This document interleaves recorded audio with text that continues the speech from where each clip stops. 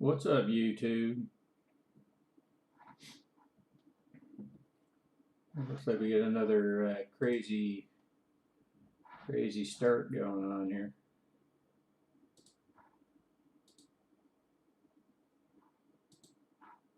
You got Elon Musk buying 1.5 or 1.7 billion dollars worth of Bitcoin.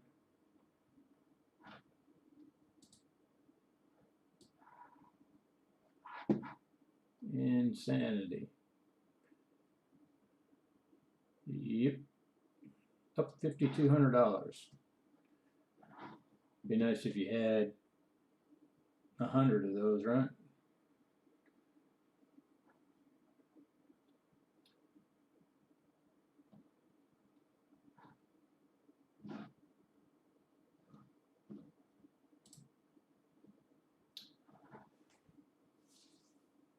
Now, what are we up to this morning? Looks like we got a positive opening. Don't really care what's going on in the news, although we can look and see if there's anything interesting.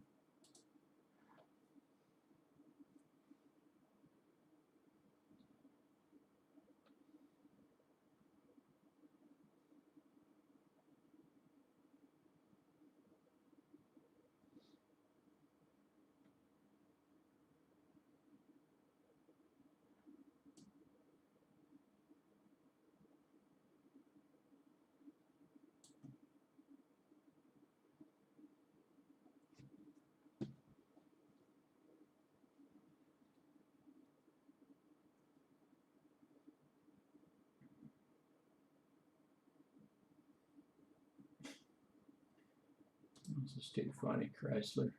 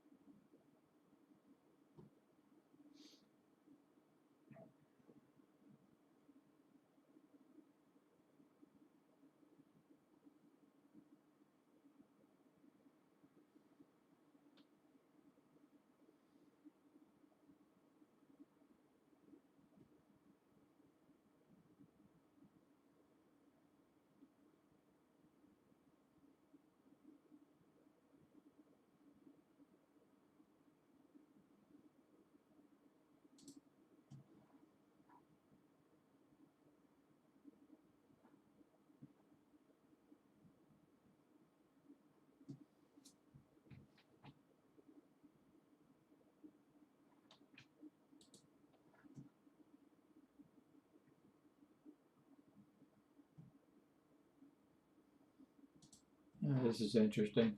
Musk has been tweeting for Dogecoin for a long time. Then he goes ahead and buys 1.5 billion in Bitcoin.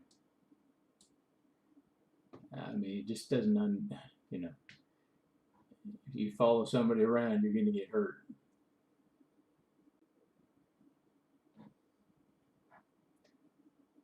You got people piling into Bitcoin now, probably putting $100 in, but still, you know. If it decides to turn around at this point, you ain't ever getting that money back. You don't get paid no dividends. What's the point? Had you done what I did back in 2009 and just bought, what I like to call a lottery ticket, and maybe you get lucky, you know. But people don't want to do that. They want to wait till it's guaranteed. There ain't no guarantee.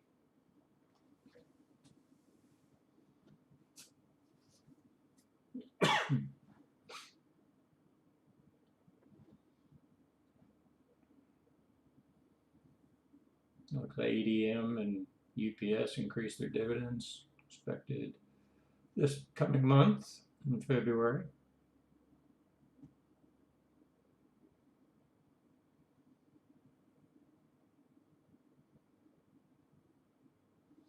Let's take a look at LMT. I know we've got it in one of these portfolios somewhere. Yeah, it's over here.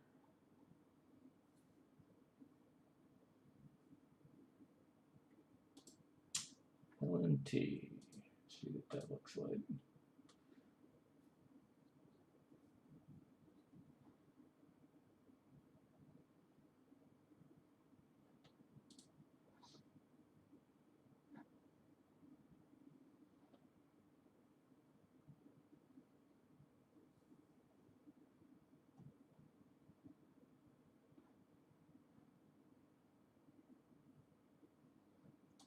TLT as well.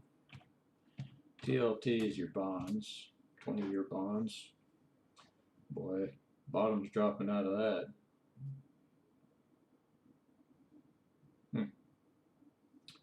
Just paid dividend to 17 cents.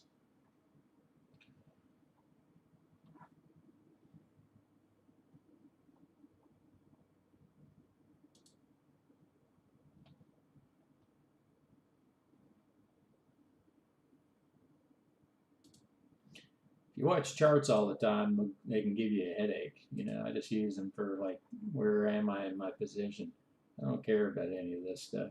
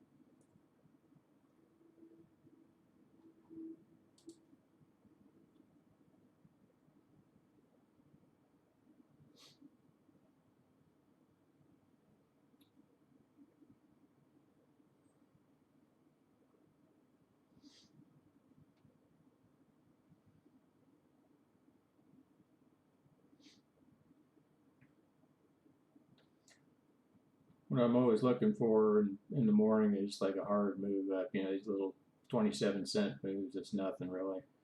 HON, which is Honeywell, HON. Looks like it had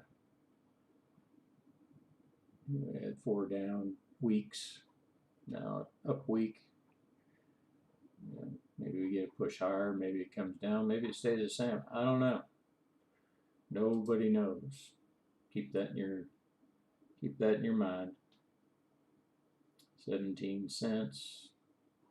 Looks like it's positive, but it's probably got a ways to go being the CEF. Not too bad. It's not a super high flyer, but maybe that closes out. Who knows? Let's keep on looking around.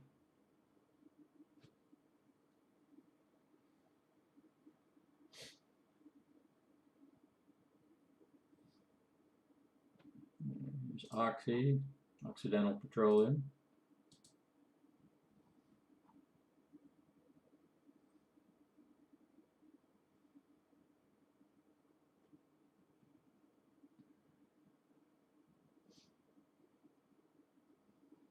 Maybe that closes out.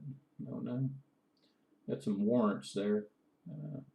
We're just going to leave those on the board. We don't have any target price on those because those aren't due till 2027.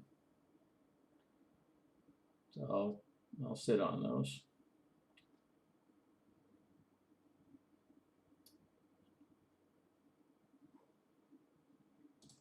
SBR.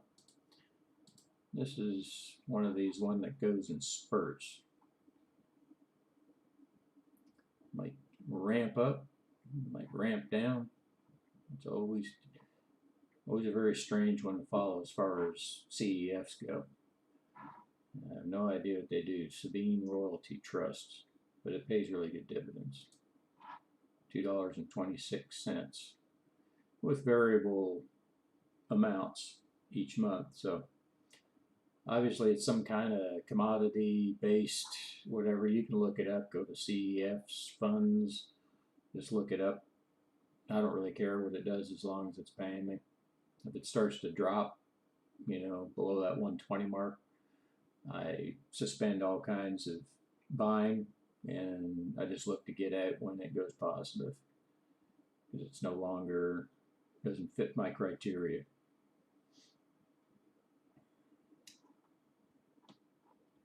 That's how you keep yourself in the right or the best area to produce as much profit as possible with the least amount of risk. That's what we're all about. Least amount of risk.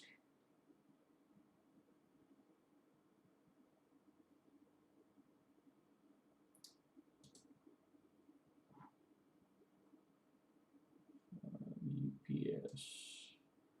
Everybody knows what UPS is. It's a decent one when it comes up on the scans. So we talk about the mean. Talk about the mean a lot here. The averages of things.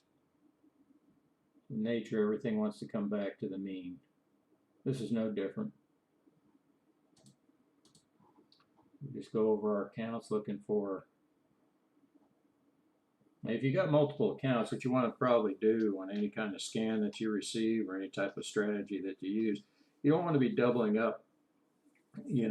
Say if you have a retirement account, a cash account, you don't want to be putting money in two different accounts with the same underlyings. A good example is like if you have BP in your cash account, why would you have it in your retirement account? You need to spread your risk. Think about which account you want it in. Remember, there's advantages to a retirement account. If you're before the age of retirement accounts they grow tax-free.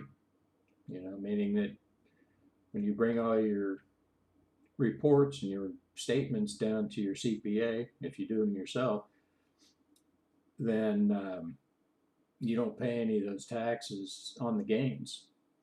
So that's one benefit to retirement accounts. But talk to your financial advisor. They can give you more information. I don't go into any kind of investment advice here. All I can tell you is what works and what doesn't work. Everybody has different risk tolerances, but everybody should have a risk profile, no matter who they are, in my opinion, that you take as little risk as possible in the markets, because one big hit, we got example over example of people that try to make money on options and something like GME, you know, for multiple people losing 30, 40, $50,000 in one day. And how long did it take them to, make that? If it's just a small portion of your salary, maybe that was 10 years worth of contributions. And this is what puts a bad taste in everybody's mouth. But whatever the media, whatever, you're watching online, what they're pushing is, quick money. What you want is consistent income, consistent growth. They say, oh, be happy with 4%. It's like, if you're happy with 4%, be happy with the lifestyle that, will just keep up with inflation. So,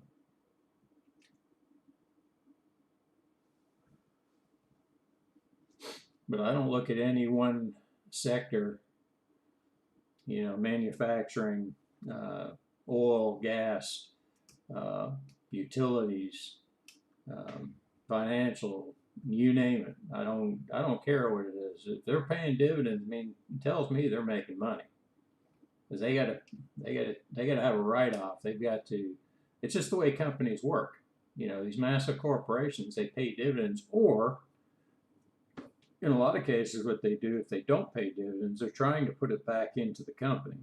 That's what they call growth companies. But how you're going to, benefit from a growth company is if the stock price goes up. But if something happens in that company and they weren't forthright with the information, or let's just say the product, ends up killing somebody, we see it all the time. Or these companies, the price drops in half or a quarter or whatever, and you just got lucky or unlucky enough to buy it at all-time highs. And, or we don't know what a high is in this market. It's all subjective. The price is what it is. You can bake in the numbers as much as you want, but you're always going to end up with the price. What's somebody willing to pay for it?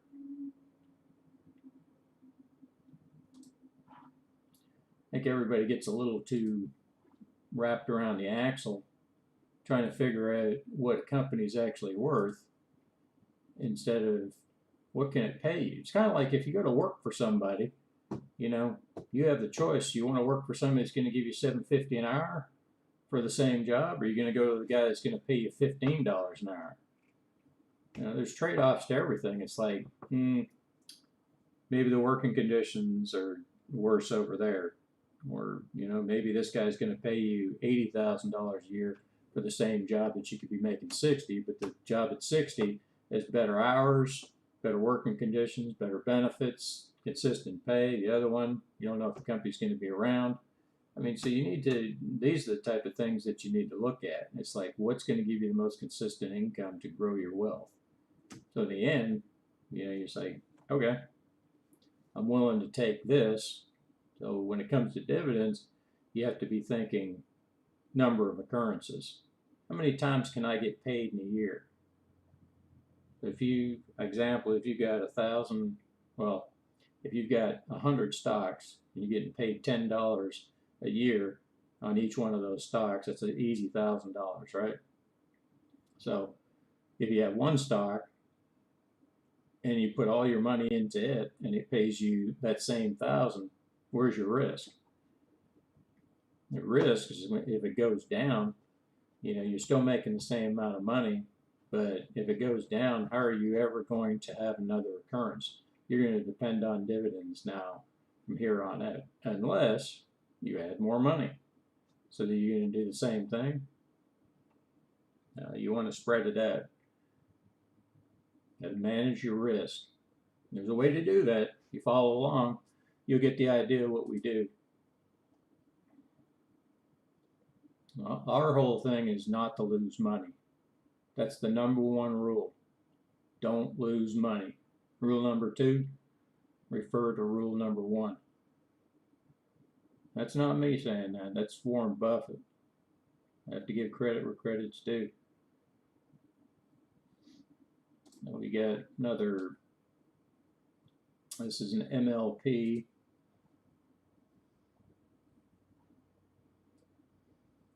It's just been floating around in there. We haven't got next week's bar up yet. It won't come up there until they open in about 20 minutes. But I always like to look through.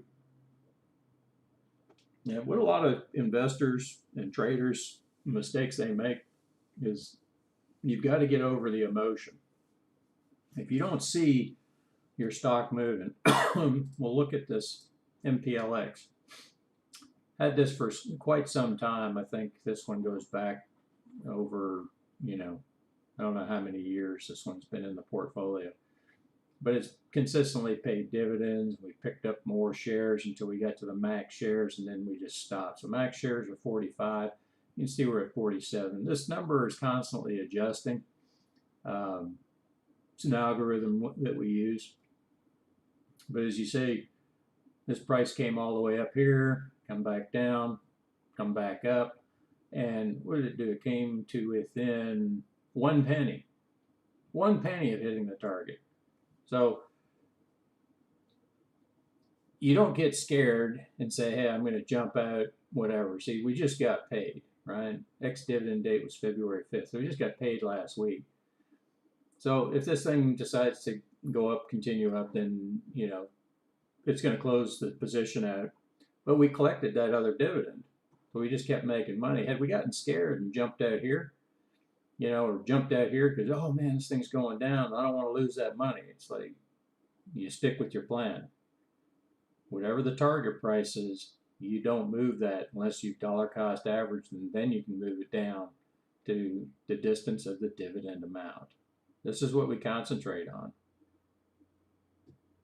It's important because you don't know what the strength of the market is. You don't know what each individual company is doing. It's just too much. That's why they tell you to focus on one company, because it's a little easier. So you can open it up in the morning and say, hey, what's Coca-Cola doing? How much money do they make? That's boring investing, isn't it?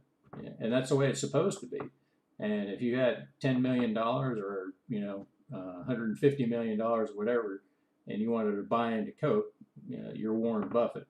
In other words, he got 400 million shares, so he makes $150 million a quarter in dividends. It's not too bad, but we don't have that kind of money. So we're trying to focus on how can you protect yourself with small amounts of money and use the same risk profile as these pros do.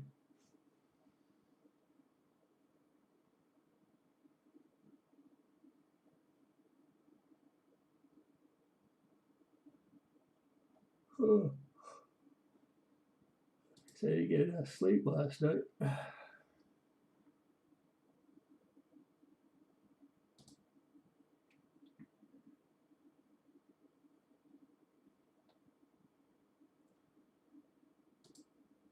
Cardinal Health.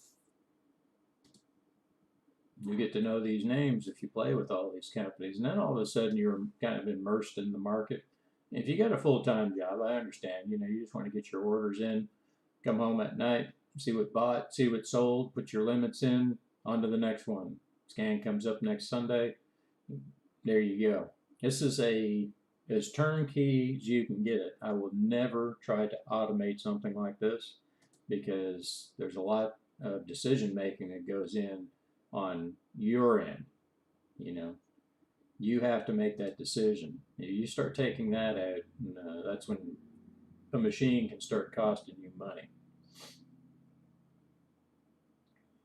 So as far as the most automation that you have right here is you putting the order in and it automatically selling it. or buying it. You put the order in to buy, it buys when it hits that level. You put your sell order in, it sells at that, and you take your profit. That's what it's all about. So when you look back at last week, this particular account, had what, 3, 4, so it had 8 sells. I think, what did this other account do? Only had 4 sells. Right? These are small accounts, once you get them up there, I'm not saying that the buys and sells would be there, but they change from week to week. There's nothing, to say that you're going to have 15 sells. Now, a loss would show up in red. If you see a blank in here, that's a buy. All you have to do is look over here, buy. 3 NKSH, have no idea what they do. They pay a dividend. SAR, have no idea what they do. Buy. All these were sells last week. You can look at the time, the date stamp, time. So 2, 3, 4, 5. So something every day. Now this is a small account again.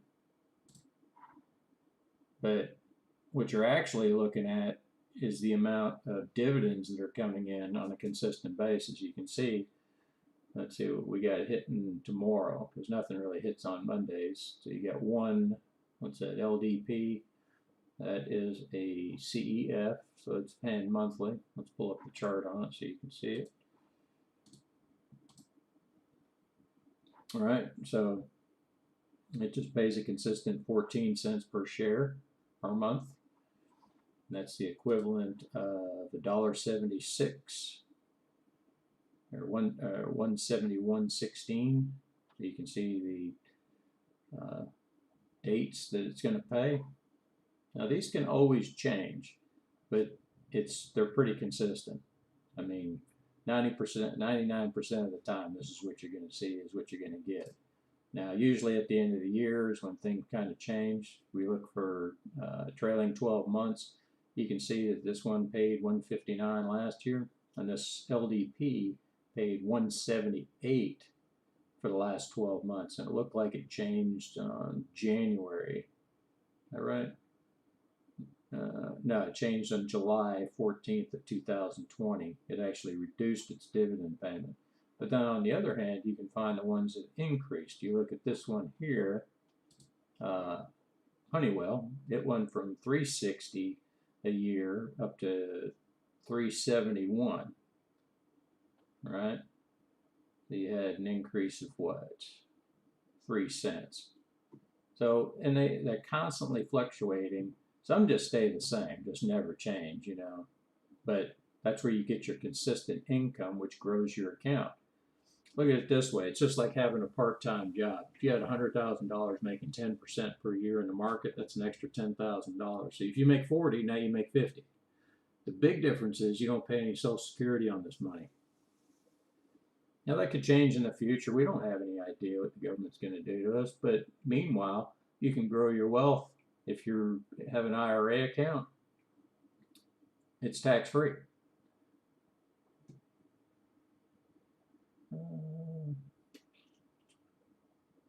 There's another one that went up by a penny, but they're all changing. Like I told you before, like this DHF here, we're looking to get out of this one as soon as it goes positive. Why? Because it's 0.258, and it's been that way for quite some time. Obviously, you can go trailing 12 months, and you can't see when it changed.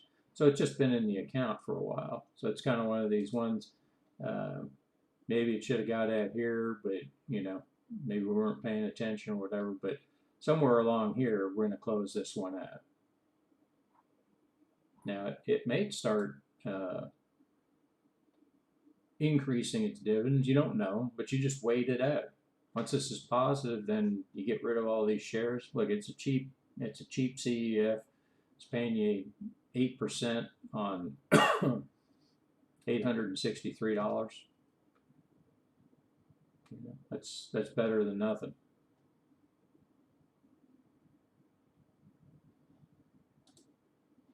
And then you get COP.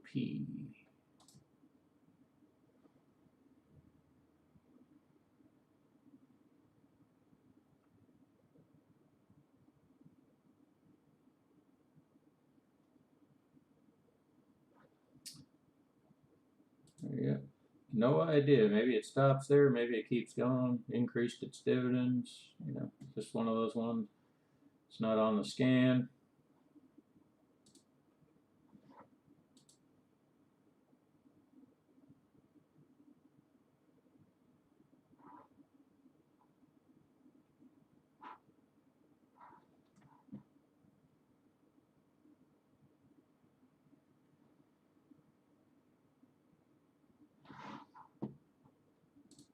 Just checking some email.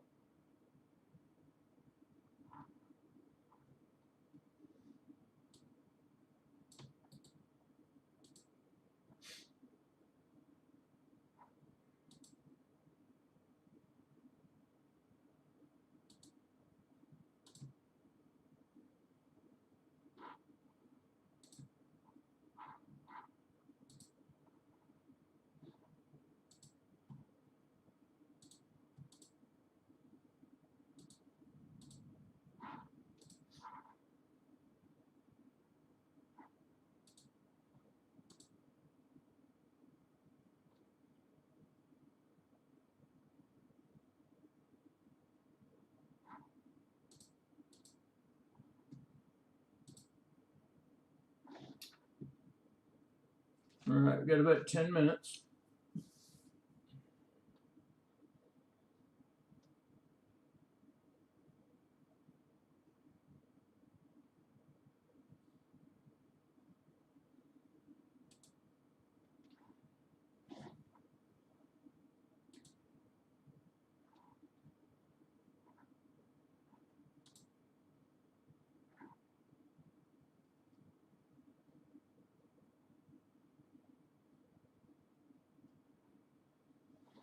And they really are pushing that stimulus, $1.9 trillion.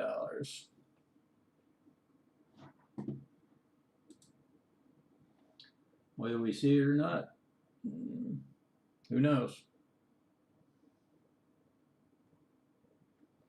Looks like we got AEP's paying dividends.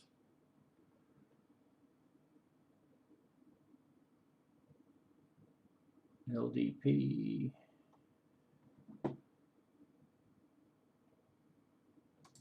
See what else is paying. AEP.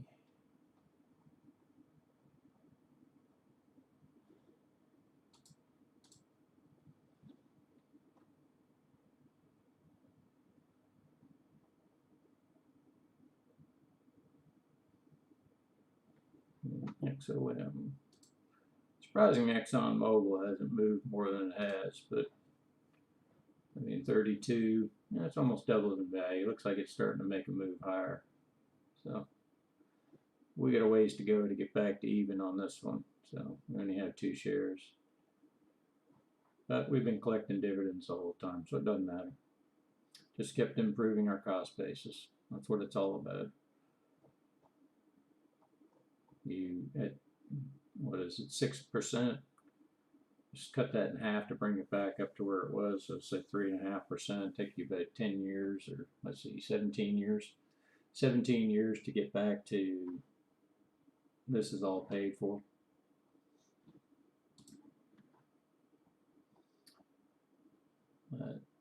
Everybody's attention right now is on fast moving stocks, and they're trying to figure out how they can take advantage of that move instead of just sitting back and collecting the dividends and not being stressed out. See AGNC. This is a real slow mover. It's not a CEF, even though you see monthlies, just pays dividends on a monthly basis. There's a few of those stocks out there like that. This one doesn't move much, but we're definitely at the max shares, 84. So we can't buy anymore. We wouldn't want to right now because we're above water anyways, but wouldn't allow us to buy anymore. It just protects our portfolio. We don't have too much money in any one stock. Now there is some that are on here that have been in here a long time that are way over, and we're just waiting for it to get back to zero. So it could be 1 penny above our break even, and once it hits that, they're done. They're gone. unless something changes within the stock. I mean, this one's paying 86 cents. Used to pay $1. It looks like it continues to go down. So, if it continues to recover, great. But otherwise, we don't do anything with this. It's supposed to be 316 and we get 380. We'll see what happens. Just collect your dividend. HRZ, and it's possible we get some sells pretty quick this morning.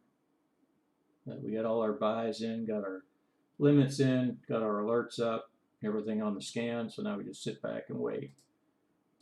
The last 5 minutes, let me get a drink and we'll be back.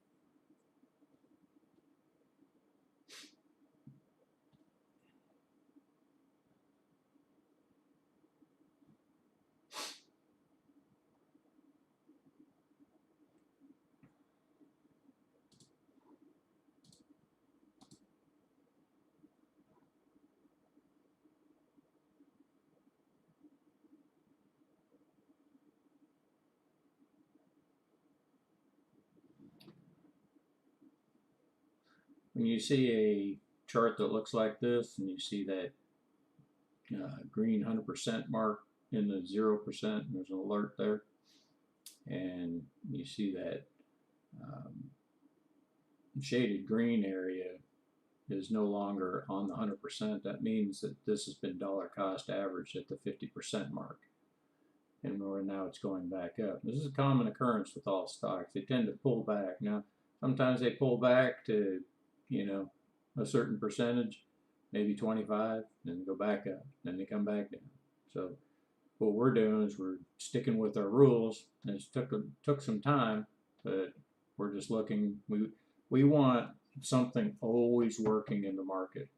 If you're just working one stock, it could take you forever to get another occurrence. But what we're doing is we're playing the odds here. The more stocks that we have, the better chance we have of making an occurrence. Not only from dividends, but because dividends are not all paid on the same day. You can look down the side here and you can see dividends 9th, 12th, 26th, 7th, 12th, 11th, 18th, March 12th, March 20th. It just goes, it's all different times. So like if you could cover every day of the week, they're all going to pay at different times. and that adds up to what? Cash flow. That's what we're after, is cash flow. Once the cash flow is increasing, once you maybe you start with $10 a week, it's $520 a year. That could be as little as $5,000 in an account, right? Now you move up, maybe you got 10,000, just double that. Now it's $10 or $15 or $20 a week. So you get the idea. Another occurrence is going to be if this sells, right? We get the full year's dividend amount just based on one share. One share is going to give you 45, 45, 45, and 45. That would be 4 occurrences to get your 1 year. If we hit this mark, we get all 4 of those in 1 year, or in basically 1 week or 2. What is this? Let's just say at the most 1 month, or at the least.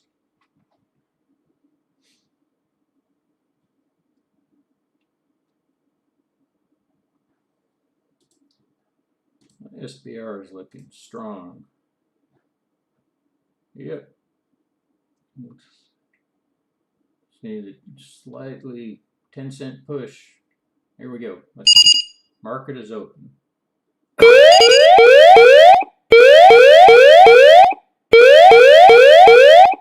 CL. I'll write that down. So let's go to our buy CL, which was, where is it on the line? CL.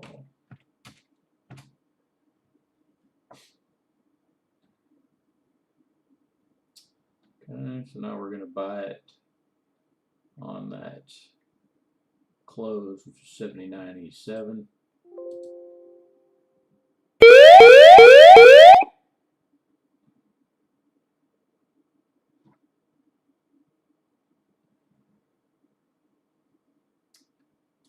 CL was 3.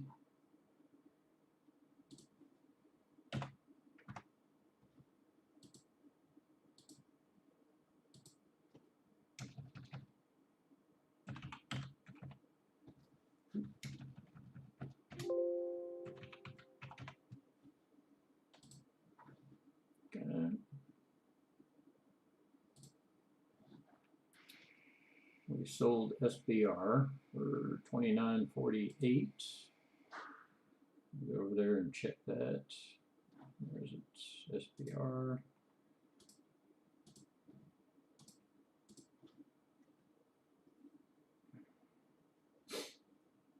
Alright, so it jumped up pretty quick, so we made it. Okay, we got to go back over to CL. Let's get this off the screen. Reset everything there. And got it for 79.87. So CL.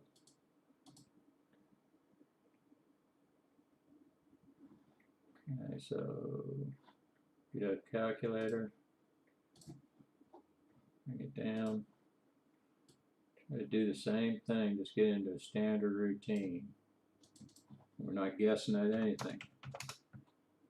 Plus 176. We've got 3 of them, so we're at 34 cents. So 82.30, go 82.35. For a close.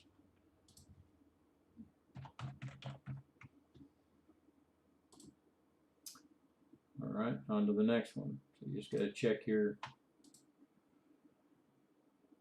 We don't have, these are the 2s, see here? So far.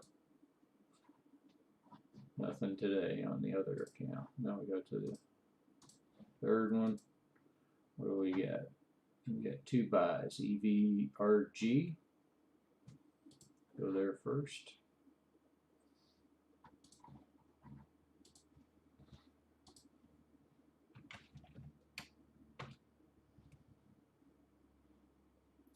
EVRG. Where's that one at? There it is. So let's work the calculator. Do our standard. Our average cost was $55.33. Well, it's 214. We had 2 shares that we bought, so we had 50 cents to make it $1. So we're just going to go an even 58 to close it.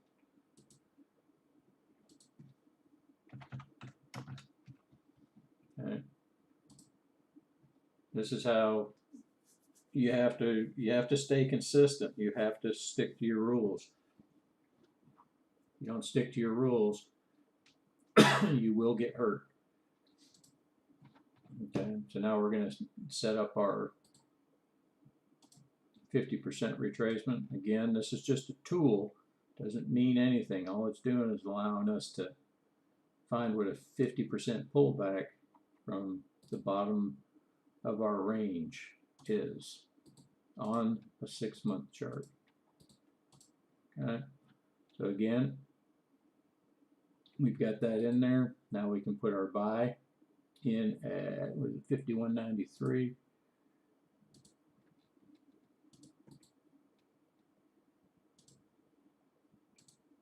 And max shares 2.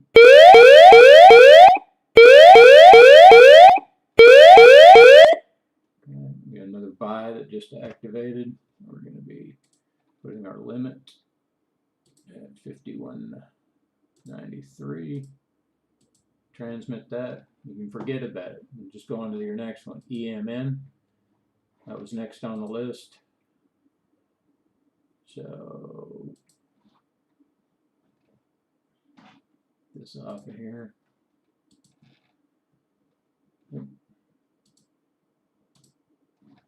EMN. Do the same thing. Come up to the top. You're like, okay, here's your price, 105.90. And we're going to add the 276. That's over here. This is the dividend amount. Okay, and we have a position of 2. Now, if you're just trading anything else but Interactive Broker, you don't have to do this extra step. I'm adding 50 cents because this covers the cost of my trade. Oop, gotta add 50 cents, right? So it's 109. I add a few cents for regulatory fees, so it comes to 109.20. That's my close. I'm closing the position means all shares. So what was that again? 109. Yeah, shit. 109.20. Okay. So we forget about it. We go to the chart. Okay. And we see on the chart, we're just going to use our tool to find the 50% level. It doesn't matter. This Fibonacci means nothing. Something that happens in nature, and you see it a lot on the charts, and you can make it do what you want it to, but you're fooling yourself. Okay. The fact is, if this comes back 50% from the from the top here, that's when I want to buy it. It has nothing to do with Fibonacci. It's just a fact that it came to here. If you wanted to put a 1-year chart on here, you'd be doing the same thing. But I choose a 6-month chart because it's more accurate. So don't fall into the trap. None of these things work as far as indicators.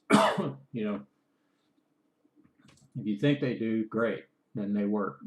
They only work because you think they work.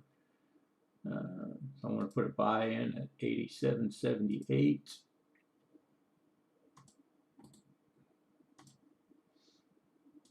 And we're going to do 2 because it's just right at this point. It's within that max share range. So 78 is what our number is. 76. This is a lazy way of doing it. Okay, so we have our target price in above it. That's the amount of the dividend. You can see that the average cost is higher, but I actually bought it down lower. That's the equivalent of 50 cents. If you buy it at 52, just subtract 106.03. We have 2 shares. That's $1 for the trade. You drop it down. That's where you get your 50-cent pullback. So it's 105.53 is what we paid. You can go back and look and see 105.40. So there's some in change, whatever. You get the idea. So now we look at, what was that last one that just bought? We just bought CL. We'll go over to CL.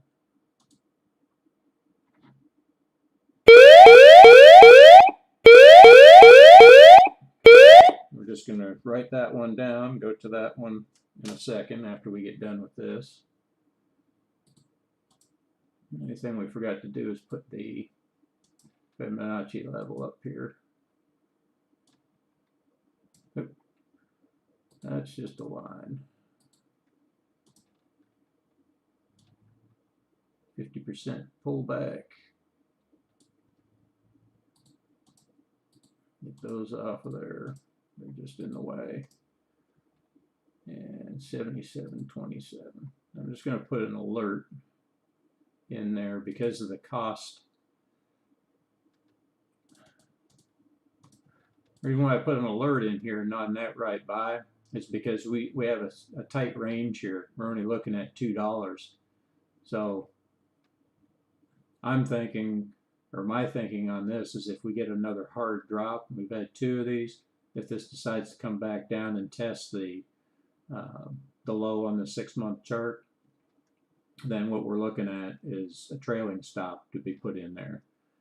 But this is where you can make decisions based on what you see happening with a particular stock. You know, my feeling is this thing's on the way back up, but we'll see. You know, you get a 50-50 chance.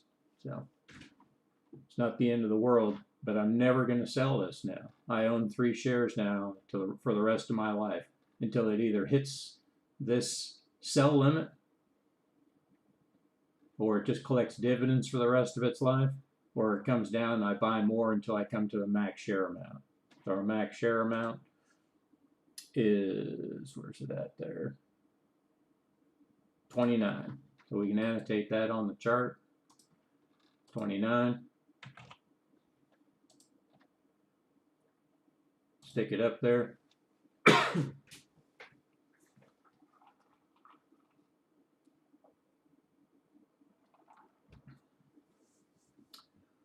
What was that next one? Next star, something else bought.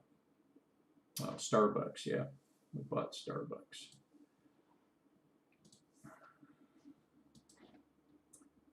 Starbucks. Everybody loves coffee, especially $10 a cup coffee.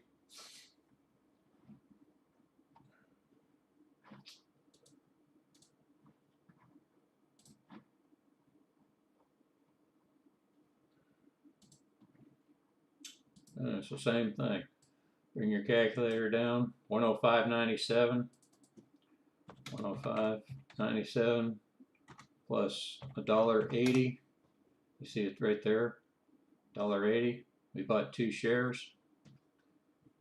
You add 50. I add 50 cents. Of course, if you have E-Trade or something else, then you don't have to worry about that because they don't charge a commission. But I would always go up a couple pennies higher because you do have regulatory fees in there. They usually come to like 2 to 5 to 10 cents. I don't know.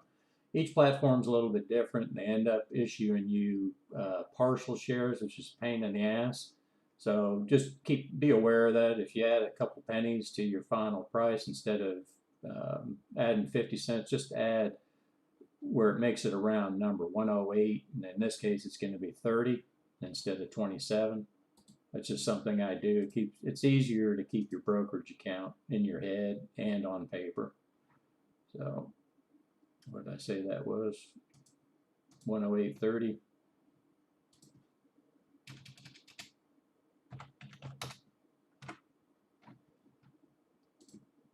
Transmit that, and we had that alert for next star. Let's see where that was. Let's highlight that green. Yeah, shit. Next star, where's it at? 5. So do it here.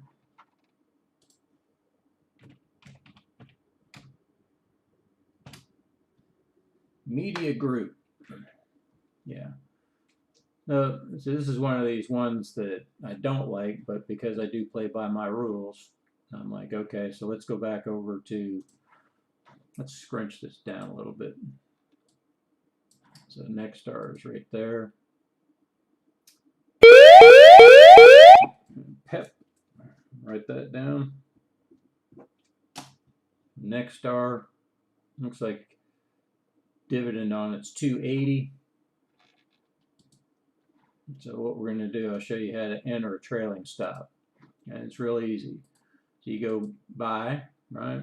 You come down, you find, what do we say the shares were on it? 9, max shares 9. So we're going to put, just going to add that to the chart. Stick it on there. That's our max share. So we know we're going with 1. That's 10%. Size of the account is what? 34. Nope, that's the wrong one. Yeah, 34. Next start, trailing stops. We're going to go 1 share. Go over here. It says type, right? You got limit, mid price, market, stop limit. I can't remember what that stands for. Trailing limit, and all these others I've never used in my life. I mean, these all have to do with algorithms that you can use from your broker, but I don't use them. They don't work. So trailing, and what did I say that amount was? So in this case, you got 280. What I normally do is I subtract $2 and I take the 20 cents off the front, so 260. Oh, did that work? Yep. And see, that's not enough. It's because it doesn't bring it back down to that level. So what I'm going to do is look at this again and see what that next star, where that's supposed to be. Next star, 125.55. Sure, it hit it.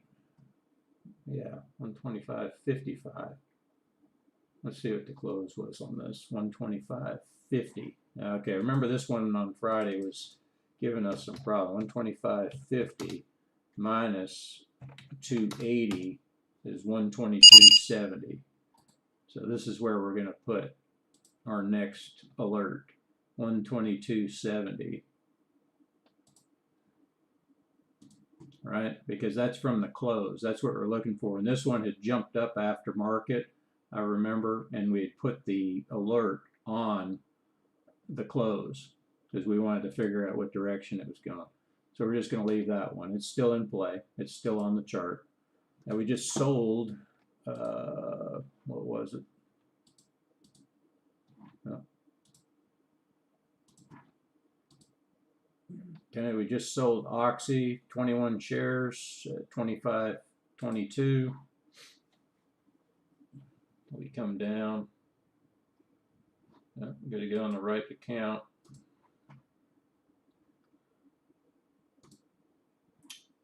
So we'll take a look. Okay, it tagged where we wanted it to tag. Isn't it interesting that it just runs up there, hits it, and then it pauses? Now, I don't know why it does that. I have no idea. You know, it's probably going to continue up, or it's probably going to continue down, or it's probably going to stay the same, if you get what I'm saying. I have no idea where it's going, right? So we're waiting for the next setup.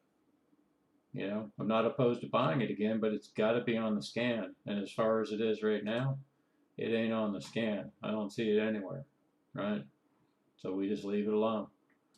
There's plenty to continue. You see, we've already, Monday mornings are usually the busiest, but you'll get a consistent buy, consistent sell almost every day. And it just, as you keep scaling up, the amounts of those trades continue to get larger and larger. Other accounts that I've done in the past just keep getting larger and larger. And it's just, it's automatic. You don't even have to think about it. I'm showing everybody this to, you know, show how positive this can be, a positive experience, instead of constantly losing money, constantly chasing, an idea that somebody else has told you works, and they can't show you that it works, but they'll tell you, and you're, wanting to believe it. And if you follow this, this is in your hands. All I'm giving you is the tools. Now you just have to understand. You have to follow your rules. You start with my rules, and then you do what you want. But chances are you're never going to change from this. Just remember, you can always add to it. You just never take away from the rules. If you want to put another rule in there, it's like, hey, I don't buy anything on Wednesdays. And I mean, you can do that. That's not taking away. But just remember, and to have a sell, you got to have a buy first. So let's go over to Jack. Where's that at? There it is, Jack.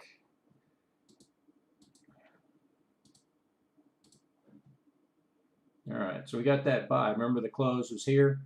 We can go back and look, and that was that one that was messed up on there on the chart for whatever reason. I don't know why. I went back and put the correct numbers in there. So we got it at 90.96. So it's down 191. Yet the overall market's up, right? Why is that? Why? Because there's some selling going on. When you see these large bars in a week, people are taking profit.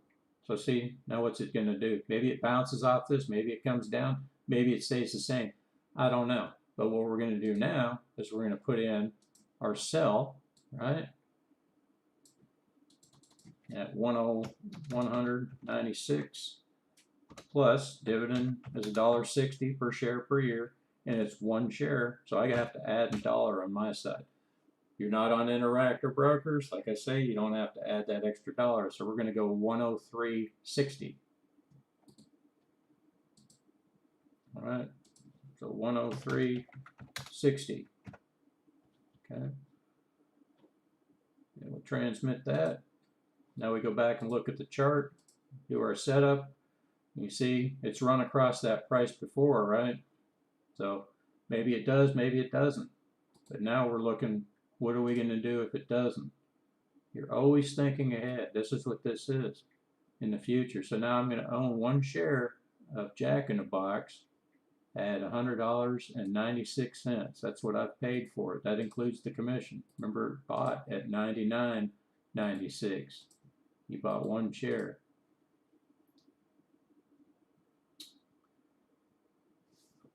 So all I'm going to do is put an alert in. Still fairly close in price. 26. Plus, if you have too many orders in, it's always good to use alerts as well. If you're watching this on a daily basis or on a weekly basis, if you get an alert hit, you don't have to be there to hit it exactly on the number, because sometimes it bounces off, sometimes it cruises on through. If you're sitting there watching it during the day, you can make that decision. It's like, do you want to buy it at 89.26? Do I have enough money in my account, in my cash account? It's like, yeah, because sometimes, I mean, you might have 50 orders going and you don't have enough cash, so you got to take the one that hits first. You don't want to wait on one just because you've got sentimental value. It's like, oh my God, yeah, I gotta wait on Jack in the Box to hit.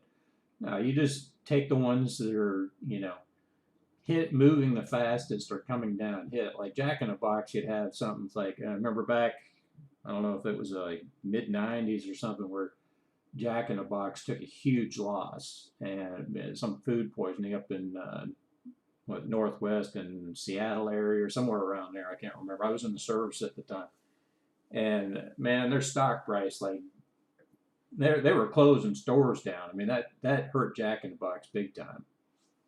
But yeah, it's funny because you just don't know what the price is going to do. So don't plan on it. Don't think what the market's going to do. This is the strategy to get in and say, okay, if this does this, I'm doing this. These are your rules. You got your rules now. And what else we got going? I didn't hear too much this morning because I think we got the push up. So now what I do is I just kind of float around, see what's close. Yeah, ADM took off. Let's take a look at that. Yeah.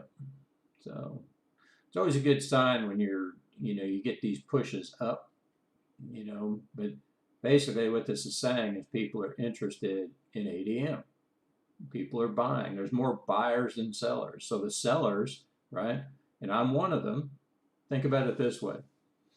I'm selling for anybody that wants to buy up here, right? You willing to pay me $54.42, right? Or on the other side of it, you've got people with thousands of shares that are shorting, meaning they're selling at 50, maybe let's say at 53.49, what the price is right now, but they don't want to take a loss any larger than $1 whatever, so they lose $100, right? So they put in a stop. Well, nobody knows what this sell limit really is. They see my order, you could go, what is it called? It's different on every platform here. Market Scanner, Book Trader. You could go to Book Trader and you could actually see your order. I won't open it because I got to go through a bunch of stuff to make it work. But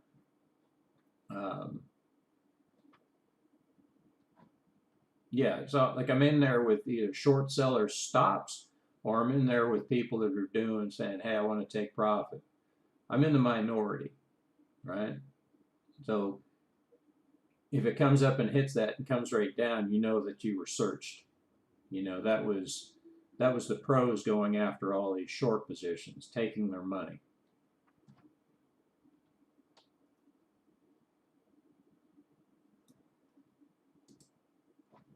We'll go down here. Okay, well, there goes COP. Well, $3.56. So it's gone. We go back over that chart, clean it up.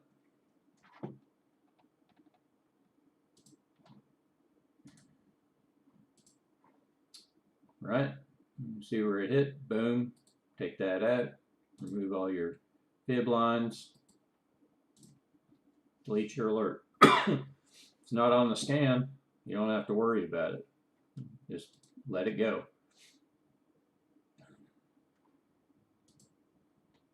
So the fun accounts, or the small accounts, are fun because you're like, how can I possibly make any money doing this? And you're like, yeah, well, just watch. And here's CRF. This one, we have no idea where this sucker's going, but look at that movement there. You tell me what was going on there. That's institutions, right? Trading or fighting. Anytime I see this large spike, this is you and me, buying a little, selling a little, buying a little.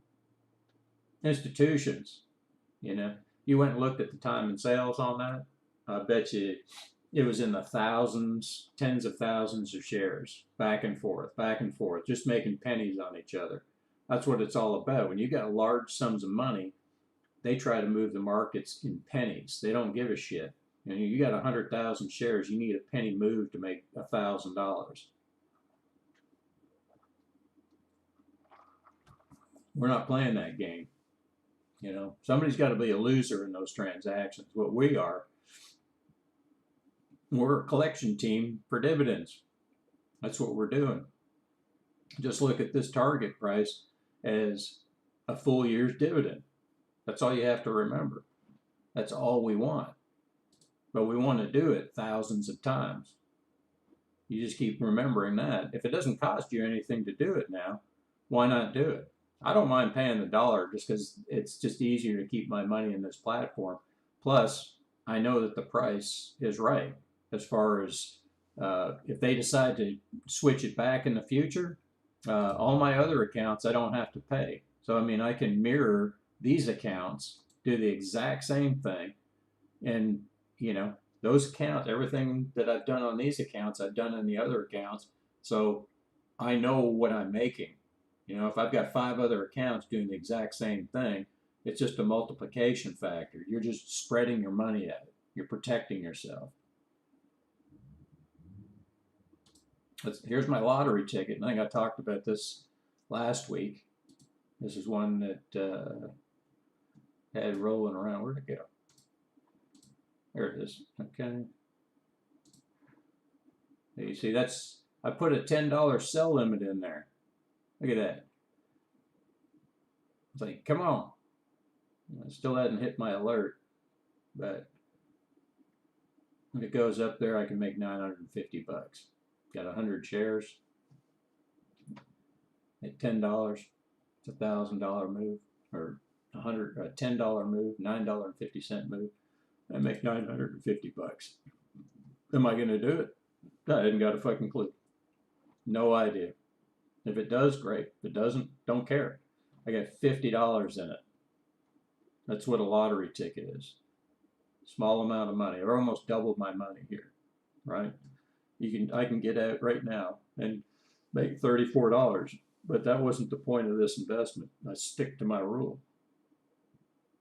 I'm not making any dividends off of it, but I've had this thing for 15 years. And just now, for whatever reason, I decided to move up. It's been sitting down here in the doldrums forever. Never went away, but I never sold it either, did I?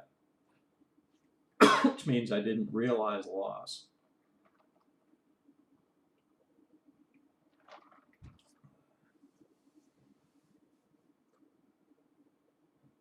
Fitbit, this is one that's kind of a weird one. Just the way it moves. And it's in a very tight range. This is a quarterly type 1 that I very rarely see come up on the scan, but it's positive. It'd be nice if it closes out. It's just kind of one of these ones. It's a quarterly pair, whatever. Got 8 shares of it. Just been, floating around.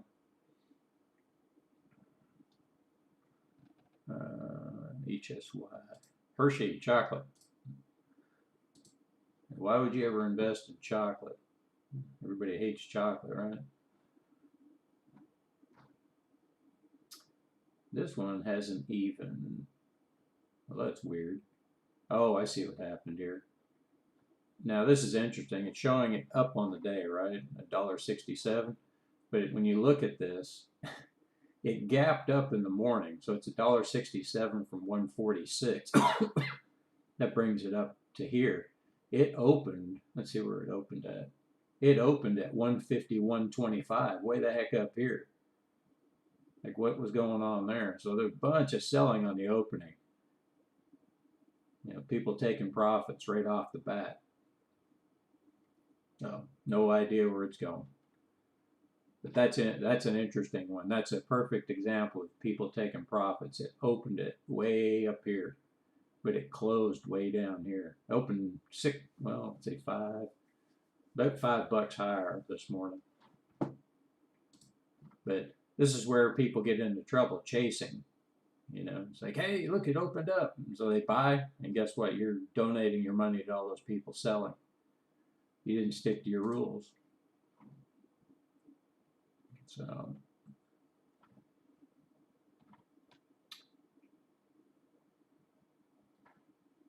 McGee, MSM, let's check that out. I don't look at every stock, because some of them just don't move, especially CES. I mean, they're paying me, so I don't really care. Nothing's going to change as long as you have your setups on there. You don't have to look at it every day. I'm just interested when I see a 42 cent. I like to see what the action is. Like KRC up here, 90.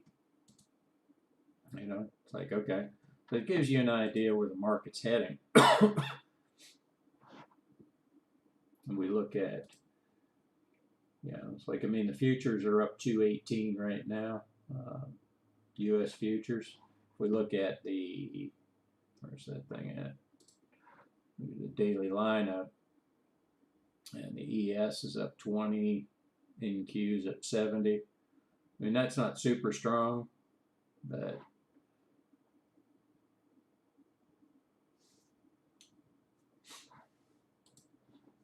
let's see. I don't listen to news, obviously. You don't hear anything in the background. I look at headlines and just kind of laugh. You know, the whole thing with Bitcoin and Musk taking in what did he buy? 1.5 billion worth of Bitcoin after telling everybody to go after Dogecoin. Like, he's got everybody wrapped.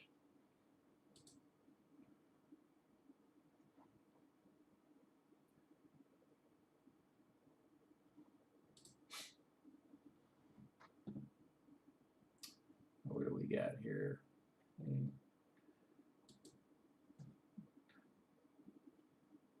GSBC. Everything's got a good little move upwards. You can see here, about halfway to the profit target. You see, a lot of people would be afraid to buy up here, wouldn't they? Because they're like, hey, that sucker's going to come down. So what do a lot of pros and other people that think, oh, I'm going to short it. So if there's people shorting it, this is what causes stocks to go higher, because now people have something to buy. People are putting those orders out there to sell. So the more people, and then on the other side of it too, the people that believe that the market's going higher, they're putting in their target prices, their sells, they could be higher than me, right? But if you look at standard deviations and you say, if these are the standard deviations, these little ticks up the side here, the little colored bars, if you're putting your price way up here because you think that you're going to get, let's say you buy 100 shares, say I want to make $1,000, so you got to go $10 higher, right? 100 by 10 is $1,000. So you're like, well, I think I'm going to buy it at 51.70. Well, I need 61.70 before I'm going to sell it. So you put a sell order in way up here. Yeah, the market, how many people are going to buy that up there right now? Nobody. But somebody's going to buy that 53.05 eventually, you know. And maybe not today, maybe not tomorrow, but if it never happens, the only way that I can improve that position is when the price of this stock comes back down to 42.72, and now my average is going to be in the 47. More people are more likely to buy something cheaper than they are to buy it at the higher level. But if this keeps on pushing, there's two reasons for it. Market makers make it based on the order flow. If people are trying to short this stock, they're saying, hey, I'm shorting at this number here. They short it, they put their stop in because they don't want to lose big money. So they have a buy order in here and they go after it. So it's the exact opposite of what I'm doing. I'm just setting myself up for a positive outcome, you know, based on market activity and what you see over the years. You know, it's the same thing every day. You see it time in, day in, day out.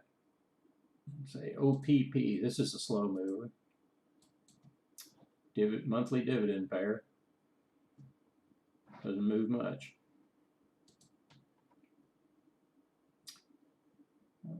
PDI. Yep. Monthly pair. Just keep those dividends rolling in. PM, Philip Morris.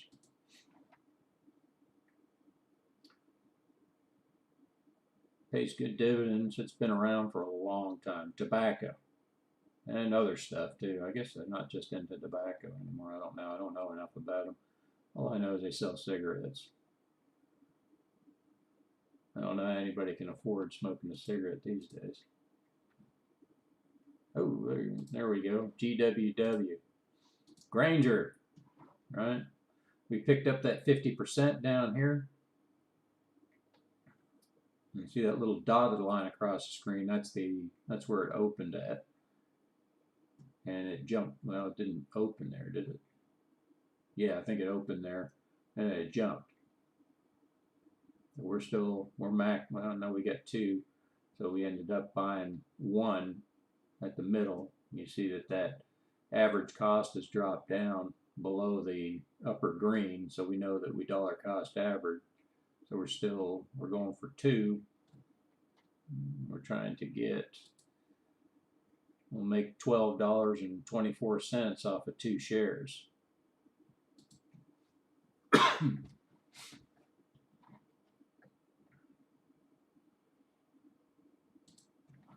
Leg. That was on the scan, but we can't buy it again. We look here. Where's that at? I thought it was on there. There it is. Leg. We already have it, so we're not buying it. It's got to do what? It's got to come down to our buy limit, our average price, right? There's our 0. That's 100% retracement.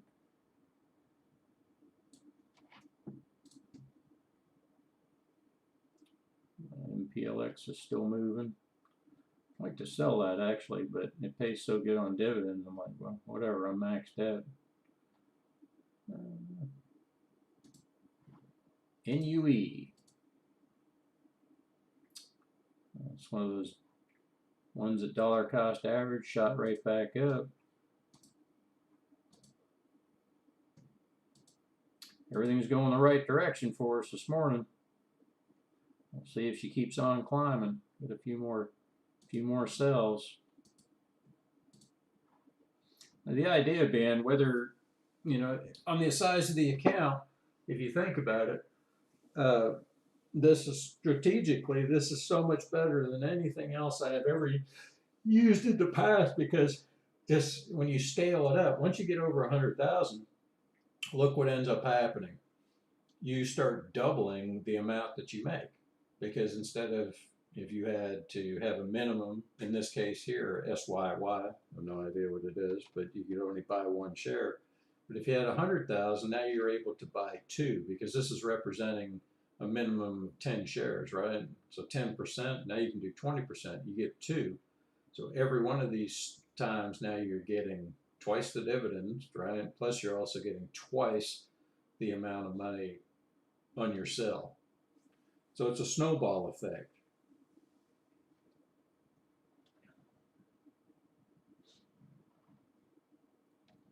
And you're still protecting, because it's based on the size of your account, and not some number you just pulled out of the air like, I think I'm going to protect for 2%, 2% of my account value.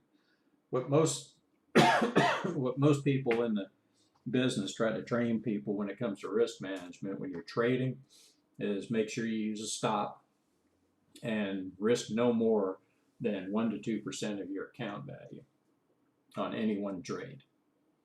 And seeing that 1 to 2% seems a little high to me, but you know, at least it's a number that you can quantify.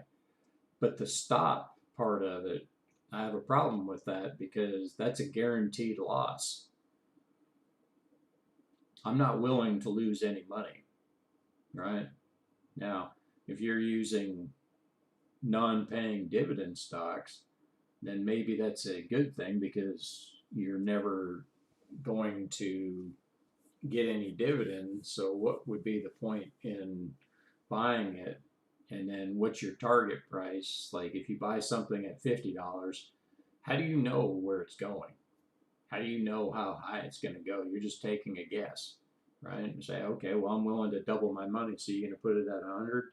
And let's say it goes to 500 after that. You're like, oh shit, I better put it, you know, like if I went from 50 to 500, next time I buy it at 50, I know it's going to 500, right? Now, this is the thinking that gets people into trouble. Because first off, how long does it take? And what are your chances? You see it happen one time with GME, you know, go from $5 to 500, and everybody's a fucking genius all of a sudden. You know, it happens to one stock, and they think, oh God, I'm going to be a millionaire. And they wipe out their account that next day.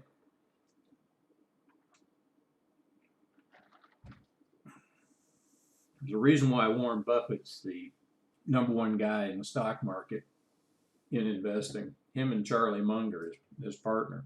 All you got to do is read up on him. And there's some things he says that, you know, I wonder why he says them. You know, like he says, what was that one quote that he said? He says, it doesn't make any sense to diversify, that you make more money just putting your money into one stock. And that right there, he said that one time, and that just like totally goes against everything that he says in the past about don't lose money, you know. But I think as he gets older, things in his head just kind of like dribble out. Who knows? I mean, to me, he's not a genius. He just figured out that dividends are the way to go. You know, you look at some of these guys that are math whizzes, and they come up with all these formulas and all this gobbledygook, and man, you can sit there and study it for a year, and you're no further ahead. It comes down to basics, you know, not losing money. Like if it's funny, all you had to do is sit there and watch. Like I like the guys over at Tasty Trade.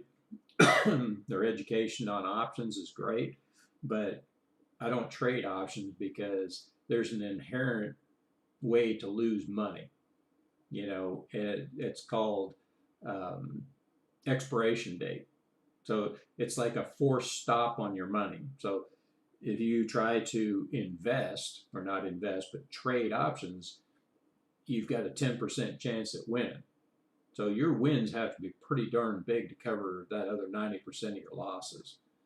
So you'll never see me put a stop in here to protect myself, because I've already protected myself through my risk management of money. That's the key. Once you actually figure out that part of it, then you realize that anything that I invest in, I'm never going to sell. Look at it. Do you remember those shows where the hoarders, you know, it's like I hoard stocks. Only dividend paying stocks though.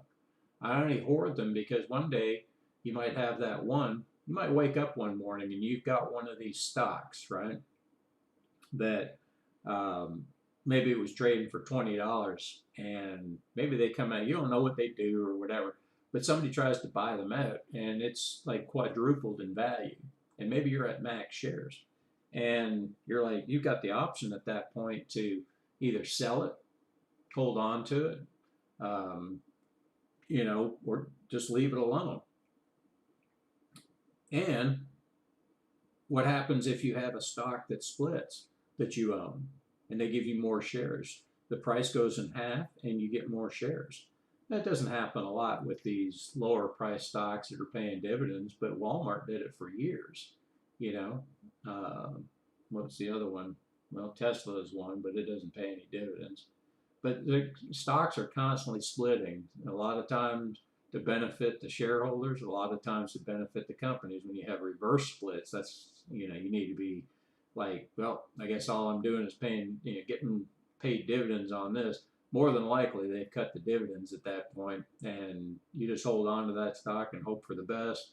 But in this case, you have so little exposure that the chances that, you know, hurting your account, if it's less than 1% of your account, you're just going to write it off at the end of the year against your account, against how much you would actually have to pay in taxes. So there's no way to really lose in this situation. The only way you lose in the situation in the stock market is being over leveraged and making bad decisions based off emotions. So keeping your head clear, you know, and saying, hey, I realize this is where I'm at. This is the size of my account. This is what I have to deal with, and I'm going to grow it as fast as I can with the least amount of risk that I can. Let's see what else. Look at this. RS is up $2.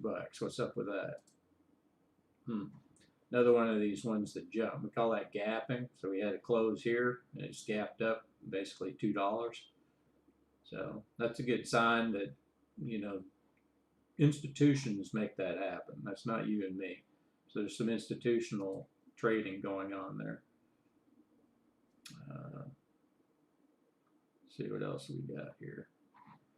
So the other accounts. Sorry, I just kind of float around looking for, you know, meaningful moves like Duke. I usually like to look at the ones that have come down because I'm looking to buy more, right? I like buying. Everybody likes buying, but see, I'm still positive, so It's just one you look at because I don't want to look at charts all day long. I'd rather look at numbers like CMP. You don't even have to look at a chart. You can say I got 2 shares at 228, so it's got to go be at least 5 up 6 on unrealized before I know it's gonna hit. So that's what it looks like on the chart. Is that right? So it's got to go up $5-6. I already know that, and I don't really even need a chart anymore. The chart helps me with the 50% pullback, but if I know where the bottom was, I could write all this down. I don't need a chart, right? I could say write down 50.03 and write down 50.07 and just forget the chart. But the chart's just handy. It's quick reference, makes your life easier. But you can go, there's all kinds of charting stuff that you can, put on. Like, look at this. And I'll just touch on this because you can go to, no, shit, I can't get to it on this one. But there's all kinds of stuff. I would say there's probably at least a couple hundred, if not 500 different, what do you call these things? Annotations that you can put on the chart. And, studies, this kind of study, that kind of study, automated this, automated that, all to try to make it. Now, if you use them, you could probably use them if you have the right management skills, but a lot of those things it's just a mess on the charts. You end up depending on charts instead of your mathematical skills and saying, hey, this is how much I want to make. And, when it doesn't work for you, then you're on to the next one. And people constantly are, bouncing between this study and that study. And it's like, well, if it does this, it's got to do this. And if it does that, I'm going to do this. Instead of like, hey, are you making any money with that? Well, no, not yet. It's like, all right. The bottom line is, why do it if it's not making you money? If you're losing money doing it, you definitely don't want to be using it. So it looks like Cardinal Health. This was one we were looking at last week. It pushed up to about the top of this last bar here, 56.48, and came right back down. Now it's dropping down, so maybe it'll be a candidate. But if you want to use these trend lines, say where is it going? They call these flags because it looks like a flag on top of a pole. It's like, well, hey, if it breaks down and closes below, chances are it's going to go lower. It's like you get a 50-50 chance. That's all it is. There's all kinds of ways you can set yourself up for failure, but knowing what you want to profit and taking those profits is where you're going to be successful. If you don't realize your gains, they're not gains. Same holds true. If you don't realize your losses, they're not losses. This is $5,400 down in this account. If I never sell any of these, if I never sell this one for $14.19 loss, I won't realize that $14.19 loss. But it just sits there and continues to earn me 10.1%. You have to keep, just keep hitting yourself on the head with this until it becomes second nature, where you're just like, I ain't selling shit. I don't care. I'm waiting for there's some sucker out there. They call it, there's a sucker born every day.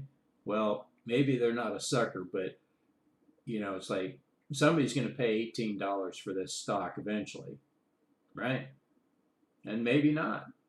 But maybe somebody's willing to pay $10 for it. Maybe somebody's willing to pay $16 for it. I don't care.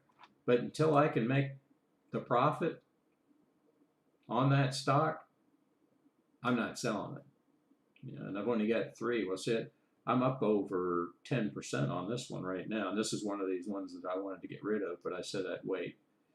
And I'll show you what I'll do with it. I mean, if I can make 50% on that, maybe I'll keep it until then. So it's got to move 3, and we need 40. So 3 at 33. I'm going to need, that sucker's going to have to be in the, pretty close to, well, $30 would be 13. Yeah.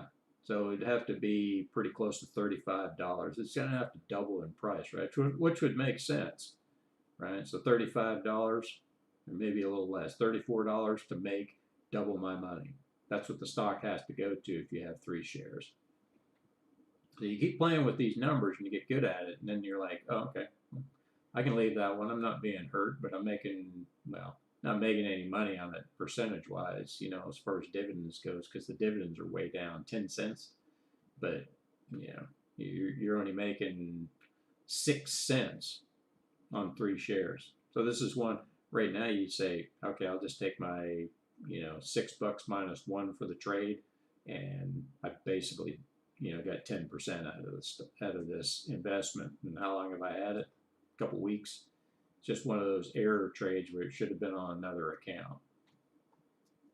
So, but when you get used to it, you're not in a hurry because you're just like, well, oil keeps going up. You're paying attention to anything that's going on around you. You know that oil prices keep going up, gas prices are going up, so that APA is probably going to go up in price. You just, some common sense helps. So, DSL, no idea, but it's another one of those monthly pairs. I see it dropped its dividend payment down to 11 cents. So why is it going up in value? No idea. Don't care. Still paying me 7.6%, but see, that's going down. Probably when I bought it, it was closer to 10 at 16.41. Only got 10 shares of it, right? Just hasn't come back up on the scan. The other reason I can't buy anymore is it's positive. Why would I buy anymore? I don't want to hurt myself. It's either going to go up and hit that, or I'm going to get paid dividends every month. Just keep it coming in. I want 10,000 CEFs all paying me, $1.20 a year. That's 12 grand for doing nothing. If they decide to close that early, I'll just put it into something else that's going to pay me for not a specific amount of time, but just time.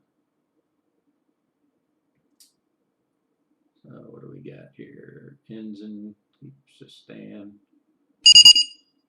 Yeah, UVV. That was a trailing stop from last week. All right. So we got, where it must have been on this other account. So, yep.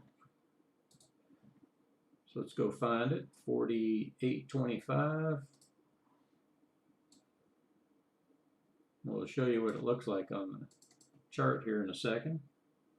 48.24 plus 308. It's not a bad dividend. Plus 34 cents. We'll go 51.70.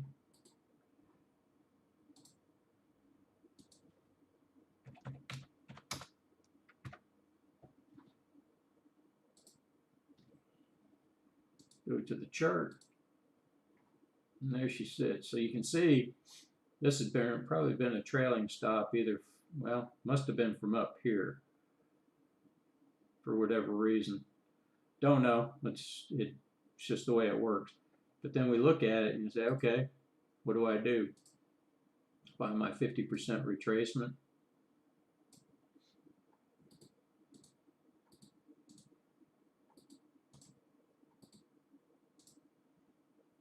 $43.54.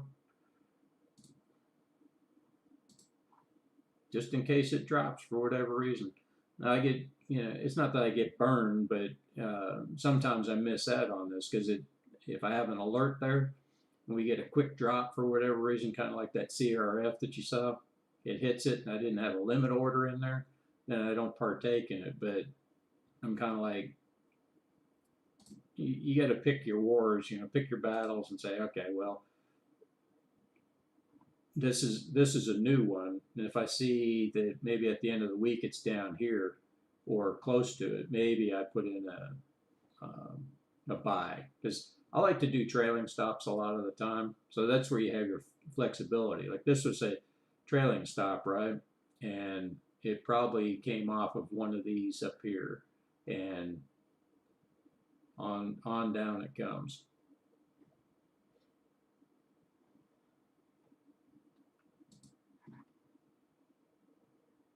So we're just waiting. We're waiting for the action. That's all we're doing. We're waiting for the market to come to us.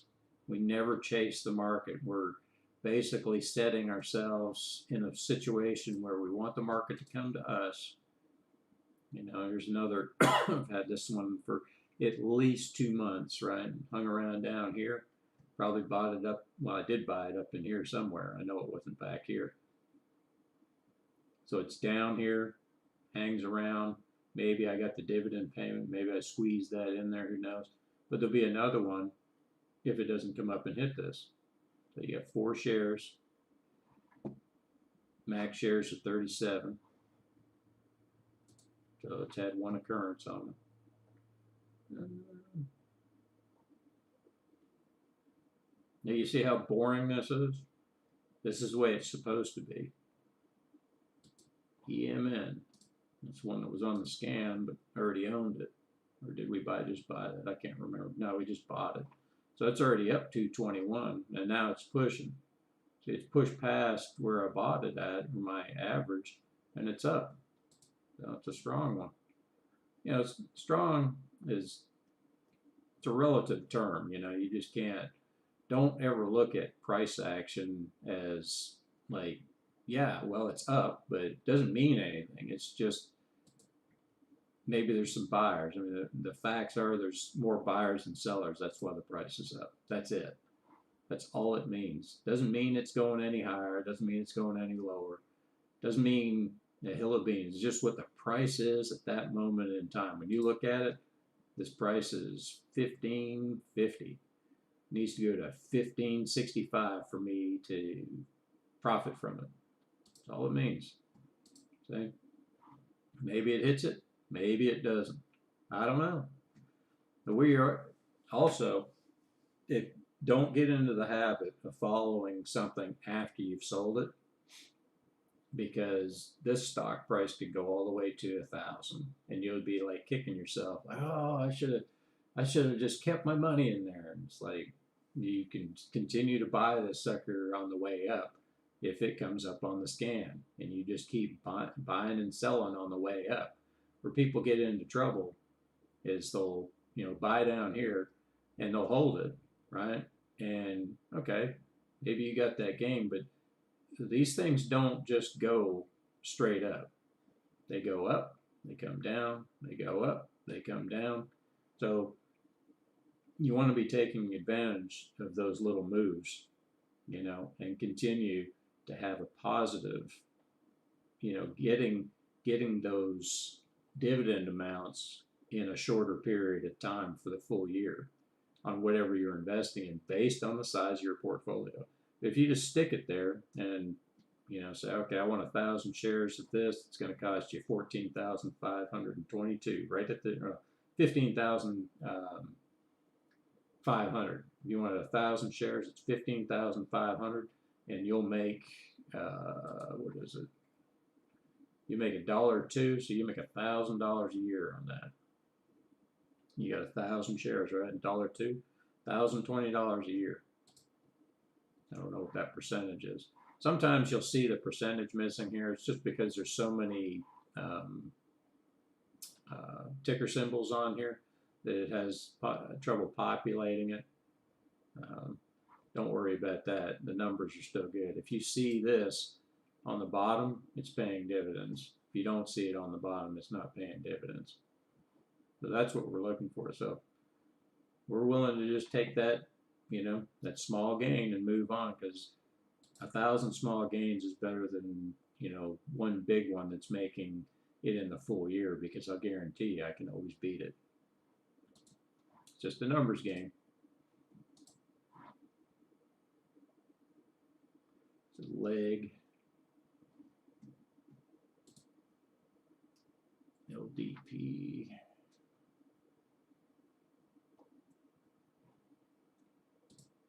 Jack is down, but we're not.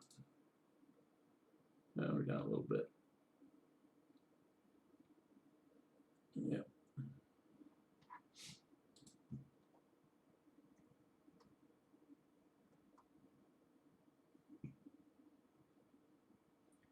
So now, because we already have our orders in on Sunday and our alerts are set, we don't really have to worry about our scan, do we? Because it's already on there. I use it as a reference page, so I know, how much I've got to buy if an alert comes up. But if I already have a limit order in, I don't have to worry about it. I already have that order in place. So it's hard to say what this market's going to do. We might just keep going up till the end of time. I don't know. I have no idea. My thoughts are probably, that we'll probably experience some kind of pullback. But if we do, then a lot of these stocks, this whole unrealized value will go up, right? It'll be negative, let's say 15,000, whatever. The focus of it though is you're still making this percentage dividends or the amount. You can just add up all your stocks and say, okay, I got four. So that's $8.24 a year I'm making on that. And if the market's down for a year, you get $8.24. It never comes back and it hits your target price. But if you add all these up and do that same thing, you got 500 stocks making you, I don't know, what's 10% of 3,400? It's $3,500 a year. If you didn't trade nothing, you get $3,500 going into your cash account. That's approximately what? Well, $3,600 would be $300 a month just in dividends.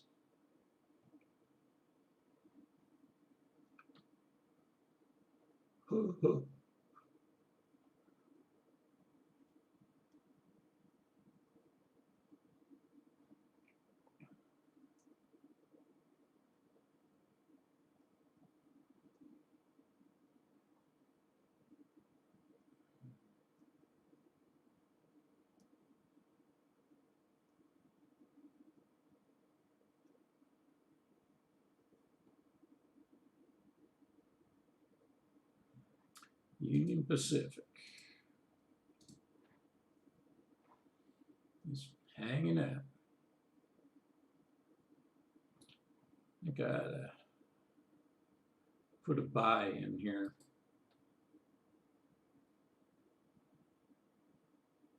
I can't see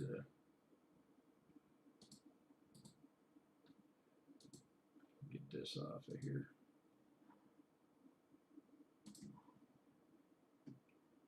$93.20 buy. Do one.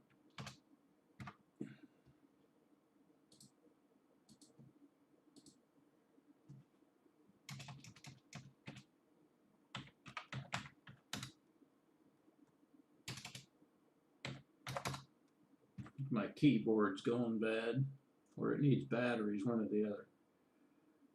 193.20. Just make sure it's a limit order, right? And then we look at it. That's the 50% retracement mark. I want to come back down and hit that, prove my position to right about there, and try to sell it just a little bit above that. It's like a good plan. It's consistent with what I do. Yum Brands, let's look at that. Yeah, we can probably do that as well there. Yum Brands, get rid of that, and it's 98.48. We'll two, so we'll buy two. We got a limit, 98.48.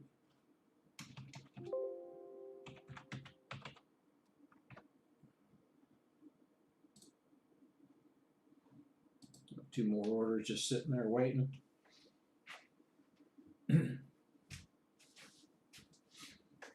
The thing is, I mean, you can draw whatever you want on here, and say, well, if it breaks through that, maybe it crushes on down. Who knows? It doesn't really matter. It's just, this is your rule.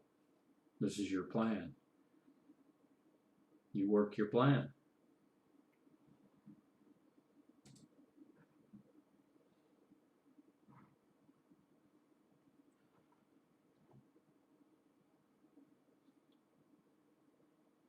For as hyped as this market was this morning going in, I mean, it's doing the same thing it's been doing, just putting around. But that's okay. Those dividends, I can go ride my bike for a couple hours, come back, and guess what? I've made money just sitting there. It's the dividends just keep rolling in. Multiply 8 accounts by $10 a day each. That's $80 a day, right?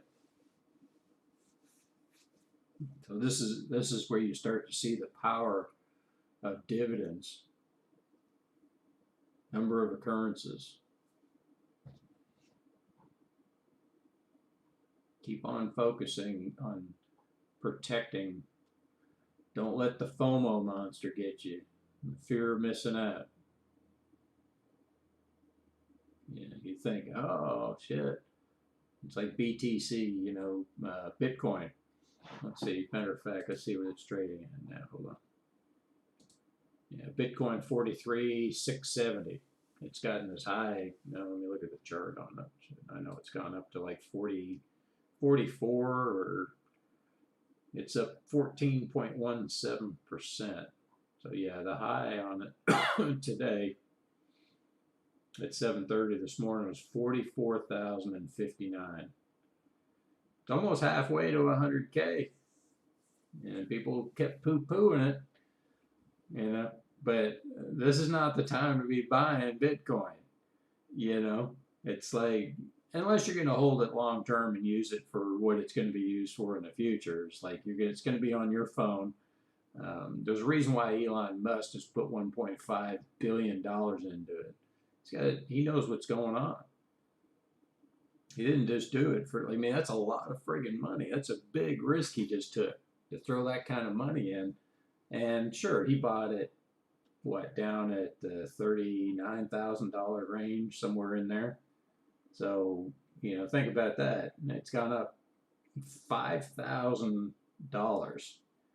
If he put in, well, let's work it out. If he put 1.5 billion in,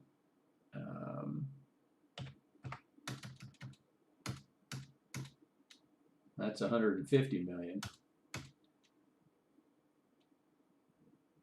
That's 15. That's 1.5 billion. Divide that by 39,000. So you bought 38,000 Bitcoin, 38,461 Bitcoin, right? 38,461. Get that off there so it doesn't fuck up the calculator for it. 38,461. Multiply that by it's at $5,600 up. He's up $215 million right now, unrealized. Of course, if he was just to sell it right now, he'd make $215 million. That, like, in what? It's been 2 hours since he made that transaction. Like, okay. Of course, he's going to pay taxes on that, but he's either sold it or he's holding it, right? Is he going to sell it for a loss? Kind of doubtful. But what's his game? This is how they influence or manipulate you. So you buy right now, and all the millions of people that buy right now, they're getting caught with their pants down. Because it's at 43,000. Chances are that sucker's going to come back down. It's going to go back up, or it's going to stay the same. We don't know. But if you got that kind of money and you can manipulate it and make $215 million and just turn around and sell it, I mean, come on. He's what, the second richest guy in the world now, next to Bezos? Yeah, it's manipulation, man. Don't get suckered. You know, I bought mine a long, long time ago. I don't have anywhere near 38,000 Bitcoin.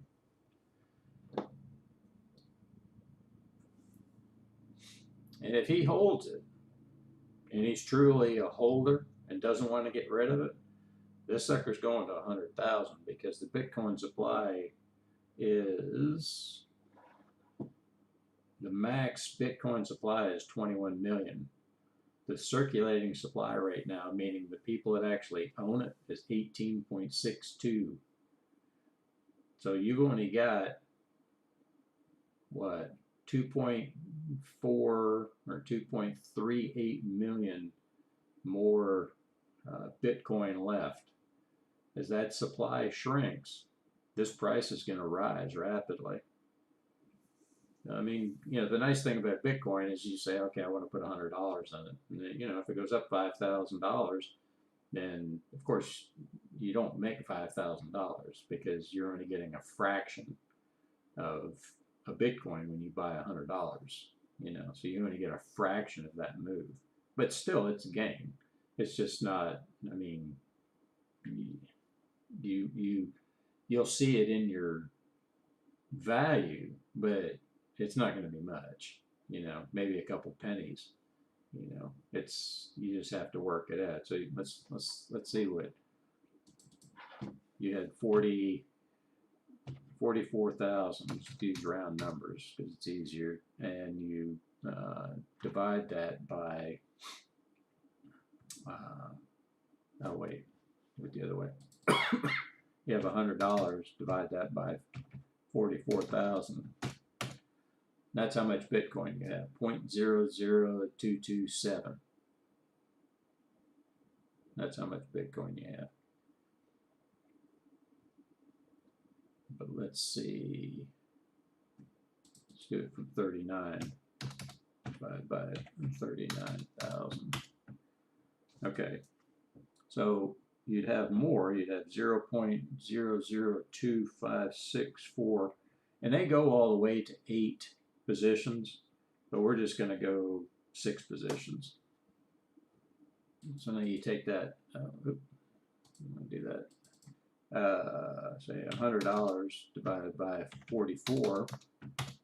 Now your Bitcoin is 0.00272, right? So you had a gain.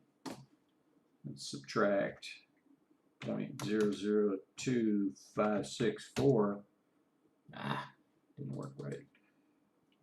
0.002564 minus 0.002272. You had a gain of 0.00292. You multiply that by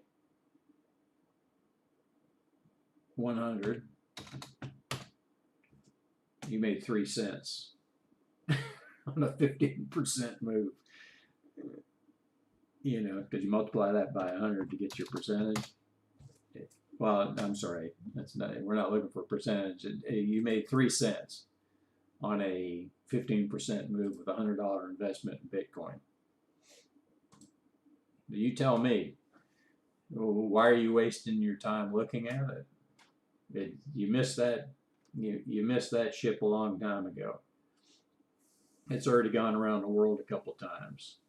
This is big money play right now. It's fun to watch, but you know, and I'm laughing because I got into it such a long time ago. So yeah, I'll make a little money on it, but I'm not ever going to sell it. The reason being is because you get taxed heavy. Yeah, I mean heavy. Yeah, on this, you know, I've held it for so long. I mean, it would be a long-term gain, but yeah, there's no reason to sell it. I mean, this thing could possibly go to $1 million, right? And you know, you can live off of it at that point. You don't worry about it. You're just like, this is going to be mainstream currency I think in the future. I mean, just a guess. I mean, I have no idea if it's going to be or it's not going to be, but because of the amount of interest in it and it's been around so long, whether our government put it together, another government put it together, who knows? But it's just interesting to look at because look what can happen in the future. You're going to end up having to have a at least a smartphone to be able to make transactions with some type of digital currency, whether that be Bitcoin, Ethereum, Litecoin. I mean, there's hundreds of different ones that. But my thought is that as they start to uh, move this reset ahead, the financial reset, that's what it really is that everybody will be on digital currency. And we already are to some extent. Yeah, you've got a few dollars in your wallet, but everything's done online pretty much anymore. Um, Whether they can control you or not, we'll see how that works out in the future.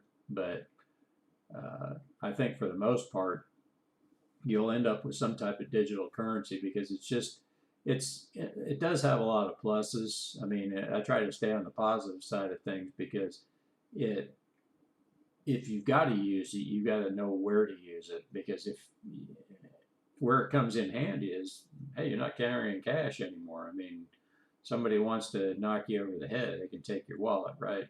And you say, well, they can still take your phone, yeah, but I mean, your phone's encrypted. They got to know what to get into, with all the different, recognition deals, safety, security software, all this stuff that they have to try to make it impenetrable. Now, are they really working to control the world? Probably so, but in the meantime, I mean, how can you benefit from it? Makes it a lot easier to trade stuff like this. I mean, you can digitally transfer money very quickly without having to wait for an ACH 3 days so they can confirm your money's there. My opinion, banks are going to become a thing of the past, and interest is going to probably go away. Um, they it's become. I think it'll still be there, but it's going to be in a form much different than it is today. But we can go down that road and shit. We'll be talking here for hours about it, not paying attention to our stocks, but there's a lot of shit going on, that's for sure. But yeah, Bitcoin is definitely leading the way, and I think at the end you'll probably end up with a handful of digital currencies that we'll be using all around the world, and there's no coming back from that. I mean, wonder what it costs them to print money every year to coin coins. That was interesting too when the pandemic first started. They had a coin shortage. Conspiracy theories were, this, that, it's transferable on the currencies. That's why they don't want to use it and blah, blah, blah. No, what it was, they shut down the friggin' mints. I mean, they produce so much coin. And of course, there's a cost involved in that. And it's just the actual physical properties. You got to have, what is it, zinc and whatever else they use. None of it's precious metals anymore. The paper, the counterfeit. I think Walmart now is the biggest receiver of counterfeit dollars in the world. I mean, it's amazing. So if they're pulling all this cash in off the street and it's fake, then how are they? Who's compensating them? I can't remember what the numbers were. I read something about 6 months ago on it. It's like, my God. So counterfeit's a big business too. So, but if you go digital currency, you don't worry about it anymore. They get to the point where they're like, okay, we have the technology in the hands of criminals that they can print whatever they want, and it's so hard for us to keep up. They make bills better than we make bills. And when you get to that point, you're like, hey, let's go digital currency, right? You stop that from happening because also if you've got digital or counterfeit currency, that really just adding currency to the already inflated currency just makes it even worse. And we're not talking people just printing a couple bills here. I mean, we're talking truckloads of money. It's you can see some of the reports on it and some of the numbers, and it's just insane. I mean, but you do what you can. You stay away from that. But how does that affect us and what we're doing on a day-to-day basis in this type of environment? We don't care what the market does. We just keep doing the same thing. Of course, it's almost 10 central, and you see things have slowed down, and you got some of your orders in. Stuff is just waiting. You can go back and make sure that you've got your correct orders in. Let's see what the CL, that was one. What account did we do that on? Must be this other one. There it is. CL. Yeah, just hanging out. Ain't doing much. That's Colgate, isn't it? Colgate. Yeah, Colgate Palmolive. Yeah. So do you use toothpaste or wash your hands in Palmolive? That's the company that makes it. It's down about 10% from its highs. Doesn't mean anything to me. When they talk about it though, they act like they know something. They don't know squat. Watch any of these financial places, they don't know shit.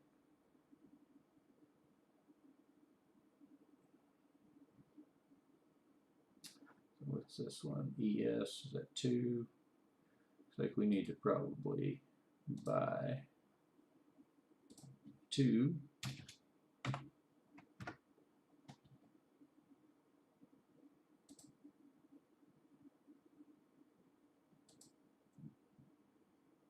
$83.33.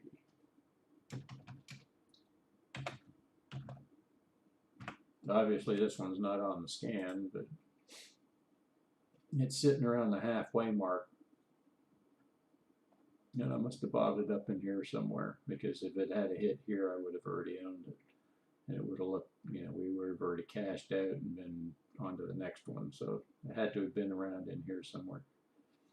That's one thing I don't like about Interactive Brokers is they don't keep all your trades up on the screen, only from the previous week until that week's over, and then they disappear. So, but I do have other software where you could actually see it, but you have to have it open while those trades occur for it to record them. So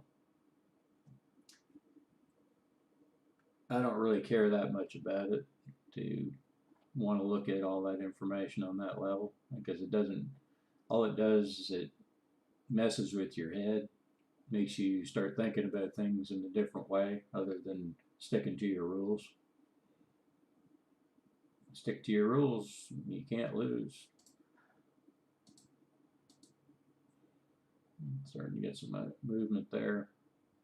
We can always look at, a lot of people like to look at volume and try to figure that out. It's like, a lot of trades, this is just volume. You don't know if it's up or down. When you see a green volume bar, you'll always see a green, it closed above its open for the week. That's all that means. It doesn't mean shit. It doesn't mean that high volume with a green bar means it's going up. It's just something that you see in the past, right? Same thing here. It's like, well, this bar was shorter and this went even higher. Well, what does that mean?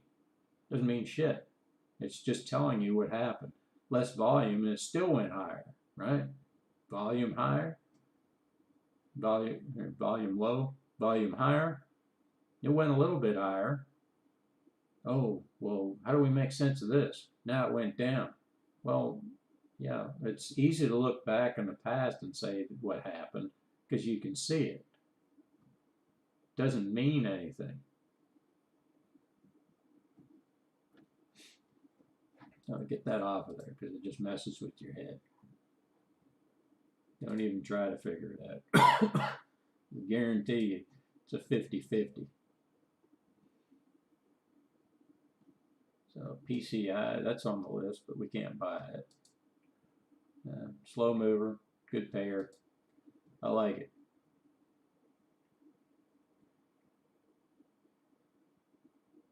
Yeah. Not much going on. Wait and see if we can get some type of action. We get. And it's funny, you're not paying attention to everything that's going on your screen when you have this many, and things are just moving around. Next thing you know, you're getting blasted in your ear because you get your volume too high. You're like, God damn it! Some alert goes off, and you're like, well, shit, I didn't expect that. It's like there goes CRF again. It's looks like it's possible it's gonna continue its march up.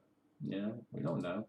But when you're making 14.5%, look, I'm not the only one looking at this, right? You got millions of people looking for high paying dividend stocks. Makes sense, right? What do? They ain't selling them, they're buying them. They're trying to make their portfolio, they're trying to make some money.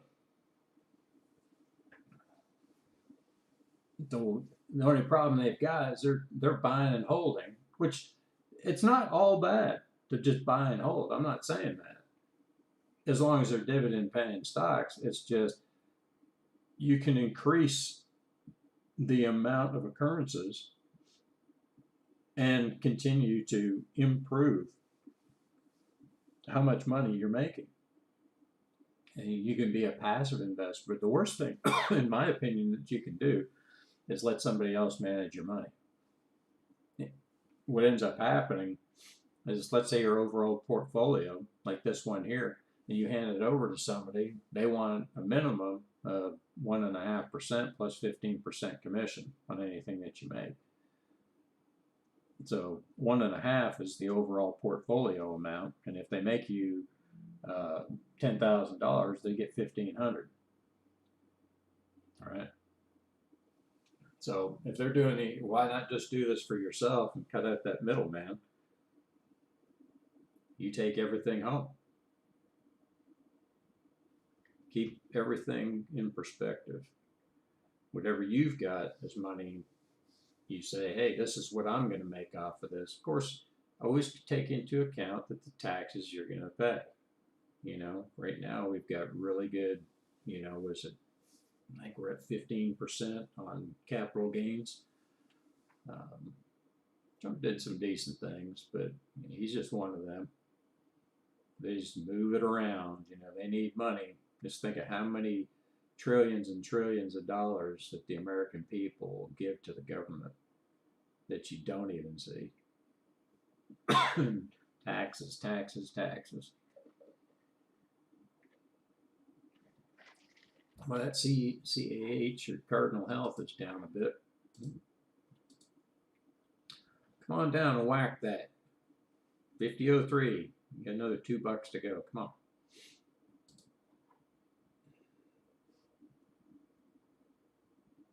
Just remember, if you like buying things on sale, this is the way you do it. Duke. Yeah, it's got a ways to go. Yep, we're definitely up. A lot of green on the screen. Are we going to be cashing in, or are we just going to be holding steady, waiting for another report to come out? I think a lot of this push too has to do in the market, not the Elon stuff with the Bitcoin, but they're talking about that stimulus, trying to get more and more money into the market, as they realize that, my opinion is, they've been planning this for a long time, that if they can get as much money into the market as possible, they realize that this is the biggest source of funds or taxes for the federal government, because it's just loaded full of cash now. So it's a money producing machine. This is why they love it. So you can either partake in it, or you can sit back and invest in stuff that ain't going to make you any money. These banks are going to be closed before long. I mean, they're going to be integrated into these financial brokerage houses, because they already are. I mean, you can already bank with Bank of America or bank with Interactive Brokers. You can bank with Charles Schwab. You can bank with all of these brokerage firms, and your money's safer. These banks, I mean, they go under, FDIC insured. Was what does that even mean? You look at their stock prices. They're not making the money they used to. Now you have all these, um, they give out. How are they going to make any money on a mortgage at 1.5%? I mean, they're taking all the risk, right? They're going to give you a home for $300,000, and what are they going to make? Fucking nothing, you know.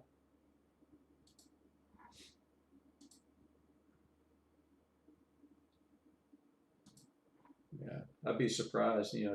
Things like JP Morgan Chase, they'll probably be around for a while. Because them and what's that other one, Goldman Sachs, they'll probably be around. Bank of America, I think that's actually owned by our government. Don't have any proof of that, but because they just keep them afloat. Um, you never know. What do we got? SWM.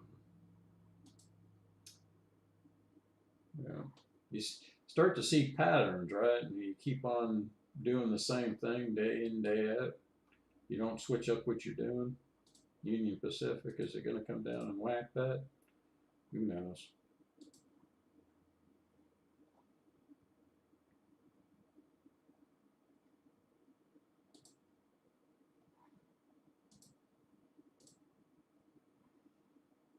It's just a cycle. I mean, this whole thing could come crashing down tomorrow. We don't know.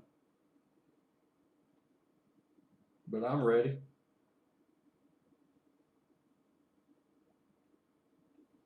I'm okay with just pulling in dividends, improving my positions, taking that money and buying more. That's what the pros are doing. The market goes down, they're buying, man. They ain't waiting. They ain't waiting for the stock to go up. They're buying on the way down. Where's down?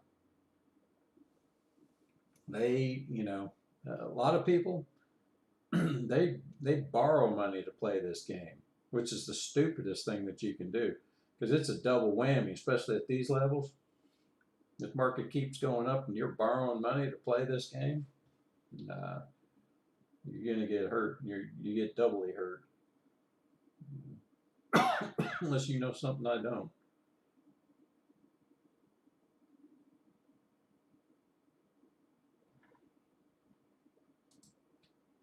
I guess it's just now, just sit back and wait. So this is what I'm talking about. Once you actually get all that out of the way, what's actually happening? It's just floating around. You got one or two that maybe some institutions are focusing on, and they're pumping more money in.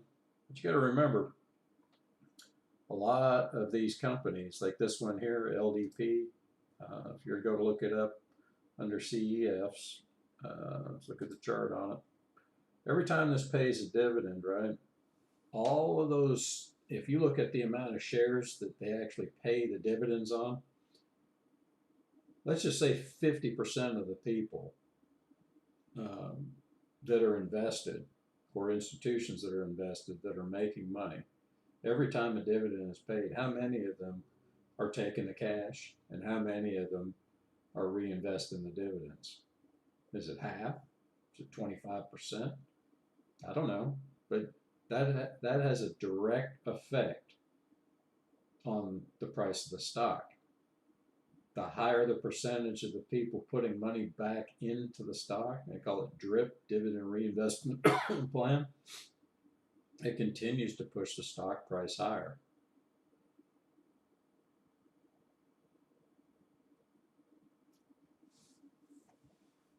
Because it has to, invariably it has to buy more shares, right? And so there has to be somebody selling those shares.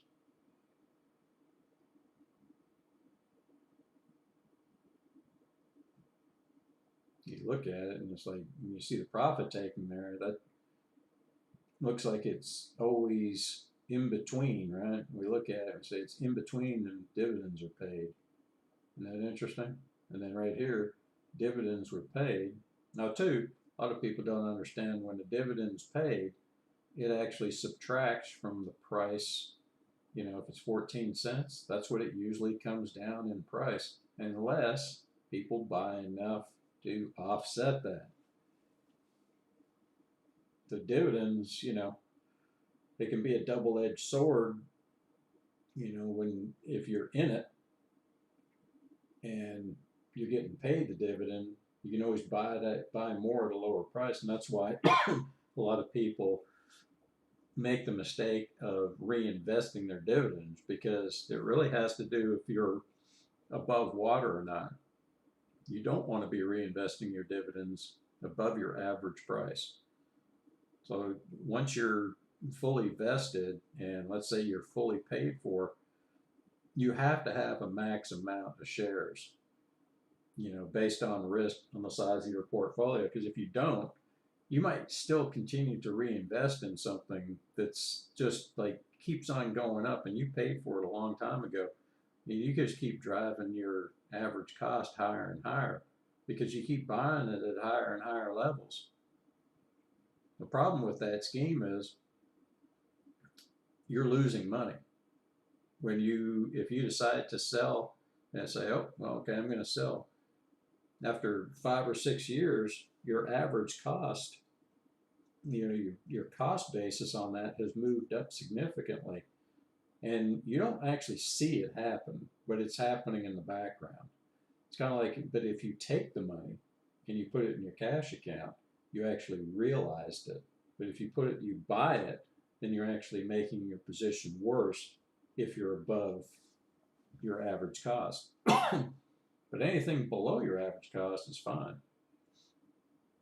You know, I have a specific amount that I want it to come back based on when the transaction happened. And when, you know, I hit that 100% pullback, then we go back to the scan. Otherwise, you know, it's either up, come down and hit, come down and hit, and then I keep the money. It's kind of like the casino, you know. I hate to use that analogy because this is not a casino. It is for some people, you know, because they treat it like a casino. They're making bets every day. Like, I think it's going to the moon. And so they put $1,000 down, and then they put that stop in. They lose $100, and they try it again, and they just keep on doing that until they wipe out their entire account. It doesn't take long when you're taking $100 hits every day, and on $1,000, it only takes 10, you know, wrong calls, and your $1,000 is gone. And that's what they basically train people to do. You've got to put those stops in there, you know, like this. Everybody's trusted everybody online that they're in their own best interest, you know, and it's not the case. You realize that they're there to make money. They're trying to steer you into what their products are, their products and their ideas. And a lot of times it's not going to work out well. Well, that SPR took off. Got that in a few other accounts too. It's a good dividend pair. But it stays in a range, you know. And that's coming up to the top of its range. Whether it hits that or not, I don't know. If it happens, what do we got? 21.12 by 226, so that's about $36. Like 12 shares, yeah. What is the max shares on that sucker? 39, yeah. So, yep.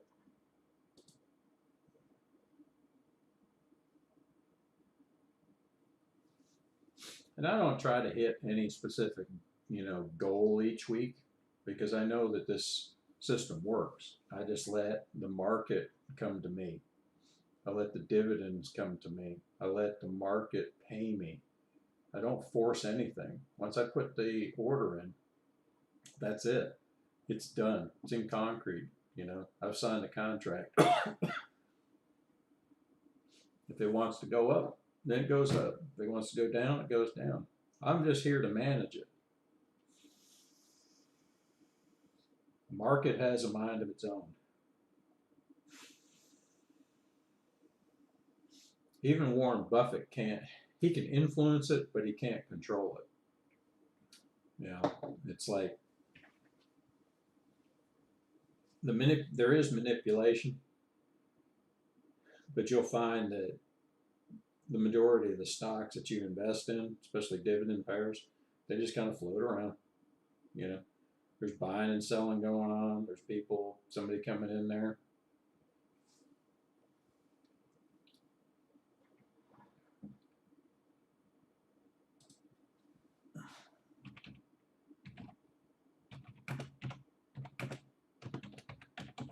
What's up, Patrick?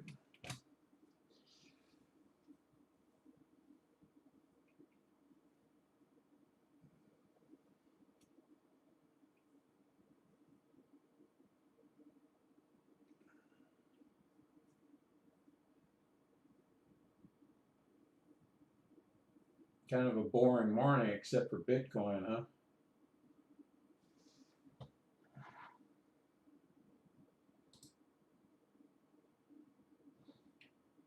I'll slide this across so we can take a look at it.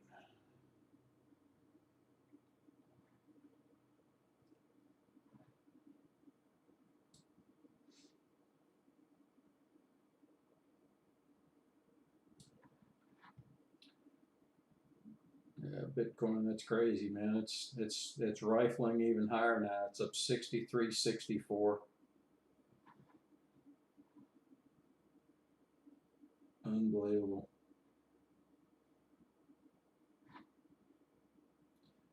People are going to be freaking, man, if this hits 100,000. It's great.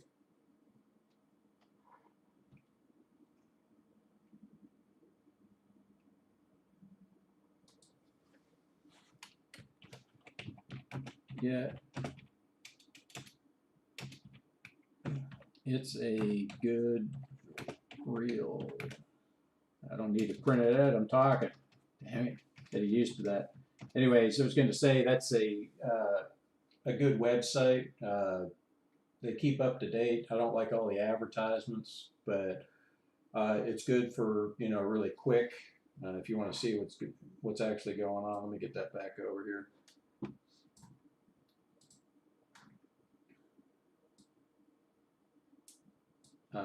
You can back this up and go to, you can see Ethereum, let's back up. See, that's the advertisements I can't stand. Go back up here and look at the futures, and then you can look at this one. It's live data for the most part, but it just gives you a feel for what's actually going on. I mean, I don't use it to trade or to invest or anything else. It's just something. It's like Wall Street at record highs on stimulus bets. That's funny. Stimulus bets. Like, hey, it's casino, right? So this is where people get scared. It's all manipulation of the mind. So these people that are talking about their, crap, who knows? A lot of times I won't play the stuff on there because you get strikes from YouTube. It's got to be original information unless you get the authorization of them to do it. And if you wanted to talk about it, you could talk about it, but why even bother with that? I don't want to get strikes against me. There's old Carl Icahn there, right? There's Musk. Yeah. Bitcoin surges as Tesla confirms it bought 1.5 billion. Yep.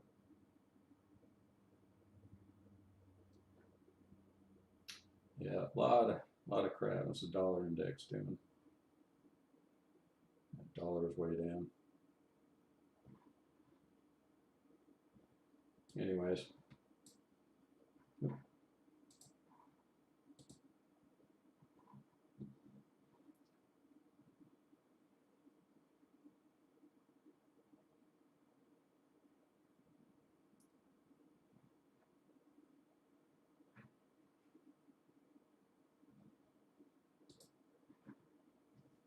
Well, Patrick, you got any questions about the scam?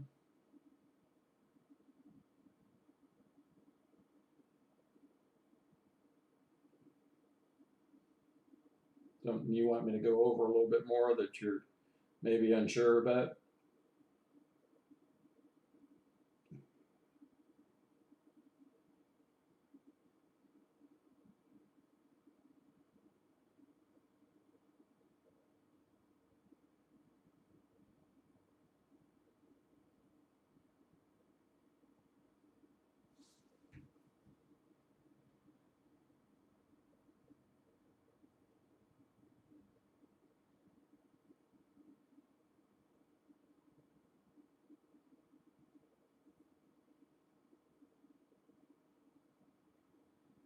Oh, got a big move right there. All of a sudden, what's up? Kaloo up $4.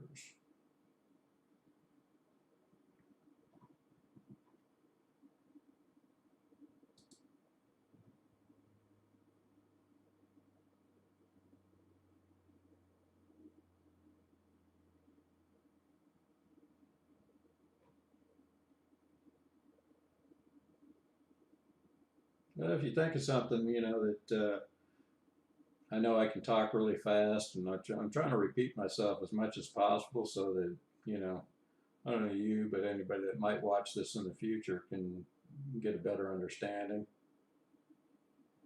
Um,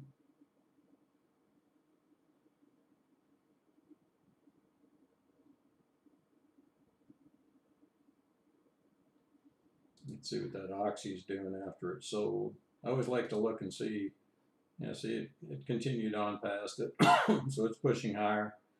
So OPEC prices, continuing to rise, or OPEC has cut back on its production. That's all I know.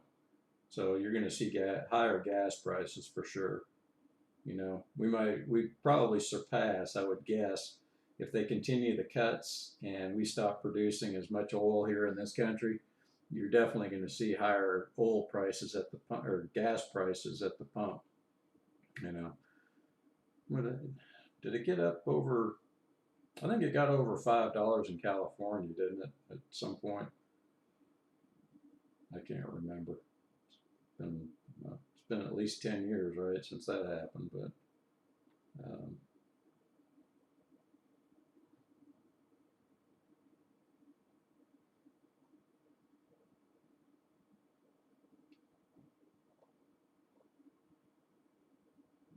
yeah, here we go. CLM, that's another one of these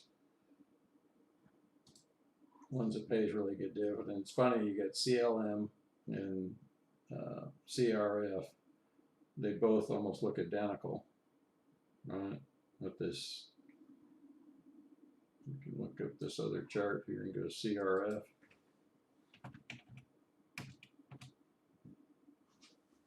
Same thing. CRF, CLM. I gotta turn on the heat.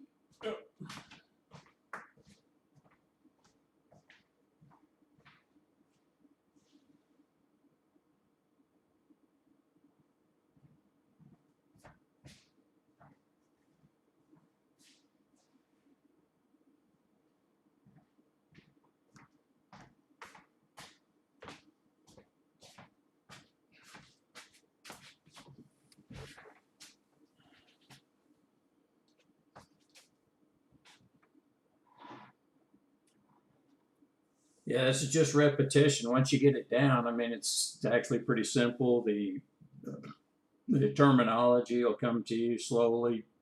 You just immerse yourself in this. I mean, if you're on the computer anyways and you're watching other stuff, you can do this in the background. Just have it, up and moving around. But once you actually have your own account going, you don't have to watch the YouTube once you get it down. But just a social place.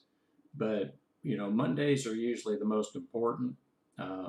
As far as well, Sunday is the most important because you get your scan and then you put your orders in. Make sure that you've got some cash left over just in case there's downward movement in the market, so you can dollar cost average. You never want to be going all in. That's the big mistake a lot of people are going to make because they're not following the rules. They get that FOMO, and it might seem in the beginning that you're not making any money, but as time goes on, you're going to find that your account starts growing at an exponential rate. And once you get over a certain amount, you'll be like, oh my God, why didn't I do this when I was younger? And a lot of times it's just ignorance. I mean, the school system doesn't teach it. They don't teach any type of accounting.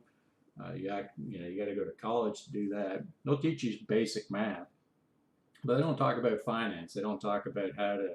I don't know how many people I know that had checking accounts. They bounce checks all the damn time. I'm like, what the hell's wrong with you? It's like, well, we didn't learn that. Now, of course, I went to school up in Canada where they didn't teach that, but at the same time, I can remember having a savings account with a little savings booklet and everything else, and I would watch that thing like a hawk. So I've always been around money, and the value of the dollar, like how can you make money on it? But two, when I first started getting into investing, of course I was trying to get that quick buck. That was 25 years ago. But then I started to realize, I was like, you know what? I said, I'm losing money and I don't want to blow up an account. I've never actually blown up an account. I've learned from other people's mistakes. I've watched people with $50,000 go to zero in less than 3 weeks because they were, you know, just stupid, just gamblers. Like, it's unbelievable, And I'm like, well, I'll never be in that situation. But once you figure it out, you're like, okay. Warren Buffett figured it out at a really young age. I mean, I think he was what, 4, 5, something like that. And you got to figure, what is he, 80? And how many times has he doubled his money? But the trick is, he still drives, what, a 2005 Cadillac? Lives in the same old house that he always has. Well, I shouldn't say always has, but for the majority of his life. Doesn't have security, doesn't have all this crap. I mean, he's a billionaire. Of course, he's probably got his own private jet and all that stuff, but you got to think about it. If you're debt free, you can make the money. But if you're not debt free, you're an economic slave to whoever you owe that money to. It's just they're making the money off of you. It's whether it's a monthly occurrence on your mortgage, or it's I don't know, a bill with your cable company. Utilities, everybody's got to pay a utility. I mean, you're not going to get away with that unless you live off the grid and you're in a hut. You live on some island like Gilligan's Island or whatever. But, as long as you're not paying interest, that's the key. You got to stop paying interest. Like these people with these school loans, I'll bet you $1,000 that all the loans on school loans are forgiven. I'll bet you. And I don't know what it equals, but it's high. So, and is that fair? Probably not, but what are you going to do? They already got it in their head that they're going to reset everything. So that means everybody's going to go back to zero, and we're all going to start over. But it's going to be with conditions. You're going to have a digital currency, and everything that's digital right now is digital. So you're good. If you're in the market, you're good because it's not cash. It's all digital. So you'd be able to say, okay, hey, I've got $20,000 in my cash account at. All right, there's a sell. That was CATC.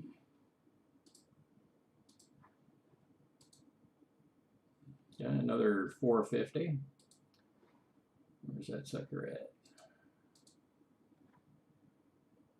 You just don't know when they're going to hit, do you? You just kind of sneak up on you. There it is. Let's go back and take a look. We know it's not on the scan, right? I think we bought that last week, didn't we? I can't remember. I don't keep the scans from the week before because they don't mean anything. It's just like these prices or these candles mean absolutely nothing. So you can see, just in case it came down. But see, if I felt like this was the all-time high and I was scared to invest in it, now I'd be scared to put 100 shares down. That'd be $7,500, right? Well, sure, I could have made that, what was it that we made on that? 450. So multiply that, and I get 2 shares, so 50. So 50 cents, you would have made what? 200 bucks. It's like, yeah, you could, but we didn't know which direction it was going. Didn't have a clue. But you would have been putting a substantial amount of money at risk, right? Now remember, I had to add 50 cents to that to get there, and that price still got to there. So if you were at, what was that price on there? 77.96. Well, see, that sucker jumped up above that. See there? I sold at 76.61. Now it's at 77.96. So something just happened. Don't know what, but it just tagged me, and I'm at it. What was this? Bank Corp. It's a bank. Imagine that. We were just talking about that.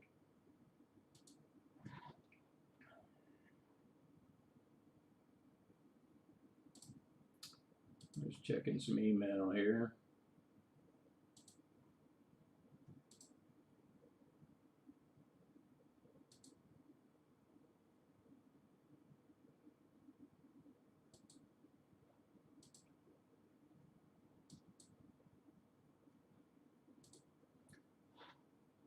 Garbage. Yep. So we're not doing too bad. How many we had? One, two. I think we've had what, 2 sales this morning. I don't really concentrate on that stuff, and there's no reason in tooting your own horn. It's just more so to prove that the more occurrences that you have and the more stuff that you have in the market, the better your chances of hitting something. Because you can see all of these. We've had 5, 6 on this one account, 2 buys, the rest were, or I'm sorry, 2 sells and the rest were buys. So we're up over about $60 on what we're showing this morning so far on multiple accounts. But we're not targeting any specific amounts. You might have a day where everything is just flat. You make nothing, except for the dividends that are working in the background. So if you're making, you can break this down to the second that you're making, in dividends. And, what's the point? The point is to prove that dividends work.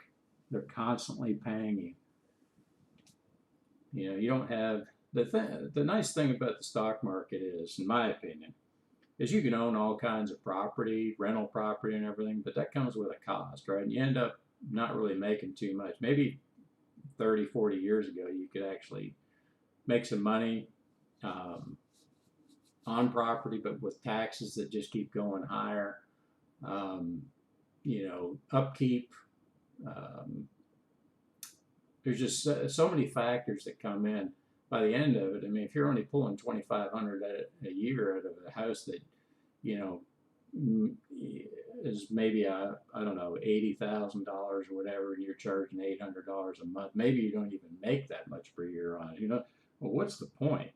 I mean, if it's paid for, that's one thing. That's cash.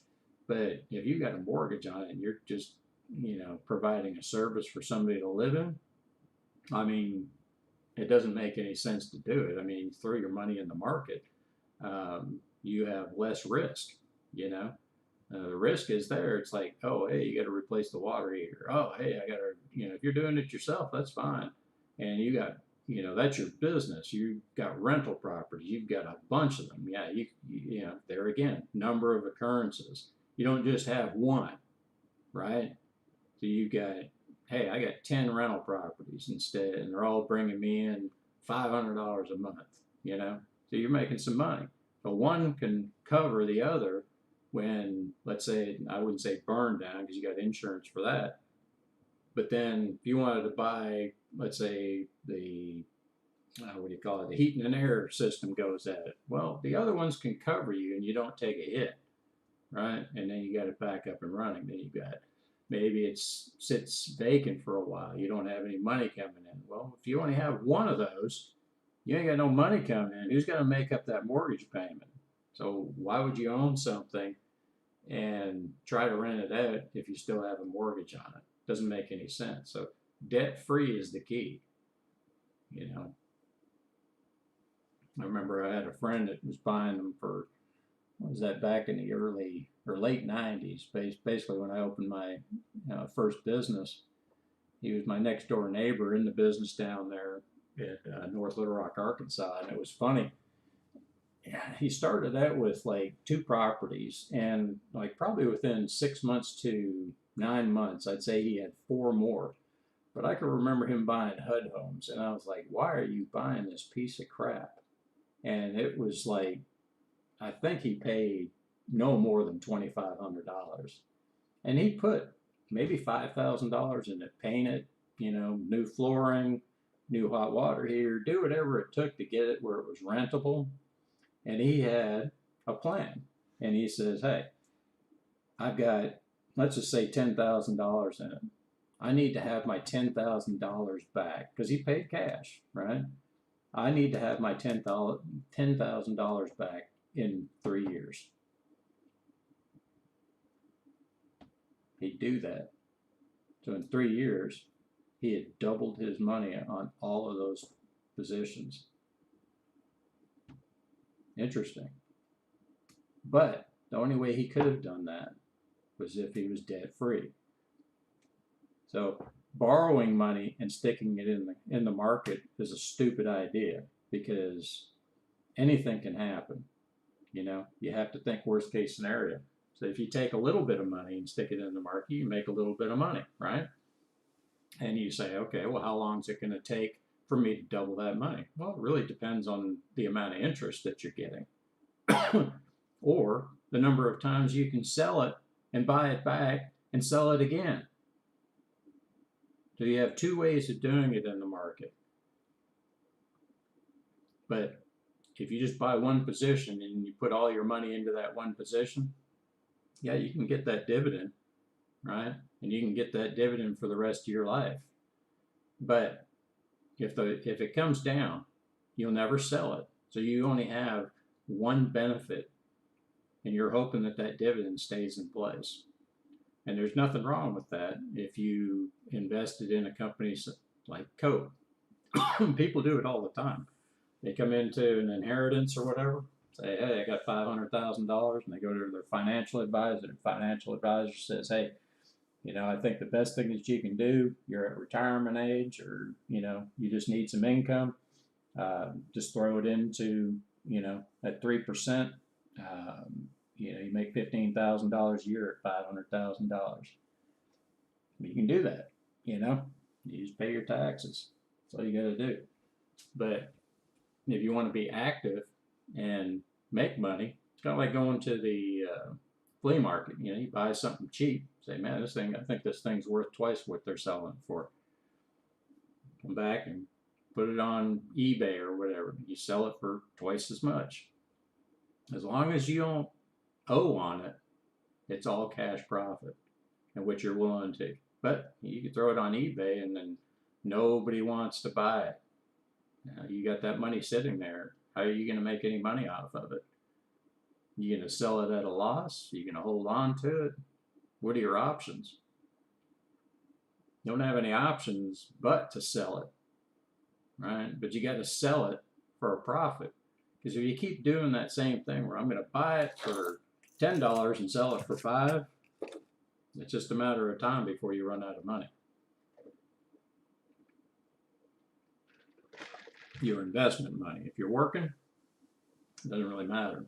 But if you got, some kind of income coming in, what you're trying to do is bring in even more income, but protecting yourself.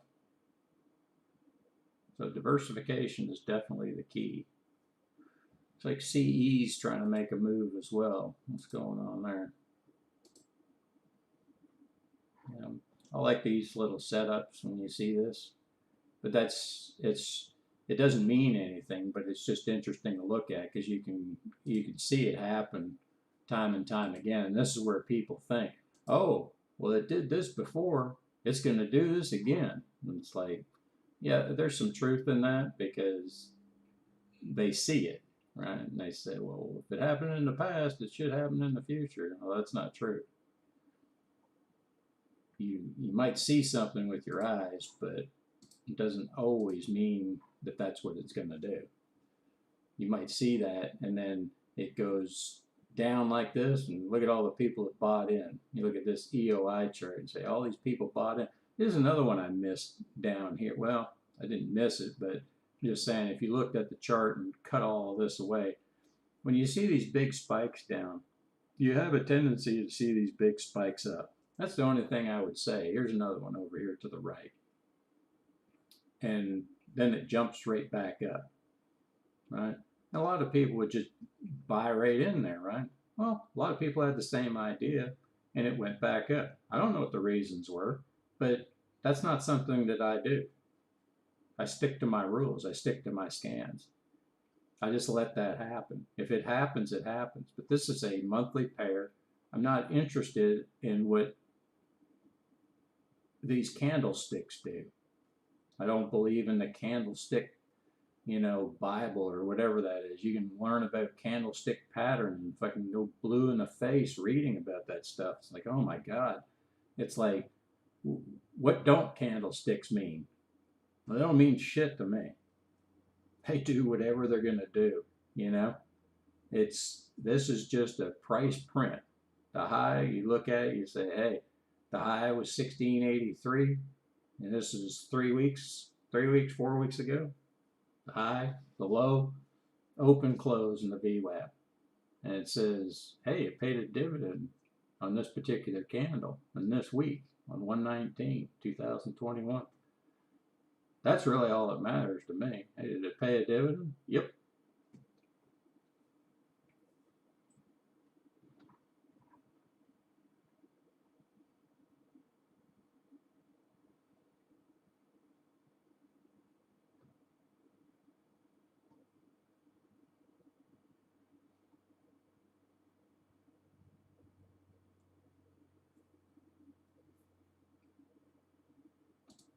So this market can go up and up and up and up and just wear people out that are trying to short, especially in the options market. People are just getting raped right now. They think they know what the market's going to do, and they're like, yeah, I'm going to do these weekly options. I'm going to make all this money. And they've got their stops so tight because they're so scared of losing money. They're leveraging stuff like that. Not good. Looks like TLT's trying to do something here. Hopefully it keeps paying dividends. I like that. The 20-year, this is 20 plus year treasury bond. TLT. It's popular to trade in options. Highly tradable in options, and I don't pay attention to them. Most of your options are usually traded with non-dividend paying stocks just because they, if you actually sell a put or something like that, you end up having to pay the dividend amount. I'm not interested in paying for the dividend amount.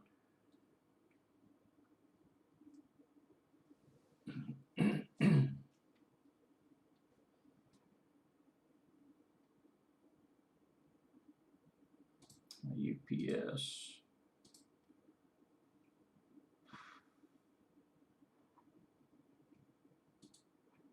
I was hoping UPS would have went up and got out of there.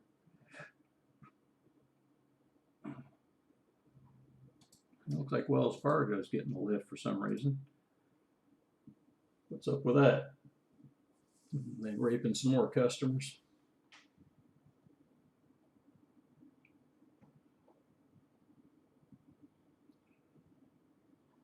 All right, let's try another account here. See what's happening over here.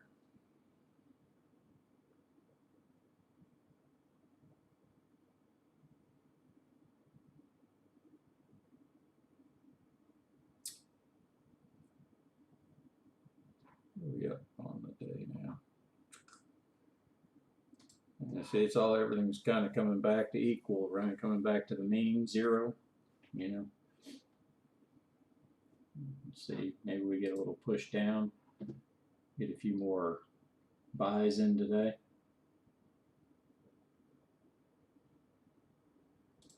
NP's cruising.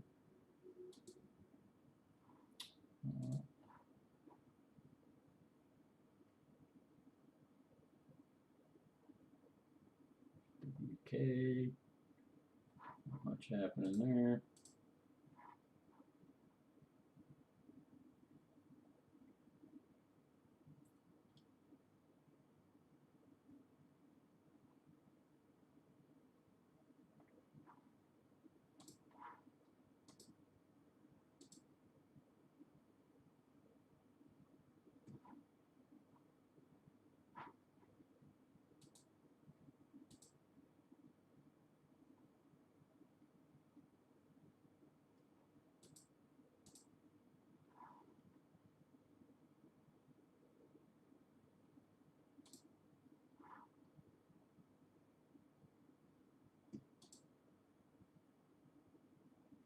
Mm-hmm.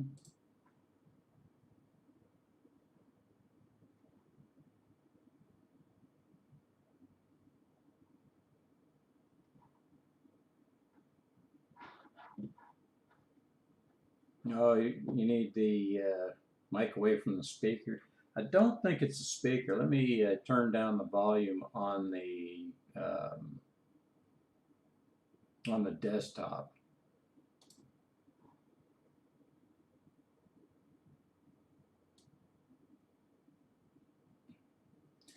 I turned it down about halfway on the desktop because it was maxed out. That's probably where you were getting hammered. Sorry about that. It kind of resets itself.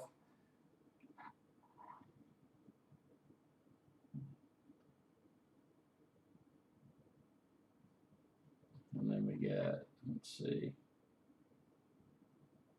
like I think R is Ryder, isn't it? Yeah, Ryder Systems. That's your rental company. Man, that's an easy money maker there.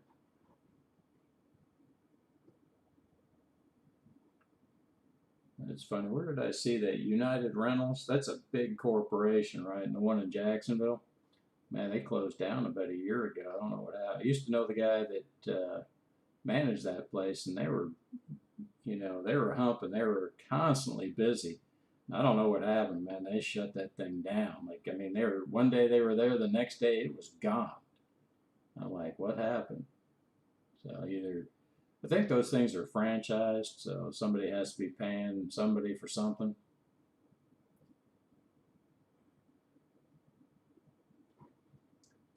But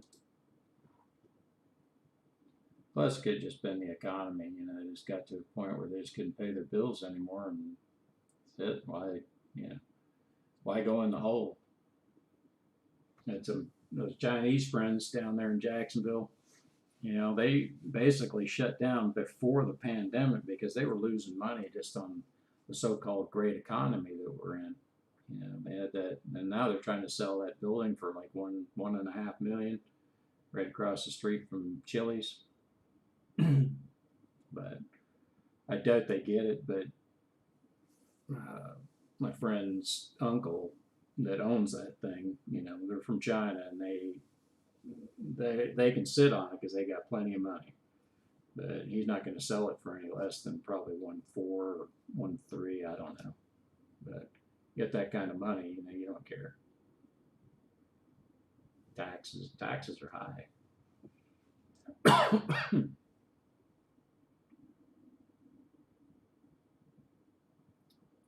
Oh, looks like we might get SLRC off the board. Come on, move it.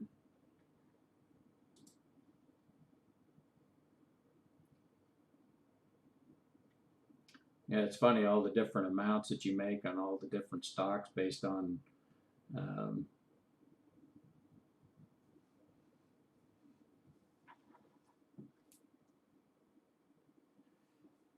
yeah, it's funny. when you talk to them though, they're constantly, they're in the restaurant businesses. And his uncle at one time had, I want to say, 8 different locations. They had one, I know they had one down in Hot Springs. They're all China buffet style.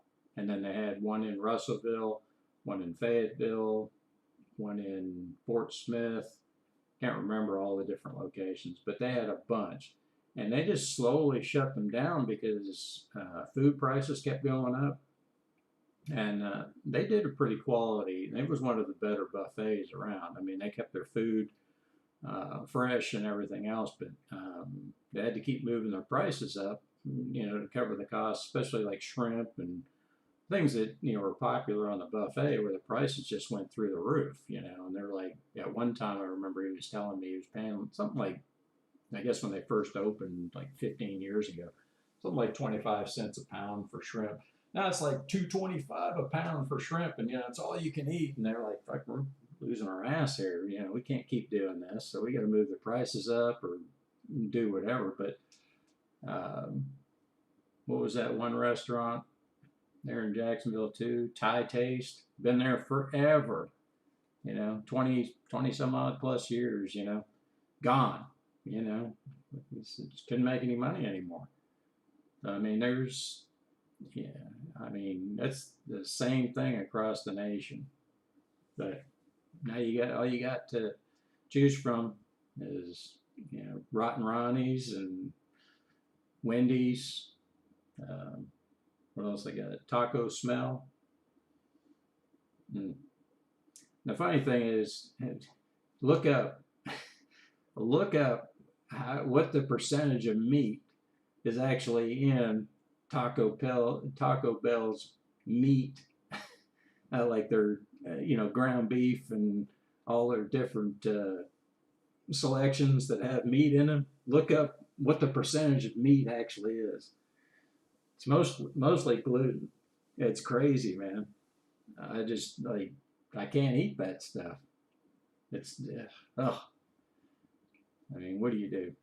And now you go to the grocery store and a pound of ground beef, $5 a pound. You're like, what's going on? I mean, I think you can still get some cheaper ground beef that's frozen, but man, if you want it fresh, you're gonna pay $4 a pound. Oh yeah, I remember apps, but Thai Taste moved in there for about a year after they left. After what else was in there? What was the name of that? It was another type of Thai, or no, got it. Pho. It's called Pho. It was in there before Thai Taste had to shut down. Because you remember that corner lot that was bought out? Well, it's now, what was it? Got the chicken place, Popeyes. In front of it, that's where Thai Taste used to be, on that corner. Right, Pho place, yeah, PHO. But they changed they sold all that property, and Thai Taste didn't own that property, so he had to leave. They sold that property to Come and Go, a gas station. That's actually owned by Chevron Corporation. So, you can look up, what are they, CVX, I think? But they come up on the scan every once in a while. But yeah, they moved down the street, and that was probably the worst location that they could have gone to. But it was the only thing available, really, if you think about it, for a restaurant. But I'm surprised that there's still, what's that restaurant over there? Oh God, closer to the air base. You've got you got the McDonald's over there. You got that little Chinese drive-through place, and then you've got Pizza Hut that's in that strip mall, and then you've got, oh God, it's an Italian place, and I can't remember the name of it. Then Main Street Cafe, and that place is dead. I was in there last week, and it's like, with a friend of mine, there's like two people in there, including us. And I was like, how are you staying open? It doesn't make any sense. But then, any of the chains, they're going to stay, like, shit, if I owned a McDonald's, man, you're just raking it in until they move the minimum wage to $15 an hour, and then those places will start shutting down the places that don't produce. But I see Burger King probably going away in the near future. But they made a strategic move a couple of years back where they stopped trying to follow McDonald's around because of their location. The one over there in front of Walmart, it hardly does any business. But the one that makes money that you see a lot of cars at is the one over off of Galloway. And that was smart. Now they started putting those Burger Kings up at every major or the busiest, off ramps or on I-40. As if you run back and forth across I-40, you see that. And, it's like Burger King here, Burger King there, and sometimes they're inside. And McDonald's did the same thing. Some of the, what do they call them? TA rest stops.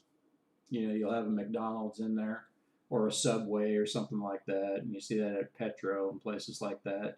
So, they're trying to get those people to continue to buy from them. But, McDonald's, I mean, how the hell do we have two McDonald's in a small city like Jacksonville? Well, because shit, people can't eat anywhere else. But it's like rush hour, all times of the day. If you drive past it, that's all you see is cars and lined up trying to get their food. It's unbelievable. And I mean, what was that? I had bought that. Okay, I can't remember. It was at least $8 or $9 for a burger and fries.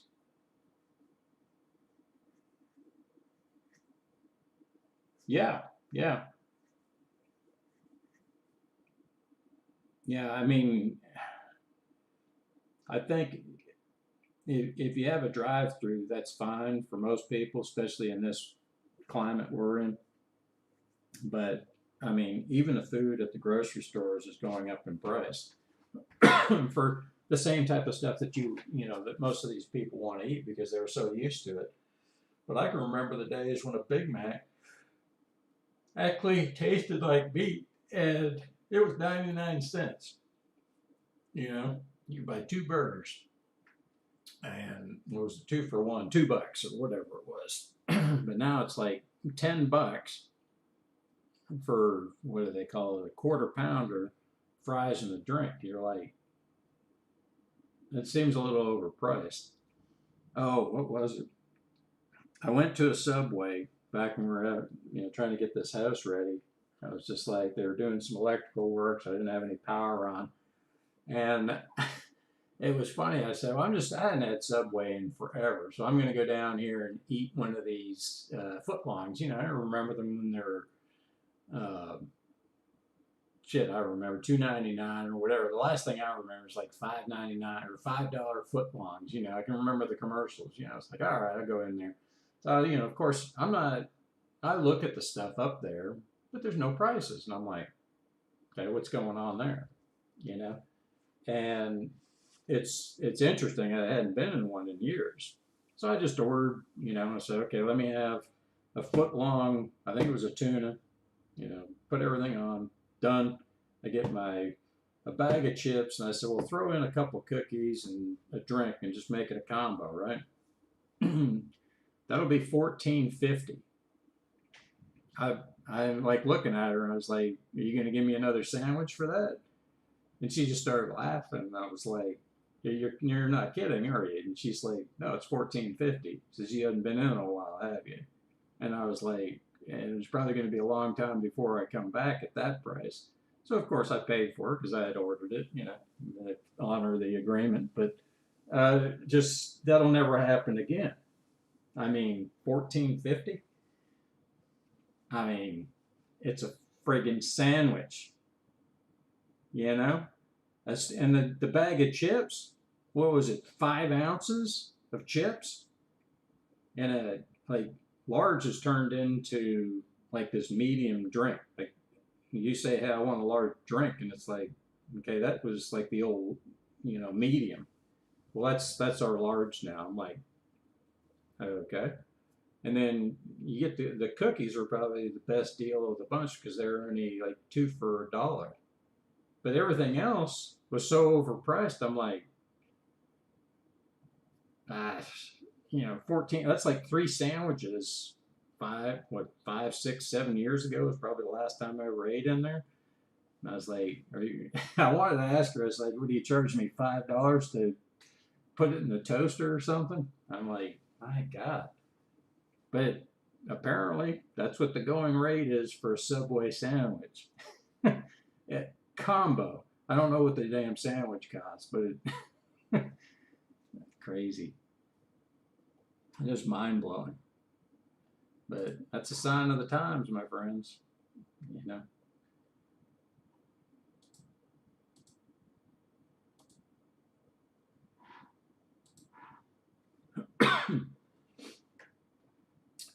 What's happening?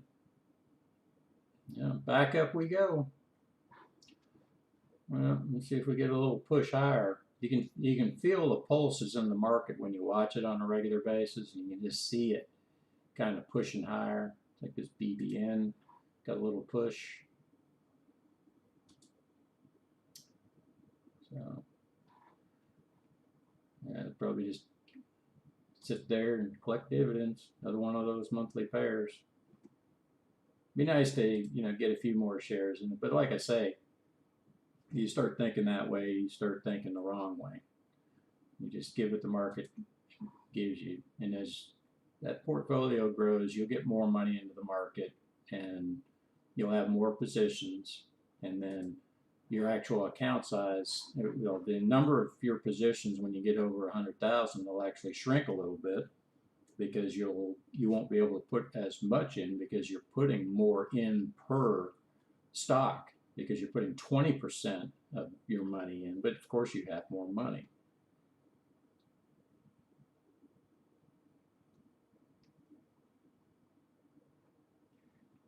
Yeah, I still like the crooked hook, even though it's the same old thing. Hasn't changed, but like that place you told me about, the Eat My Catfish. Yeah, I mean that was good fish, but you know, it's it's self-service. I mean, there's very little interaction with anybody in there. Um, it's good. It's good stuff, but I still like. I need to get me some cricket. I can't do that on Mondays though. But maybe tomorrow or something. In the meantime, I'll keep eating those cans of beans. You gotta have that. What do they call seasoned, great value beans, man. They're awesome. Best black beans I've had. Some of those other ones, man, they just don't measure up. I don't know what they put in there, but it's probably something that's not good for me, and they're addictive. But I still like them. But I'm supposed to go on a. I can't remember where that's at. I'm gonna figure it out. I got an appointment between 1 and 2 today with the real estate agent, so get that taken care of. Get this thing back up on MLS. See what we do after that.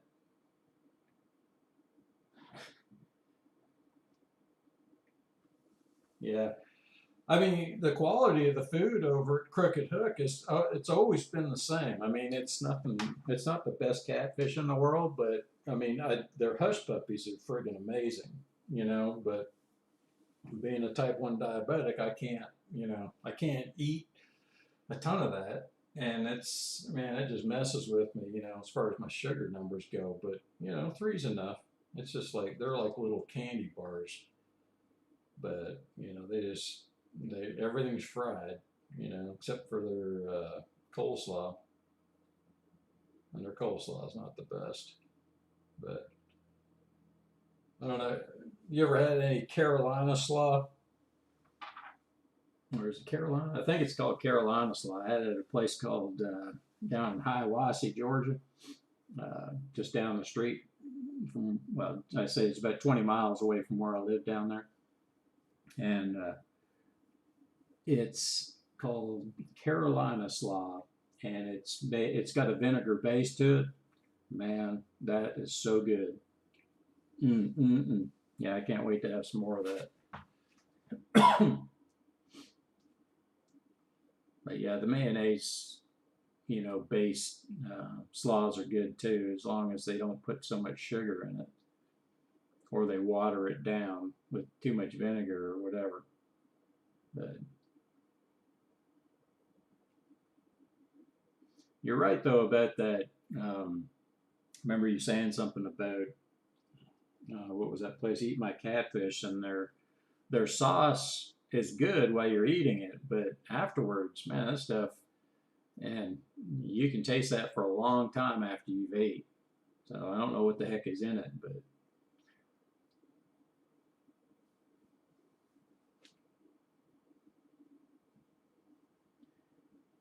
you've never had any Eat My Catfish? Not the sauce, but the tartar sauce.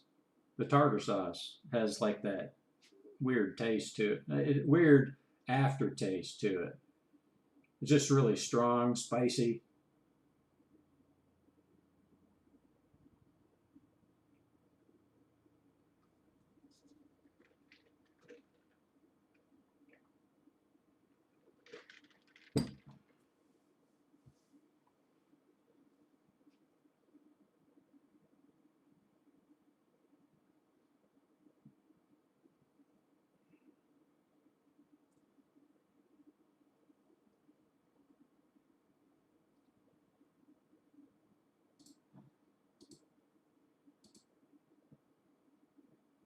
Oh yeah.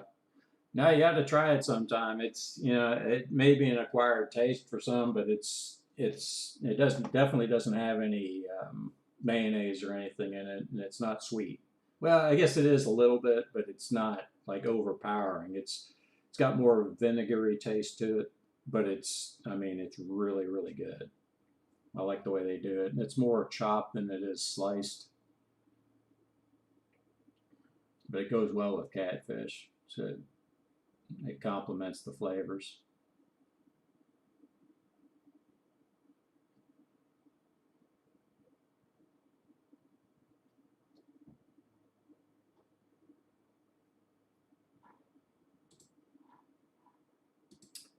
Yep, another day, another shekel.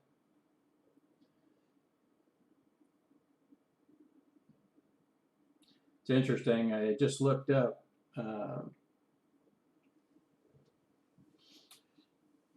I looked up uh, the difference between a shekel and a dollar, and it's pretty interesting because of course, it comes out of Israel, and I think it's like, well, let me look it up again so I talk intelligently about it because it is. Let's see, ISL versus dollar.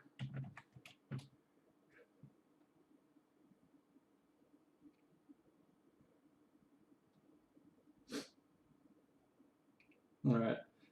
If you convert a ISL, which is a Israeli shekel, right? It takes one U.S. dollar is equivalent to 3.18127 Israeli shekels. So if you turn that around and convert it, one ILS or Israeli shekel to the US dollar is 0.314155. So they have more buying power than the US dollar. You never hear about that. Usually it's the other way around with all currencies. So the shekel is dominant. Interesting, huh? So that's what we're trying to make, shekels. We want 3 times the money. But it's all shekels in the end.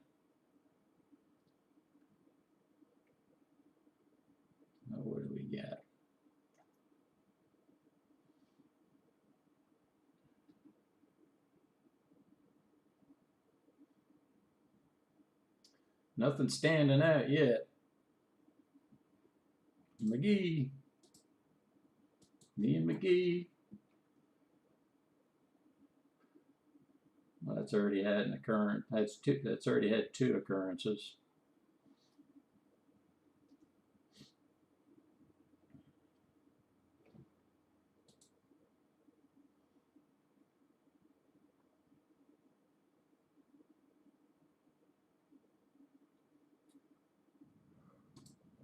Starbucks is coming back. Yep. Don't have far to go on that one. About $4 move. It moves quite a bit.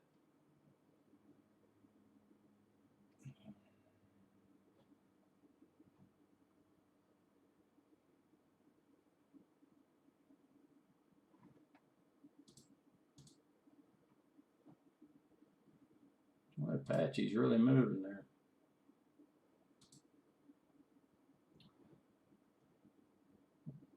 Good size move today. Still got a ways to go to break even on this one though. I got to go to 21.80. Oh, got about $3.80 to go. But that's one of those ones that I had traded on where I had sold a put to try to get in. I try to make some interest.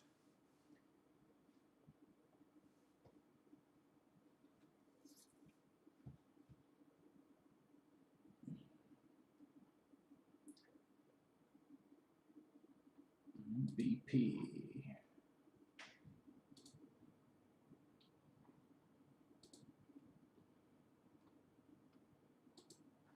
Yes. Yep. You see, I put that order in earlier. Had a little bit of a spike down, not down as far as what 85.29. Yeah, 85.36. That's a low on that. I'm just looking to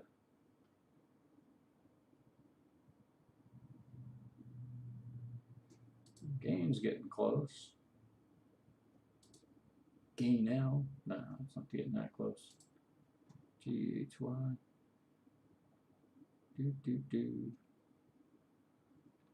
MCD. We're just talking about McDonald's. Boy, that's consolidated a lot. You can tell. I mean, it's gotten into this. Let's just go to the top of this range, 2017 to 202. It's in the $15 range.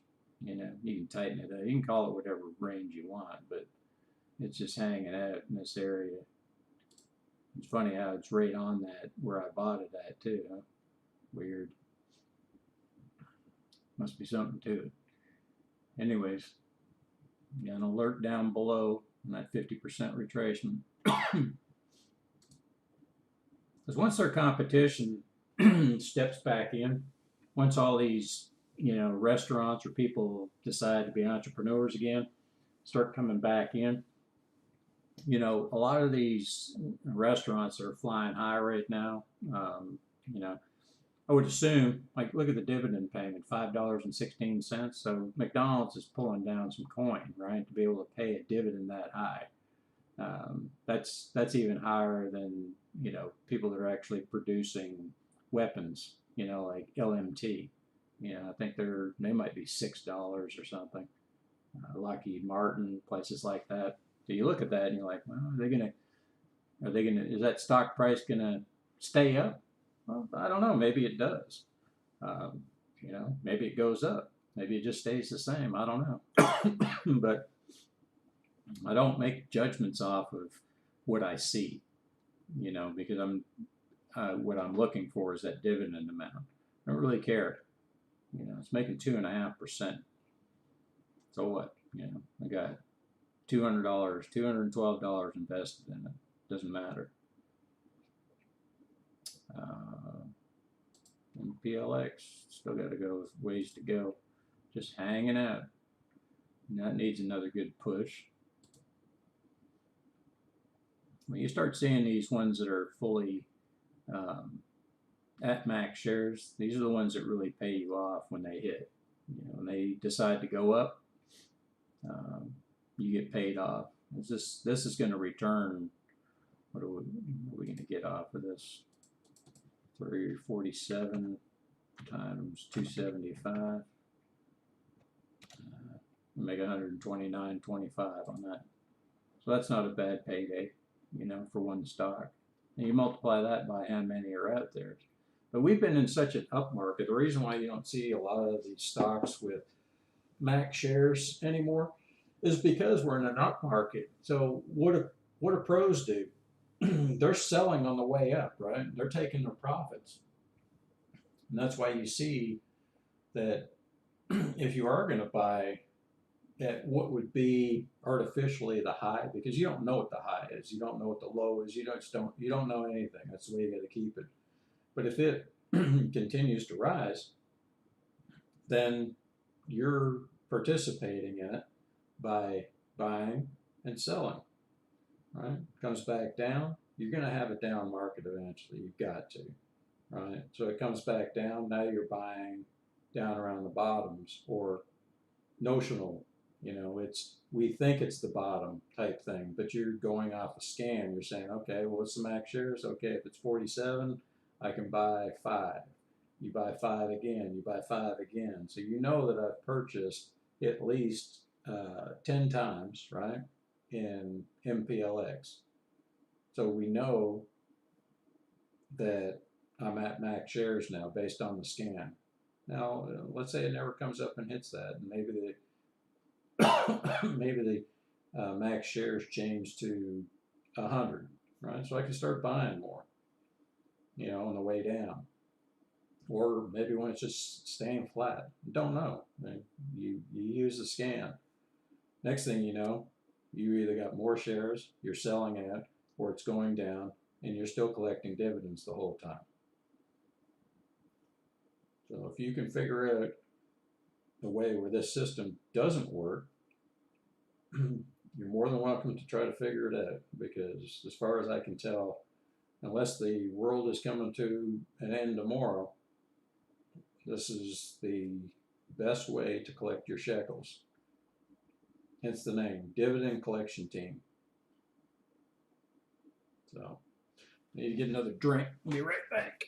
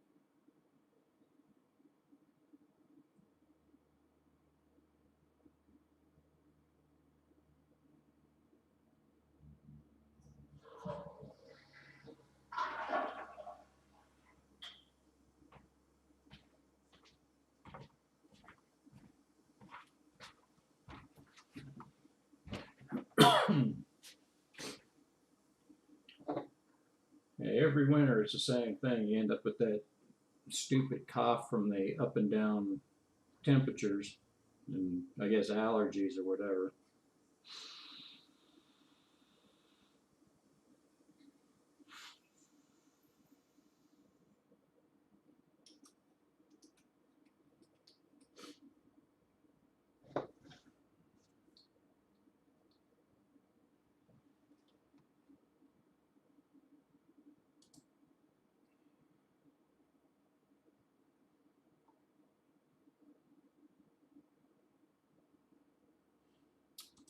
USO is a oil fund. It's one that's heavily traded in options market, but yeah, like it's on a nice angle there going up, and I've got a ways to go back to even on this one, but and it stopped paying dividends a while back, so it's one of these ones that it's it's not paying me dividends, so I can't buy any more shares, but the max shares are 23 and I've got 14. It split, did a 10-for-1 split back, I think it was sometime maybe March, when oil prices tanked or whatever it was that happened. Yeah, so it's just one of those ones, got $1,000 sitting there not doing nothing. But if it goes back up to 75.92, then guess what? Get out. Just take your money back and put it into something else. It ain't going anywhere. It's a fund, and you see how fast it moves. Just in 3 months, it's up 26. It's up $12. So it's an actual fund.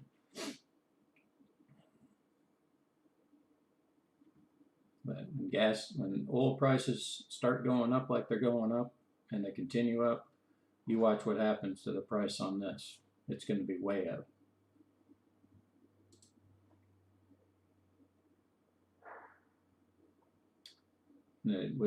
What's interesting though is like when you have a 10-for-1 split, this it used to be $7.59 a share, but then I had 100+ shares, and now it's 75.92. So when they do splits, it really messes with the numbers. So hopefully it'll start paying dividends again, then I can start buying into it and then improving my position and bringing that average price down, So at 23, I can buy 2 shares more at a time. So you're not that far away from the max shares. So eventually, you'll make good on it. You get your money back out of it.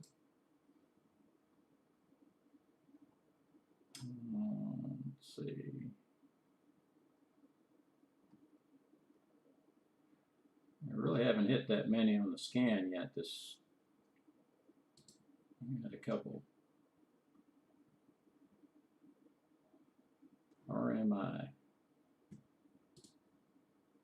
It's got a ways to go. That's another CEF. I'm assuming it's a CEF, but honestly, I hadn't seen this one before. Maybe it's a new one. And you can go to, you can look up CEFs, and if you just want like a steady stream of income and you don't want to watch this every day, I mean, this is paying 5%, which isn't, it's not awesome, but it's still better than what you get anywhere else. But you can tell that it doesn't move very much. It's a safe product, but that's what we're after, dividends. So if you had $1,000 and you ended up investing in 10 different CEFs, and you got to, just add up all your percentages, divide it by 10, and that's what you see at the top of the screen here, right? So you take all of these that are in the portfolio, and you say, well, how many do I have? 20, 30 in this one portfolio? So you're like, okay, that's making me 6.9%. That's an average, one's 8.5, one's 2.6. You add those together, divide it by 2, that's your average. Add all these up, divide it by 30. If there's 30 there, you divide it, and that's what your average is, 6.09. Where can you get that on your money? And then, on top of that, you're buying and selling. All right? You just add that money to it, just keeps on growing. You're not taking any losses.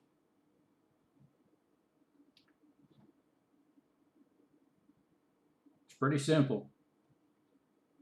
You just keep going over and over and over again, and then eventually it's going to stick, and then you'll be like more confident. And I remember back when I first started trading, the hardest thing that you're going to face getting into investing is making your very first purchase.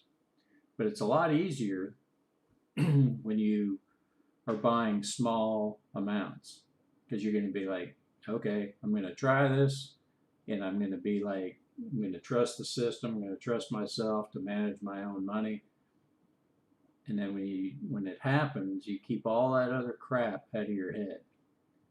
You're like, don't worry about what the market's doing. Don't worry about what's world events. Don't worry what your neighbor's doing. You know, just concentrate on the plan. If you think that it's going to work, it's going to work. As long as if you take notes and you've been, watching this for any time at all, you're going to figure out that it works, and then eventually you're gonna trust it, and then you'll. It's not even being aggressive. It's kind of like, okay, well, how do I unbox something? Well, you have rules. You just follow those rules, and the money comes in. That's all you got to worry about. But it's the hardest thing to do, and you have to trust certain things in the system. We live in an age right now where everybody, anybody with any common sense doesn't trust, the system. But the money system's been around for a long time, longer than I've been around. And what you'll find is if you're managing your own stuff, it works for you. But if you're handing it over to somebody else, it'll never work for you. Not as it can, but it'll never work as best that it can. So, and there are financial advisors out there that give good advice.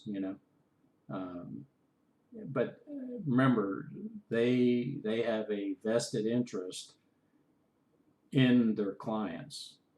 Meaning they're going to make money off of you. They don't do it for free. I'm showing you this stuff basically for free. How I figured it out over the years, that you can make money doing this, and within the parameters.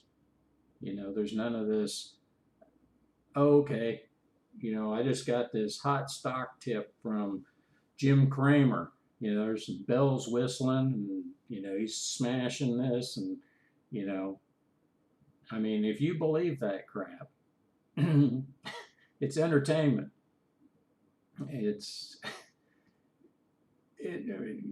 Enter into that arena at your own risk, because these people that are, when you start seeing hype like that, it should be a big red flag. If they're having a great time and everything's honky-dory, yeah, they're making money. But that doesn't mean you're making money, because they're making money off of you. That's the whole trick. They're good at it, They're good at hyping stuff, that's for sure. You just have to see it for what it is. Don't believe everything you see. But I'm sure you can see as you watch this happen, it's supposed to be boring. It's not supposed to be lightning fast. It's not like one day you put $1,000 in there and the next day you're on a yacht in the Caribbean. It's not going to happen. It's never going to happen. I'm just telling you. It's kind of like, think about it this way. If you've got a $178 million chance at winning the lottery, you have a 50-50 chance here. So your odds of winning has a direct correlation to how much you can win. So if you have a 50-50, you're not going to win much, right? It's how many times you can do it. But look at how much money you can lose buying lottery tickets at $2 a week. Well, let's say $4 a week, right? I think there's 2 draws a week. So that's $104 you can lose, and after 10 years, that's $1,040 that you invested in something that your chances of winning are next to nothing. If you take that concept and just did 2 trades a week and you won that, you make $1,000 in a year, or in 10 years. $1,000 in 10 years, just putting winning $2 twice a week. All right?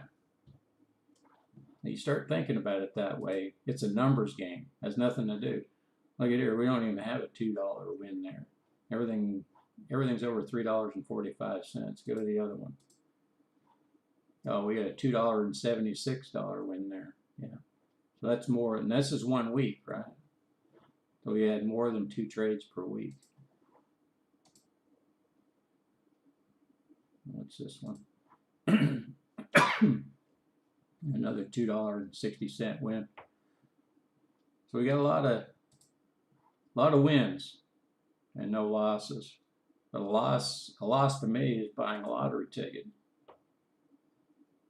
Because it's, look at it this way, you're buying a stock for whatever the, jackpot is. And it's guaranteed to lose because your odds of winning are so high. 1 in 175 million chance. It's never going to happen. It happens sometimes.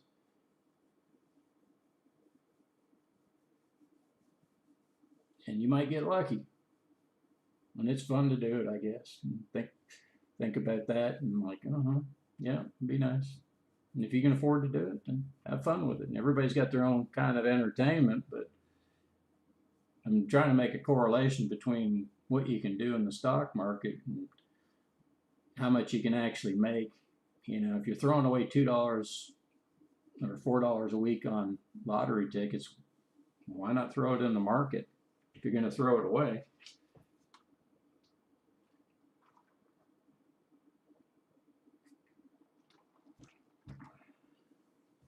$50-50 is better than 1 in 175 million.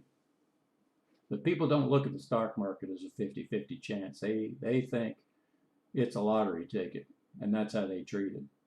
They think that anything that they buy is going to go to the moon, and they can't understand why it didn't work when it doesn't, or why they end up losing on every trade because they're not investing. They're trying to trade it. You have to trade to invest because you have to be able to get in to make that occurrence.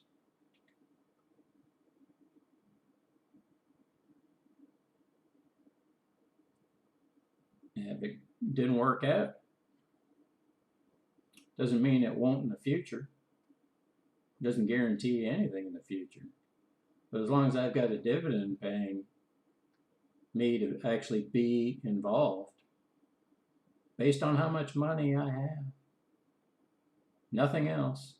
That's what the size of the account will tell you how much risk you can take in each stock that you buy based on the scan.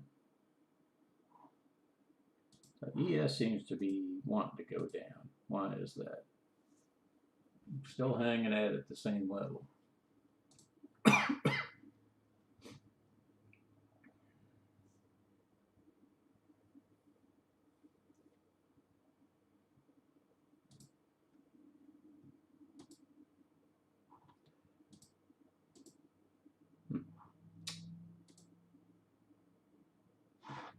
was going to look around at the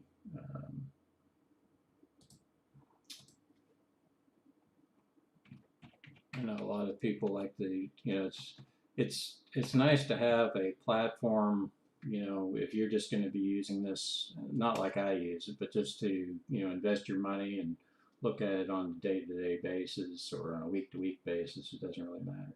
It's like, E-Trade has no account minimums now. They have a decent platform, and they have 2 different kinds of platforms within it. So it's kind of like, use the easiest one. I think I use the easiest one on that because it's just, basically I'm just transferring numbers. I don't look at any charts or anything in there. They do have like a little thumbnail chart that you can look at.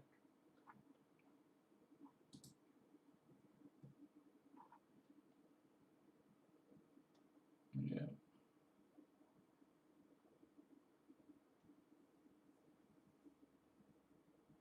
Just Twitter just hit an all-time high.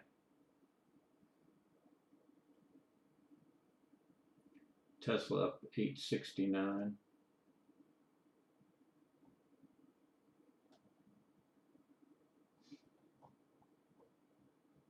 Yeah, we're living in dream world right now. E-Trade. What's that other one?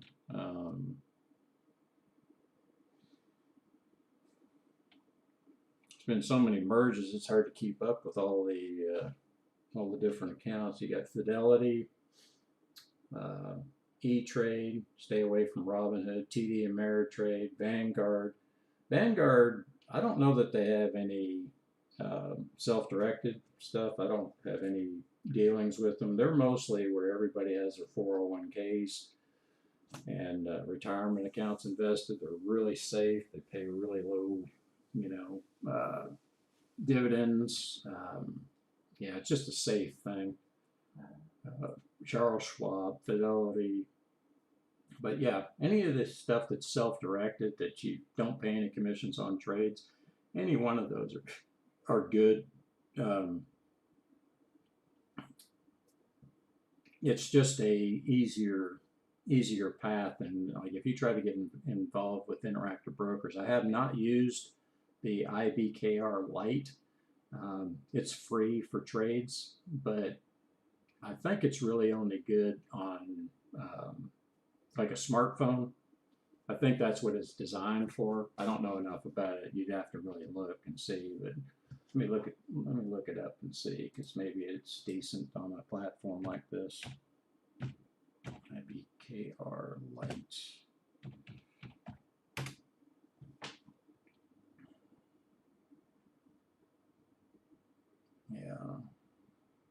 Yeah, starting at 0 commissions, award-winning investment tools, free for any level of experience. Join today, real-time risk management, blah, blah, blah. Let's see what they're... Low cost, try no cost.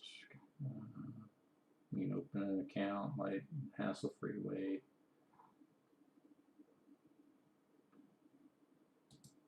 Yeah. I'll give you the link to this if you want to take a look at it.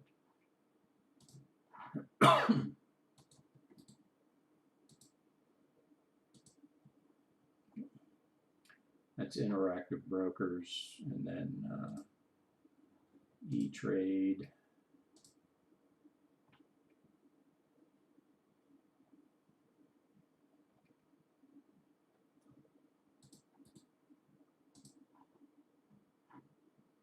Let's see. And here is, and that's E-Trade.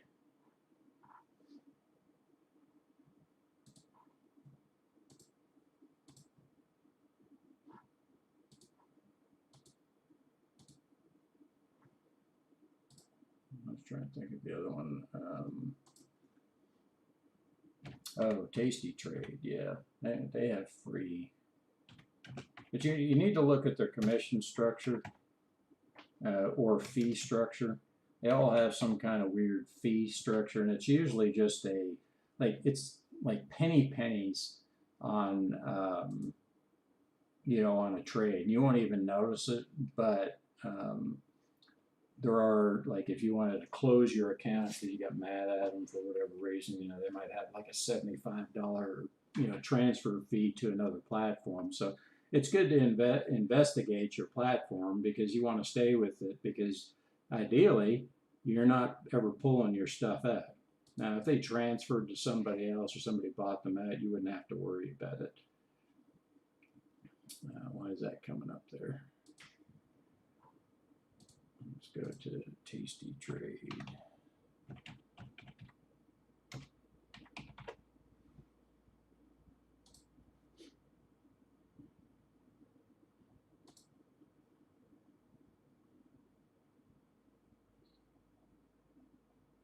Yeah, it keeps on pulling up. I don't know why I can't get to their home page. Keeps on pulling up their. Let me try it this way. Maybe it's under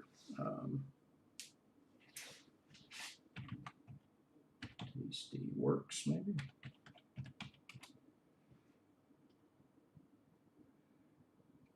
Yeah, Tasty Works. It's a Tasty Trade's the actual online, watching them teach. Well, it's called Tasty Works. I'll give you the link to this too.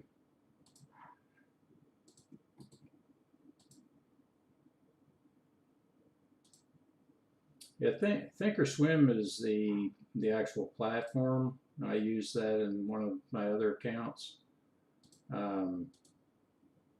It's one it's got kind of a steeper learning curve to it.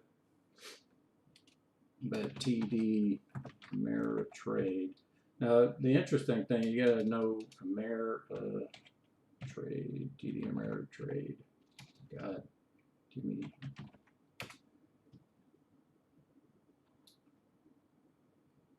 Okay, and this one, let me list this one for you, and I'll go over that with because there's several different platforms that you can go through TD Ameritrade on.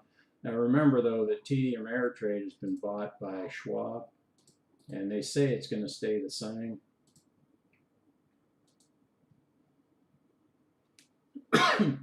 But Thinkorswim, if you pull up TD Ameritrade and you actually bring it down a little bit better, you'll see where they talk about Charles Schwab and TD Ameritrade are now part of one company. And there was talk that they were going to get rid of some of the stuff and try to streamline Schwab, but that would be a big mistake. And then they have all these different platforms that are, if you bring it down on their webpage, they'll talk about the trade-offs with the desktop, the web, mobile platforms, and within those, there's even other stuff. And I can't remember all the different things that they have. But TD's got like one of the most extensive. Go down here to tools. You got investing platforms, Thinkorswim trading platforms. Thinkorswim desktop, Thinkorswim web, mobile trading. But I mean, you can do this like on a laptop. I like it on the computer, and it's just computers tend to be more stable, even though they're not even anywhere near as secure as like a cell phone. Cell phones have all kinds of security features in it that your desktop doesn't have. But if you have one of these and a password, and just make sure you use two-factor identification, and you can set that up with any of them, so that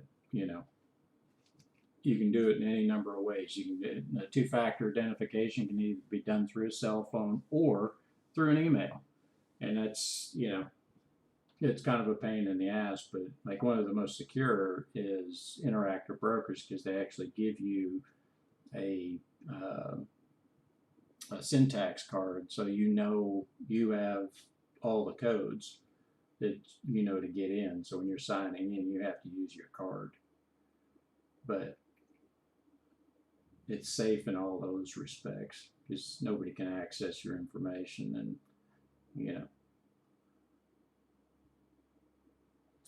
look at it. Yeah, so Thinkorswim trading platforms. I mean, you can look at these and say, okay, yeah, I want to, what is this, Thinkorswim web. Oh no, I hadn't seen that one. Okay, that's a web-based platform. And then you have Thinkorswim. Let's say compare platforms. Yeah. Classic web platform, next generation web platform, TD, Thinkorswim web, Thinkorswim desktop, Thinkorswim mobile. The Thinkorswim desktop, that's the one you don't probably want to start with, because you can always, it's not an upgrade, it's just moving to another platform within your account. It's just which you feel more comfortable using. A lot of these high-powered ones where you've got all these drawing tools and everything else, these charts that we looking at this one for MCD, this is the most basic chart that you can look at. I mean, there's nothing here. I mean, it's basically some candles, and I've put all the other stuff on there. There's no moving averages. There's no Keltner bands. There's none of this stuff on here. It's basic, and this is what I like. If you keep it simple, it won't, you know, it won't cause you to start rethinking your objectives, because, like I say, all of these tools, all of these, what do they call them, studies and everything else, they're based on some kind of thing we've seen in the past. So we call them trailing indicators, which means not much. If you could build a leading indicator, like you knew where stuff was going to go, you'd be a millionaire overnight. But nobody knows, So because you have buyers, you have sellers. If it was just buyers, then the market just continue to go up. But you got to have the sellers, right? You can't buy something without somebody selling it to you. So keep that in mind. But the whole idea is to keep your costs low. You don't want to be paying for trades. If you do, you want to have low-cost trading. Interactive brokers for the last 20 years have been $1 per side, and they're not going to change their fee structure. They just introduced another platform that was just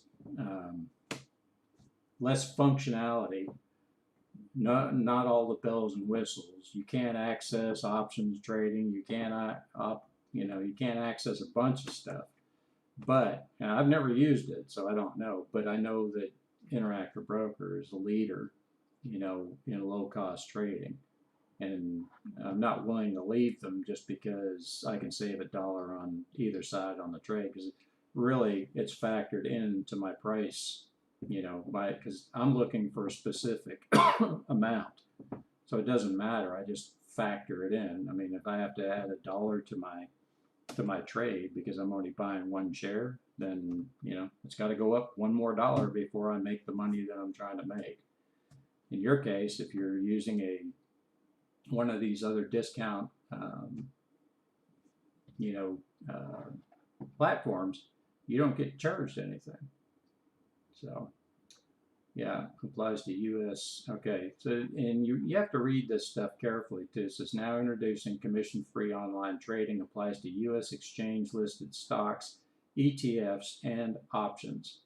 Okay, a 65-cent per contract fee applies for options trades. We're not trading options, so that fee will not apply to you. A $6.95 commission applies to trades of over-the-counter OTC stocks. We're not trading OTC stocks, which includes stocks not listed on a U.S. exchange. So that's just something these will never, OTC stocks, they're called pink slips or pink stocks, will not come up on our scans. There's a reason, because they don't pay dividends, right? So we're not worried about that on that particular platform. And each platform has different fees, all related to this type of same stuff, like ETFs. I don't invest in ETFs or exchange traded funds. It's because they come with all these stupid little fees. So we're not interested in those, because they add up over time. And you're like, okay, 65 cents per contract fee applies for options trades. Well, if you're not trading options, you don't have to worry about that fee. But applies to U.S. exchange-listed stocks. So if you look at my portfolio, NASDAQ, NYSE. Now there's a pink on there, right? But that's been in my portfolio for a long time. That's way down. So it's just going to sit there. But that is an OTC stock. So we look, NYSE, ARCA, that's still on the exchanges, U.S. exchanges. And there's another pink, CHKR. You notice the ones that are not paying dividends? And this one, is it paying dividends? No, it stopped paying dividends. But when it goes down in value that much, look how cheap it is, 29 cents. I got 191 shares of it. Still got some value in it, $55, but it ain't doing nothing. It's a Granite Wash Trust. If it comes back, I've had it forever. If it ever comes back, I'll close it out, right? That's the rule. It's got to come back up to zero before I get rid of it. Otherwise, I have a chance at losing that entire amount. That 217 will just go away. but for all the years that I had it, it paid for itself. But you never sell it. Let them force it on you. Oop, ACV's taking off here. Oh, come on. Really? Yeah, 35.30. Almost. Oop, let me see. He's saying something here.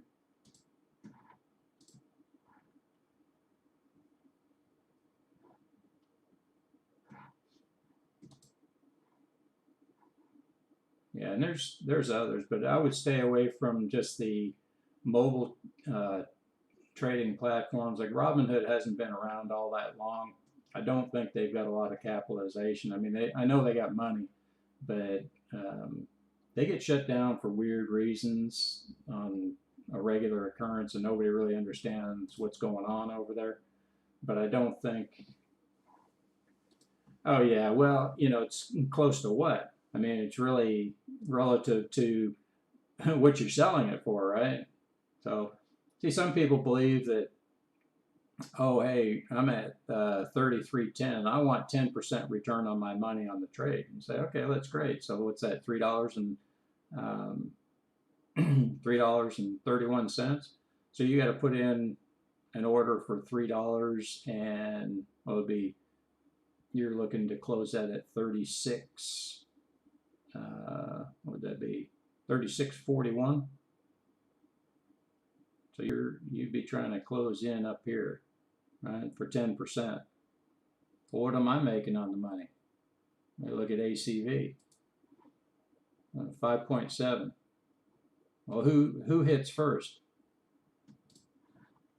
Who has a better chance at hitting? Somebody that's trying to get to 6%?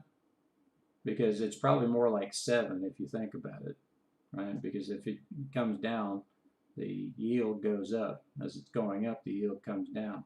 There's an easy way to check it, right? So you can take your calculator out and you say, okay, what did I pay? 33.10. Oh, let's see how much we're getting paid first. $2. So $2. Oh. $2 divided by 33.10. Multiply that by 100. That's 6%, right? So it's a little bit higher than the 5.7, which it's at now because the price is higher. So the yield comes down. So we look back at that chart. So the 10% moves up here. We're trying to hit the 6% here. I have a better chance of hitting that based on the numbers than you do up here because it has to travel further. It's just a numbers game. Averages, law of averages, return to the mean. BP's moving. I'd like to see that one come back so I can get out of it, but that's got a ways to go. APA just keeps on climbing. I like that. Keep on going. But you see, this is where you can't pay attention to this daily profit and loss because there again, what is it? It's unrealized, right? So 161 and 140, that's $300, right? So the overall portfolio, the majority of it is in these two stocks. That price right there. So it's just a number. Look at GWW again. It's still tranching forward. It's been at it higher than that though. Murphy, another oil company. See what it's doing. I know I'm maxed out on these too. Like, yeah, I got 47. Max is 41. So it's got a ways to go. It's got to go to 29. So not worried about that one. NUE.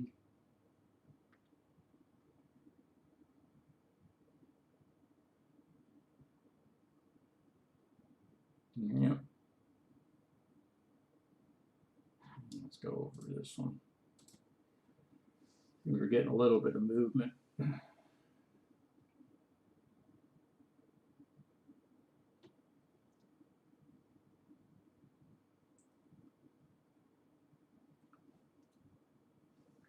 Yeah, if you sit there and you watch those, though, like ACV, for example, you'll sit there and try to will it. It's like, why bother? It's either going to hit it or it's not. It's got two things it can do. Yeah, well, I wish your mom luck with her surgery. I know it's going to be pretty rough. I got to start getting ready here in a little bit. I'll leave this up to close today. See whatever else happens. Just leave the alerts up. I'll put the mute on my end here, so I'm not blowing myself out in the house. But I got to go talk with a real estate agent at 1, so I haven't got really too much to do. And then we'll see what actually transpires. Because usually around lunchtime, this is if you think about it, it's 1 hour ahead. So it's now 12.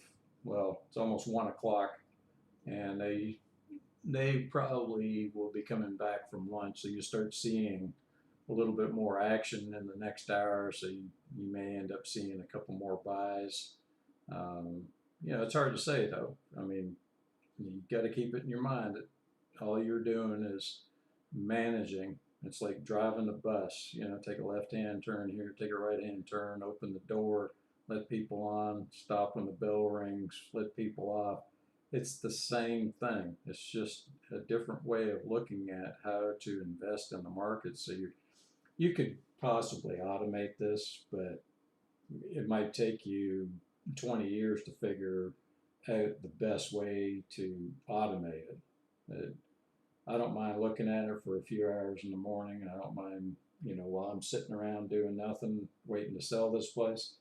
Figure training people on how they can, give them an option on how they can trade their own accounts and, make more money in the long run with less risk.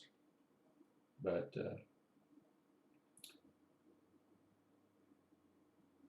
yep, just kind of a slow, dreary day outside.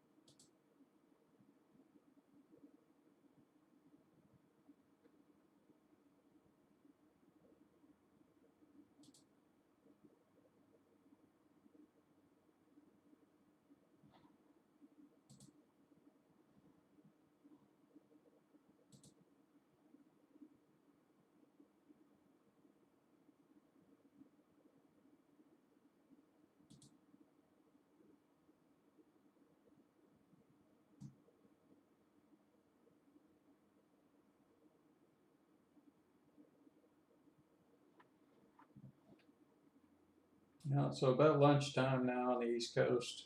So they're probably going to start coming back in. Maybe they push this a little higher. I don't know. But the majority of the stuff's automated on their end anyway. So a lot of there is no floor traders anymore. Everything's done. Um, in and around.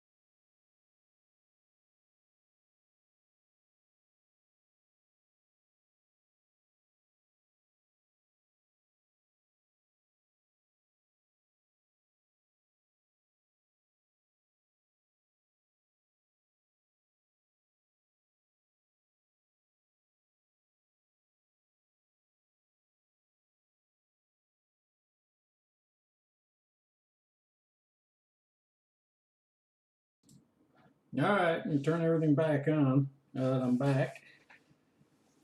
All right.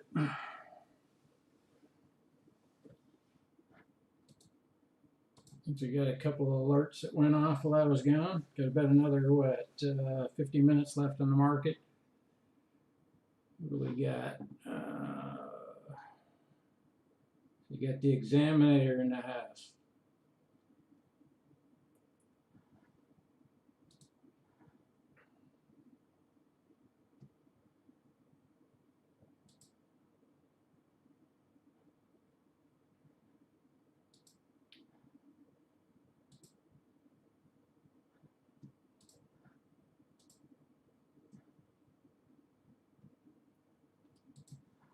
All right, let's see what we got. NXST. We already own that, don't we? Let's check it out. NXST. It's not on that one. Let's try it over here. NXST. Oh, looks like we need to put an order in. Where's it at? Up top there, 125.55. So we're going to go 260. Nope, that's not what we want. We want that off the screen. So 260. I'm going to buy a trail.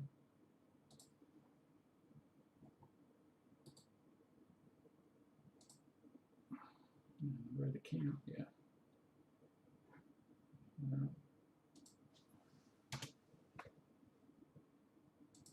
One trail 260.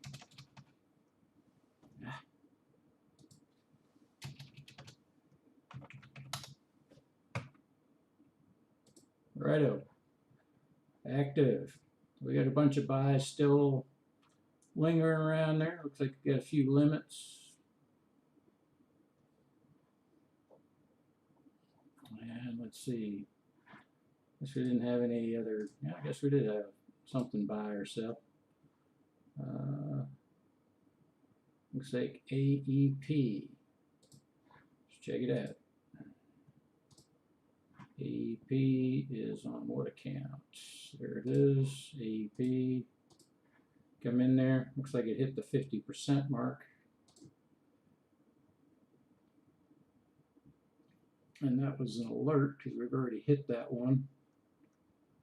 Oh, it bought. I'm sorry. Yeah, it bought there. So now we can adjust our sell. Now I want you to pay close attention to this. Let me expand this a little bit. So this is our second position. So we're going to change the sell limit. It's still based on your target price or your target dividend amount. So we're looking at the target dividend amount of 296. So the easiest way that I like to do this is just use your calculator, bring it up. 82.38, okay, plus 296 plus, well, I've got 4 shares, so I need 25 cents extra to make $1. So 85.69 or 85.60 is my close. So we change this 85.60. Now we got 4 shares to sell, so we need to change the amount to the position size, and we're done. Now you go back and look at what you got. Now you can see what it looks like. So that 50% can be taken off of there. So we move that line. So now you see what it looks like when you have your second occurrence hit. So now our move to the top side isn't as far away. It's about $1 or something, or whatever the amount was that averaged it at. So now the only way that we can buy another one is down here. So you can either put an alert down here and trail it, or you can put in a buy limit, right? So we say, all right, we know that 2, we've got a max shares of 16. We can put the order in for 2 more. And we put the limit at 77.26. Well, there's two ways you can do this. You can either put it in for the single, or you can put it in for the dollar cost average, what would actually be 4 shares. And that would give you a true DCA, or a true average breakdown. But we're going to be conservative with this small account and try to spread it out more instead of, because this one doesn't move as much. We'll just try to take little pieces away from it. So if it comes down here, we'll just improve our position.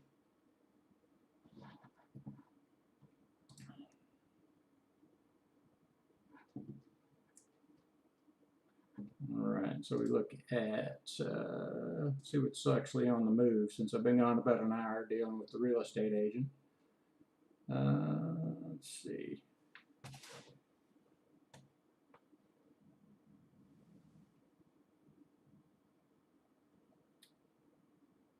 GSBC. Didn't carry on. Hershey chocolate, not doing anything, even though it's up on the day.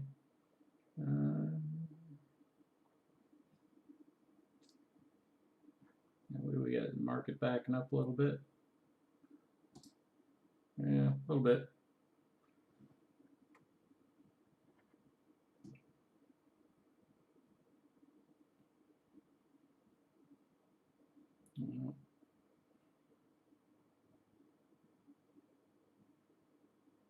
Deficit widening. Imagine that. Nobody working, or 30% of the population, or 30, is it 30 million or 30%? It can't be 30%. It's got to be 30 million people. That's about 10% of the population not working. So no tax dollars coming in. Of course, you're going to have a deficit then. And what do we got here? Apache still moving. Shoot.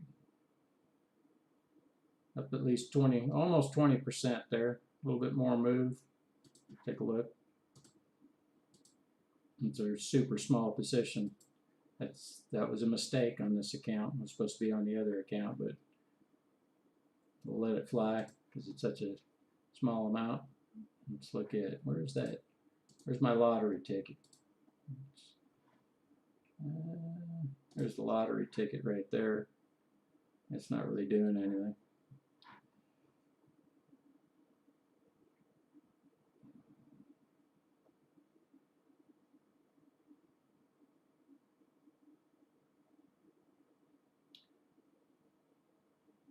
Very uneventful afternoon.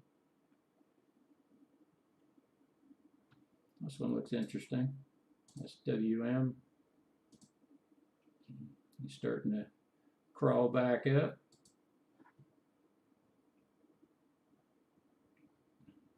All right. So this week's scan came up with about 30 different stocks and CEF. So I think there's only one CEF on there this week.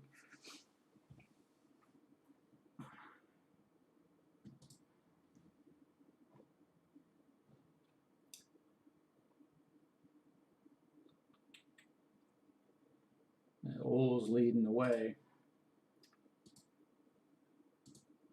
Get ready for them gas prices to be higher and higher.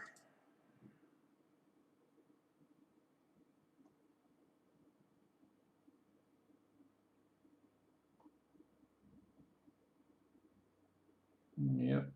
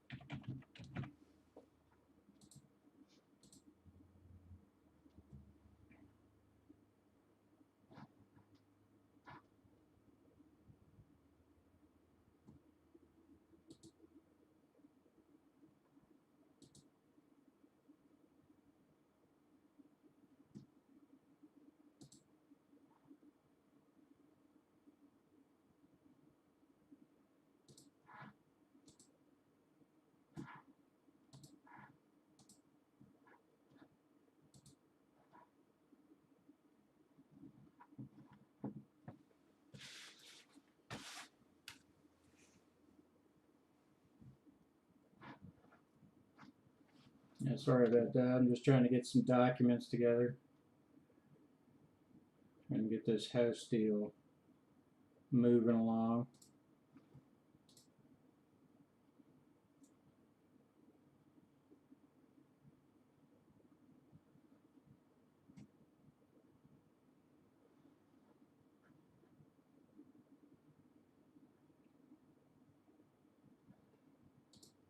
Not a heck of a lot going on, but just inching back up. Looks like that's getting close. Maybe another push today or tomorrow. Who knows?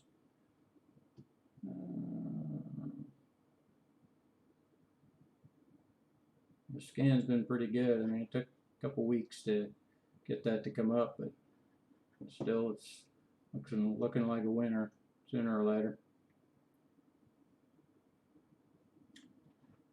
Let's bring this down just a bit.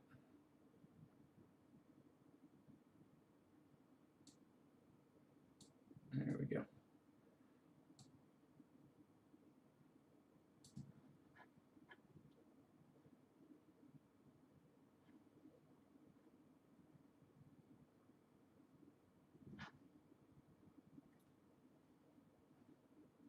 You'll see here, I've got a limit order down here at the 50% pullback in that 6-month window from the time that we bought it, or at the level that we bought it, down to 50. If this is to come up and hit this order is canceled.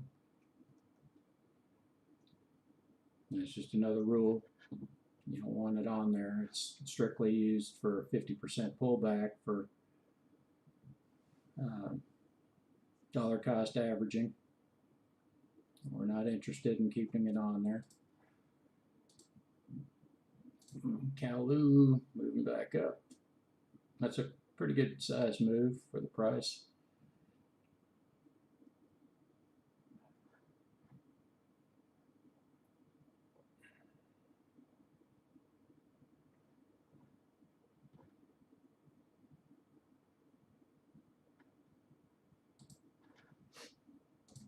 Check out that BGH.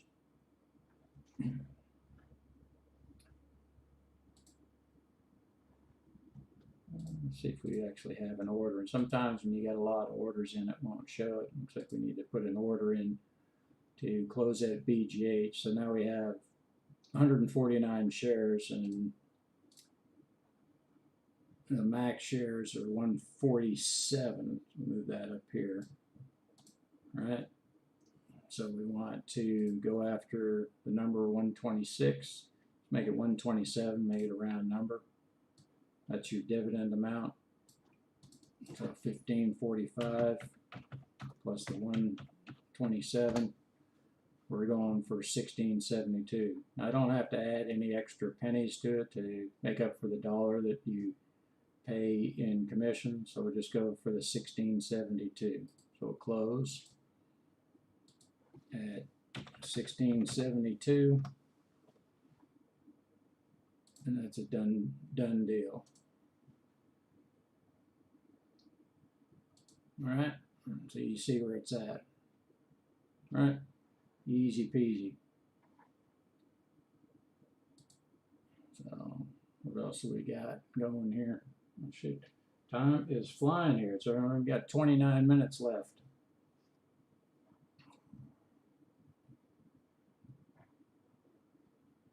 One key to all of this is don't press it, don't push it, don't take your profit early. You know, just wait on it. Only got a couple pennies to go. We're within 9 cents. If it goes, it goes. If it doesn't, it doesn't. Just let it happen. That's a monthly payer. CEF. It's probably going to pay. Let's take a look and see when it pays. Oh. Well, that's 2020. You know, some of the information's missing, and this happens when you get too many stocks. Sometimes they just don't show up. You just have to play around, keep on buying and selling. You knew what you put your price in for before, so it should give you your either 8.5 cents or whatever if it doesn't hit. You can see here, maybe it stopped paying. I don't know. Let's see, 112. It should have probably paid around here. Maybe it's not paying dividends anymore. I don't know. We can't add to it anyways, so don't worry about it. 12.8, you would think. Well, something happened in here. 12.8, 1.4. I would think there'd be a dividend payment in here somewhere. Won't show up on the scan if it's not paying dividends, so I know it's not on our scan. I hope not. It's not paying. Doesn't look like it.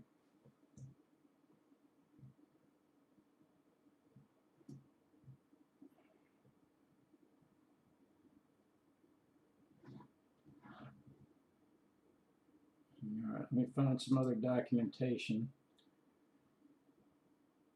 Where would that be at? More.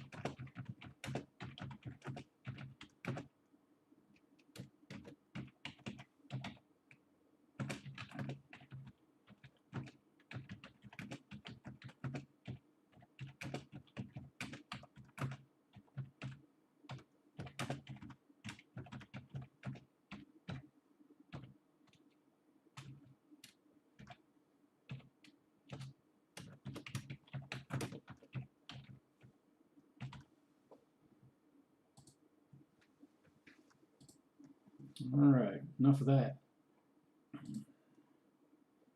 Hopefully that's enough to get going. But EMN, that was bought this morning.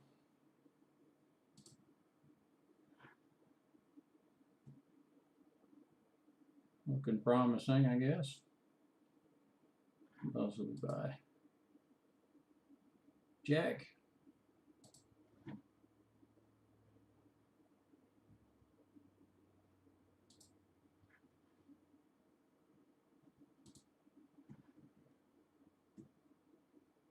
We're still a ways away from it.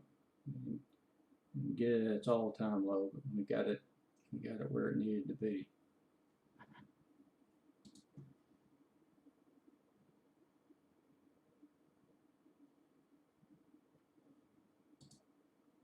Mo. It's Altria, another cigarette company. Tobacco company. It's not just cigarettes, it's tobacco. They're into so much more than just tobacco products too. I don't know everything that they're into, but it's a massive corporation. They got their fingers in everything.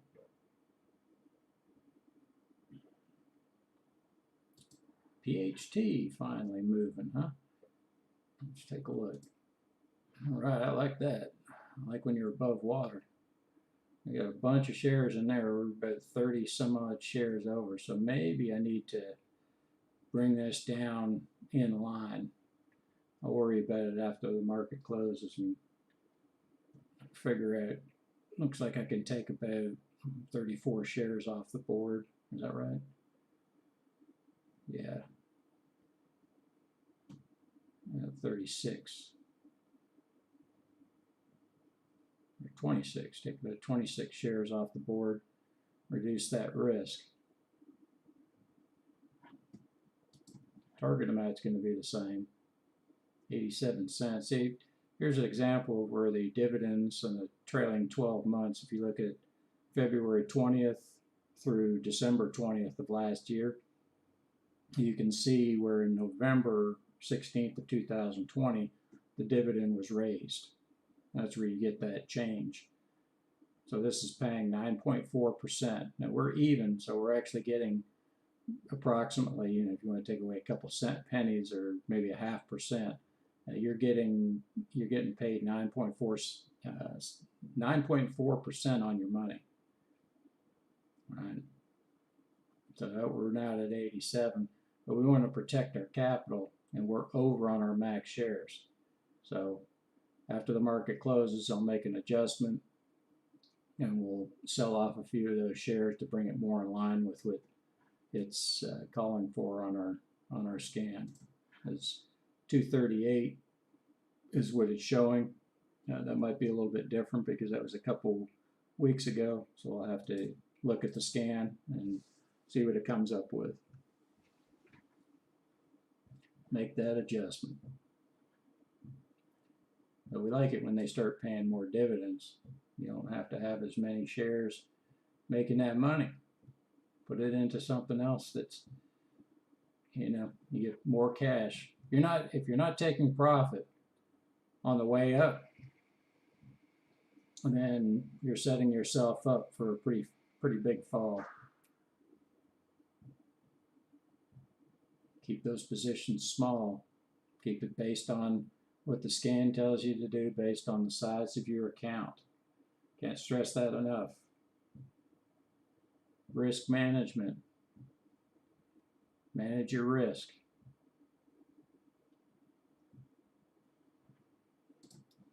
Well, that good has been flatlined. It's been in an 1880 to 1750 range for a good 3 months. Ugly.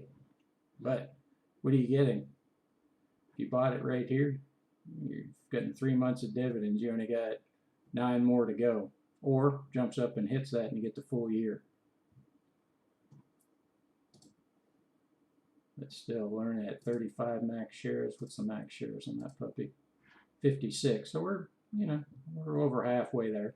We must have bought some back here, bought some around here somewhere. You just don't know.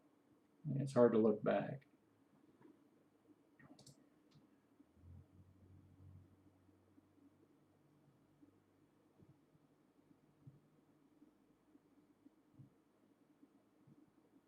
sold out of COP. That's COP. That's ConocoPhillips. And BIT. This one goes in spurts. Looks like it's wanting to close within 2 cents. Taking bets. Does it close? Do I get my money?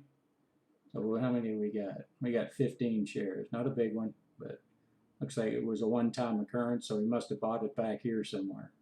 Right? So it did what we wanted it to do. It just took 3 months. But in the whole time, we made 1, 2, 3, 4 dividend payments. Now we're going to get the full year if it hits that 1775. Yeah. Is it a big if?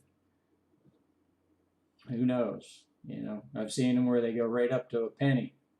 I've even seen them touch it and not sell, because you don't know how many limit orders are actually sitting there and where you are in the queue. But I bet you I'm probably close to one of the first ones, because it's been such a long time. So if it just even touches or sniffs on it, it's going to sell it, you know. And we'll pull in probably maybe $22, because you got to subtract $1 for the trade. Remember, that's on Interactive Brokers. If you're on any other platform, you won't pay those fees. That's the main thing that's happened over the last 1.5 to 2 years, is they've done away with the commissions on trading stocks. So we're taking advantage of that.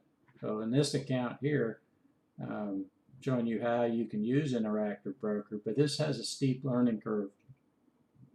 So you want to, you know, if you don't have time to watch this on a daily basis and, you know, put some time into it and learn and understand how the platform actually operates, I'll make it look easy, and I'm simplifying everything on here, but this thing has so much functionality it'll blow your mind. But we try to get rid of all that other stuff that's going on there and do one thing: make money with it. You know, we're not worried about being right or wrong. We're worried about whether or not we can make money with a system that, you know, protects you from or protects your capital from just evaporating because you're making bad decisions. So let's see, HRZN, is that another one? Yeah, well, we're within, what, 17 cents? Yeah, we keep on climbing. So maybe this week, maybe they hit, we don't know. They're slow movers. LTC, it's another CEF. Looks like a lot of people are putting money into the CEFs, closed-end funds. That's fine, we're taking advantage of it. We'll sell to them, you know. I got 3 for sale. Yeah, it's a pretty expensive CEF at 41.12 right now. Yeah. So, but it's paying 5.5%. When it comes back down, that percentage will go higher. Because it's all based on that amount there, the 228. If you're not familiar on how that works, we'll go over it real quick. 228 divided by the price at 39.59. Well, actually, it's trading at 41.12, so we use that. You take that number and multiply it by 100 to get your percentage, 5.5. And look at there, 5.5. All right. So you keep practicing this and figure out, is this number accurate? But see, when we bought it at 39.59, what was the percentage? And how you do that is $2.20 or $2.28 in dividends. Divide that by 39.59, right? Multiply that by 100, and look what happens. Your dividend amount went up, or your dividend yield went up.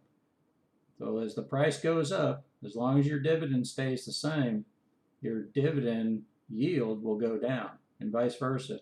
If your dividend amount stays the same at 228 and your price goes down, your dividend yield goes up.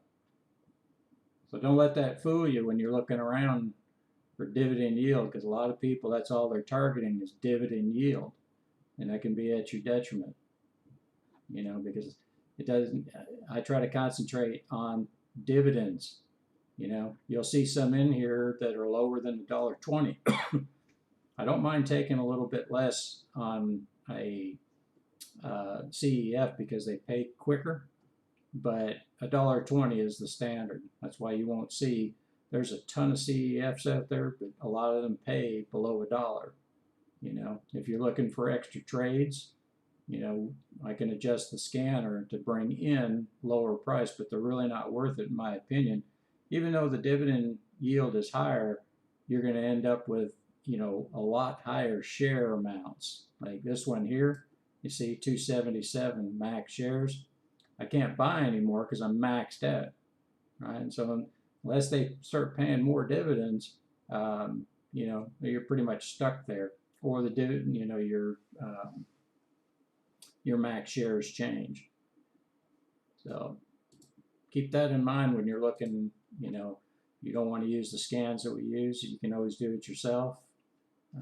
Look around for dividend paying stocks only. I would never buy a growth stock unless I was just making a bet, kind of like, where's this one at?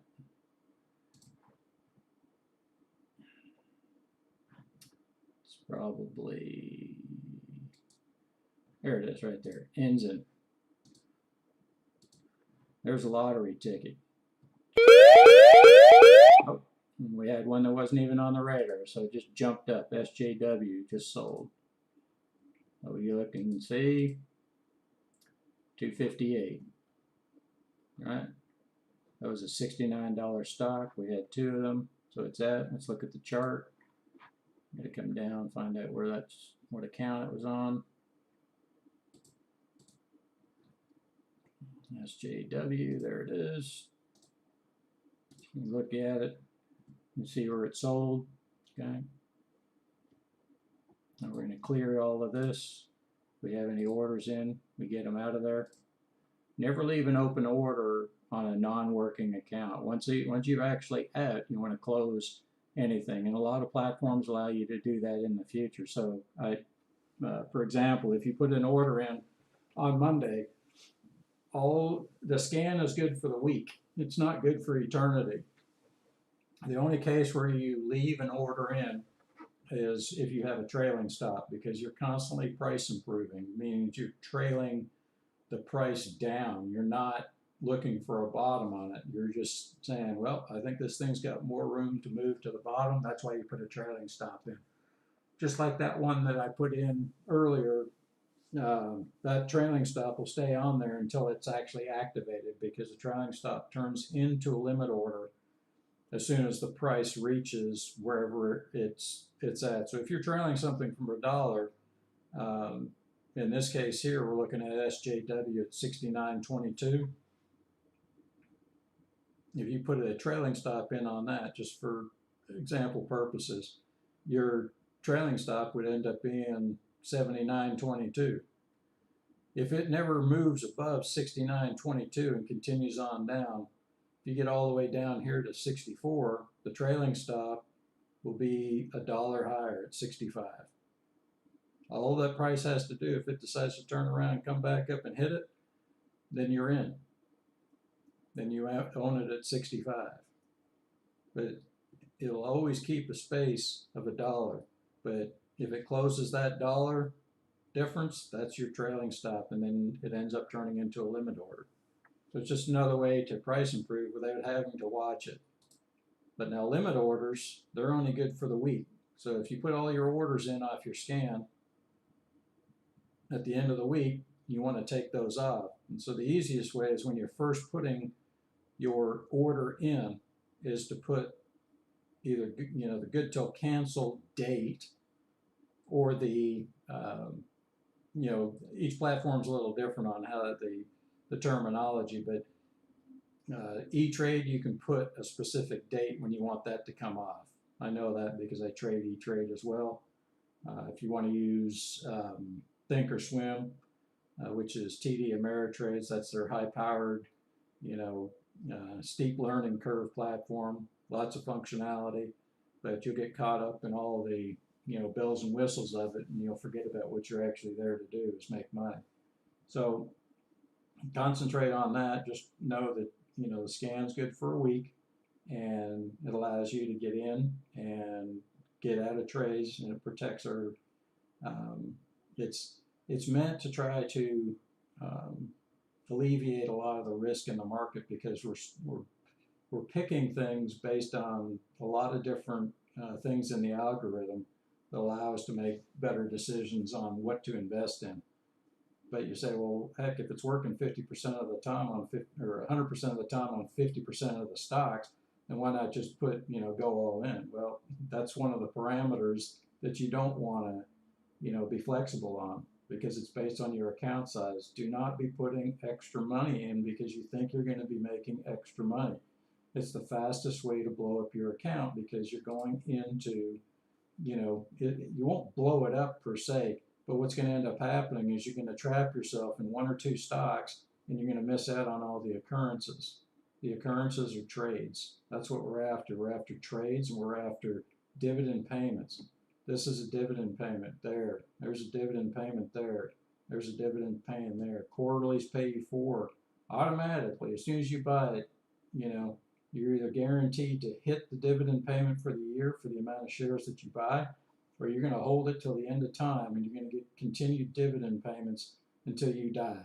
And then you can, give it to somebody else and they can make dividends off of it. It just never stops unless this company goes out of business. That's the only way it stops. But as long as you're not putting your whole account into one stock, you don't have to worry about it.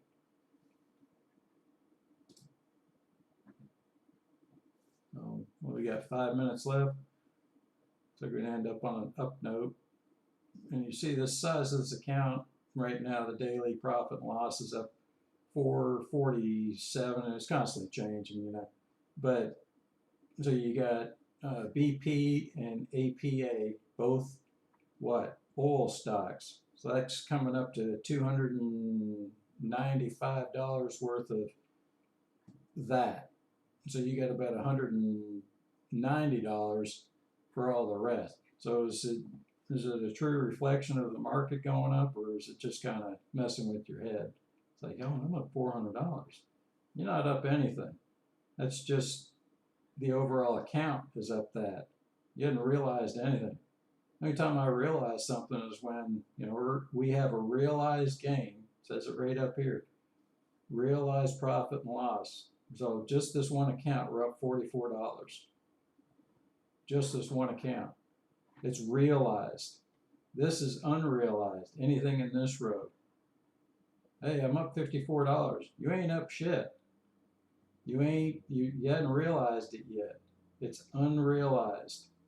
So start thinking about your accounts. If you have an IRA or whatever, the money that's in there, until you actually cash it out, you don't have anything. It looks good.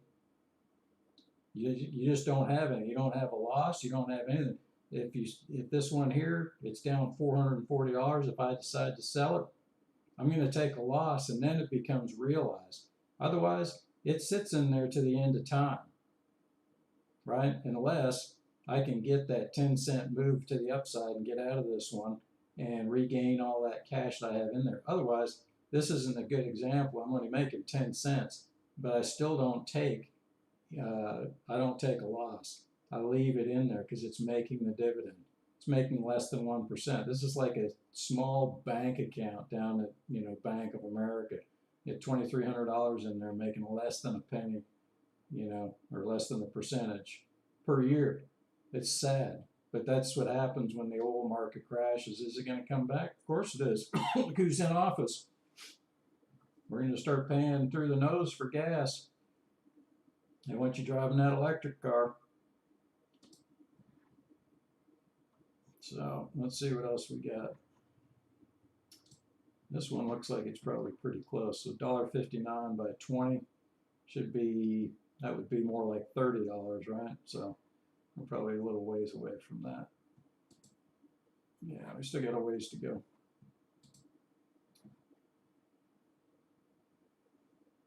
Oh, this one just keeps hanging around in this zone. But it pays dividends, just paid last week. I like that. It was a good size take home.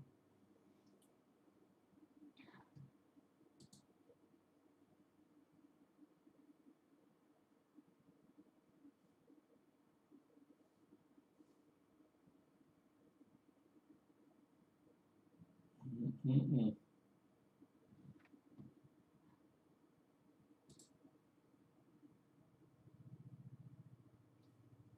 Yep. Looks like it's gonna end the day like this, which is okay. We collected some dividends.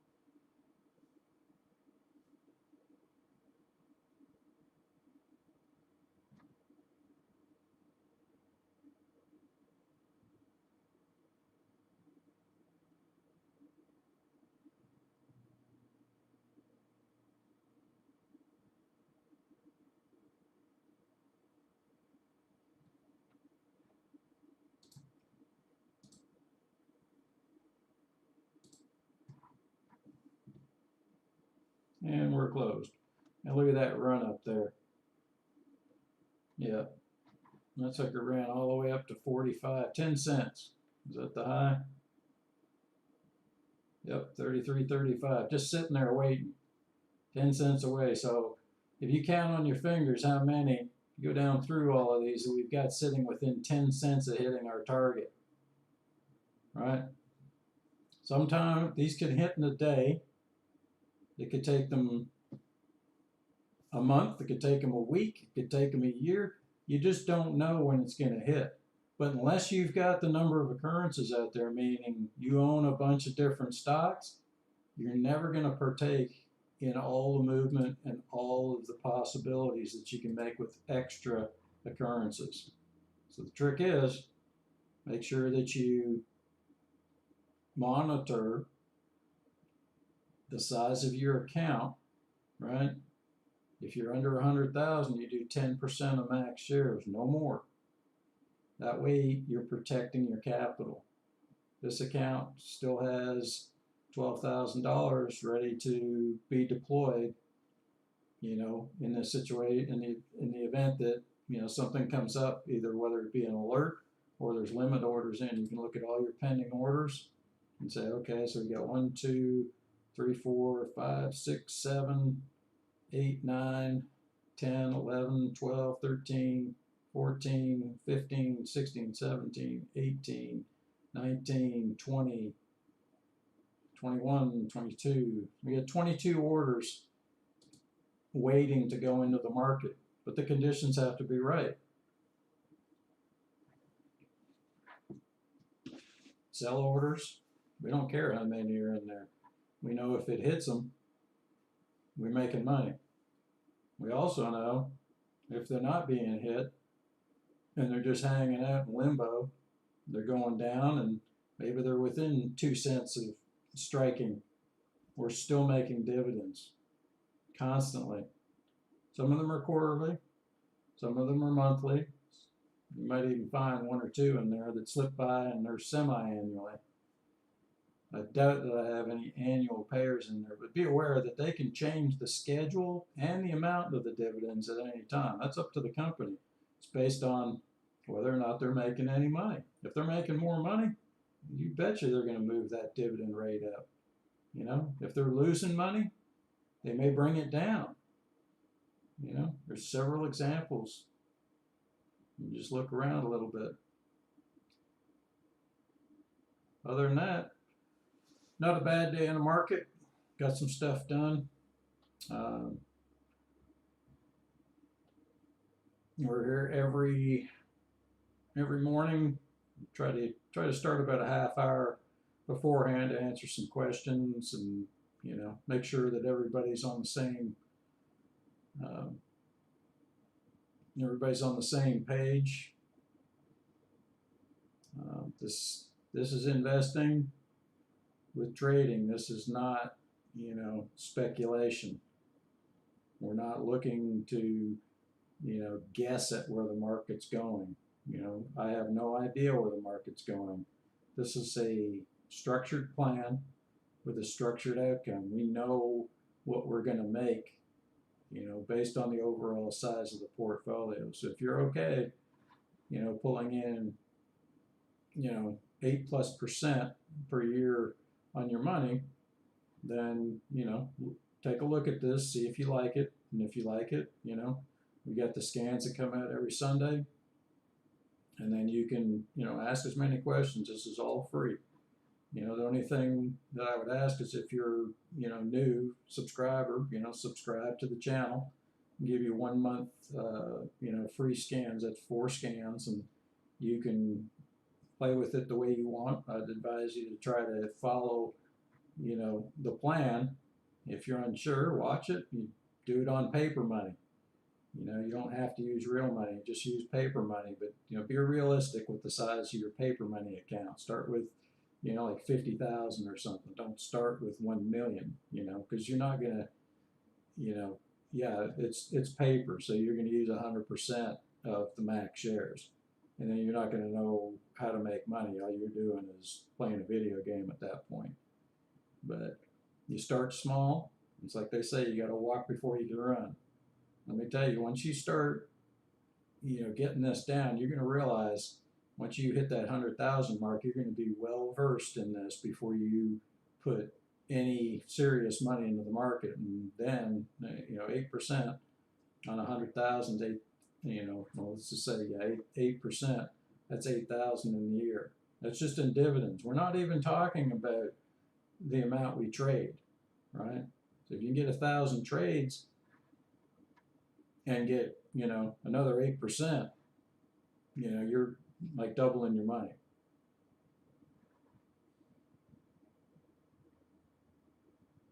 It just all depends what comes up on the scans. What was that one that I was going to mess around with? Oh yeah, need to go back in there. But I'll do that after I sign off.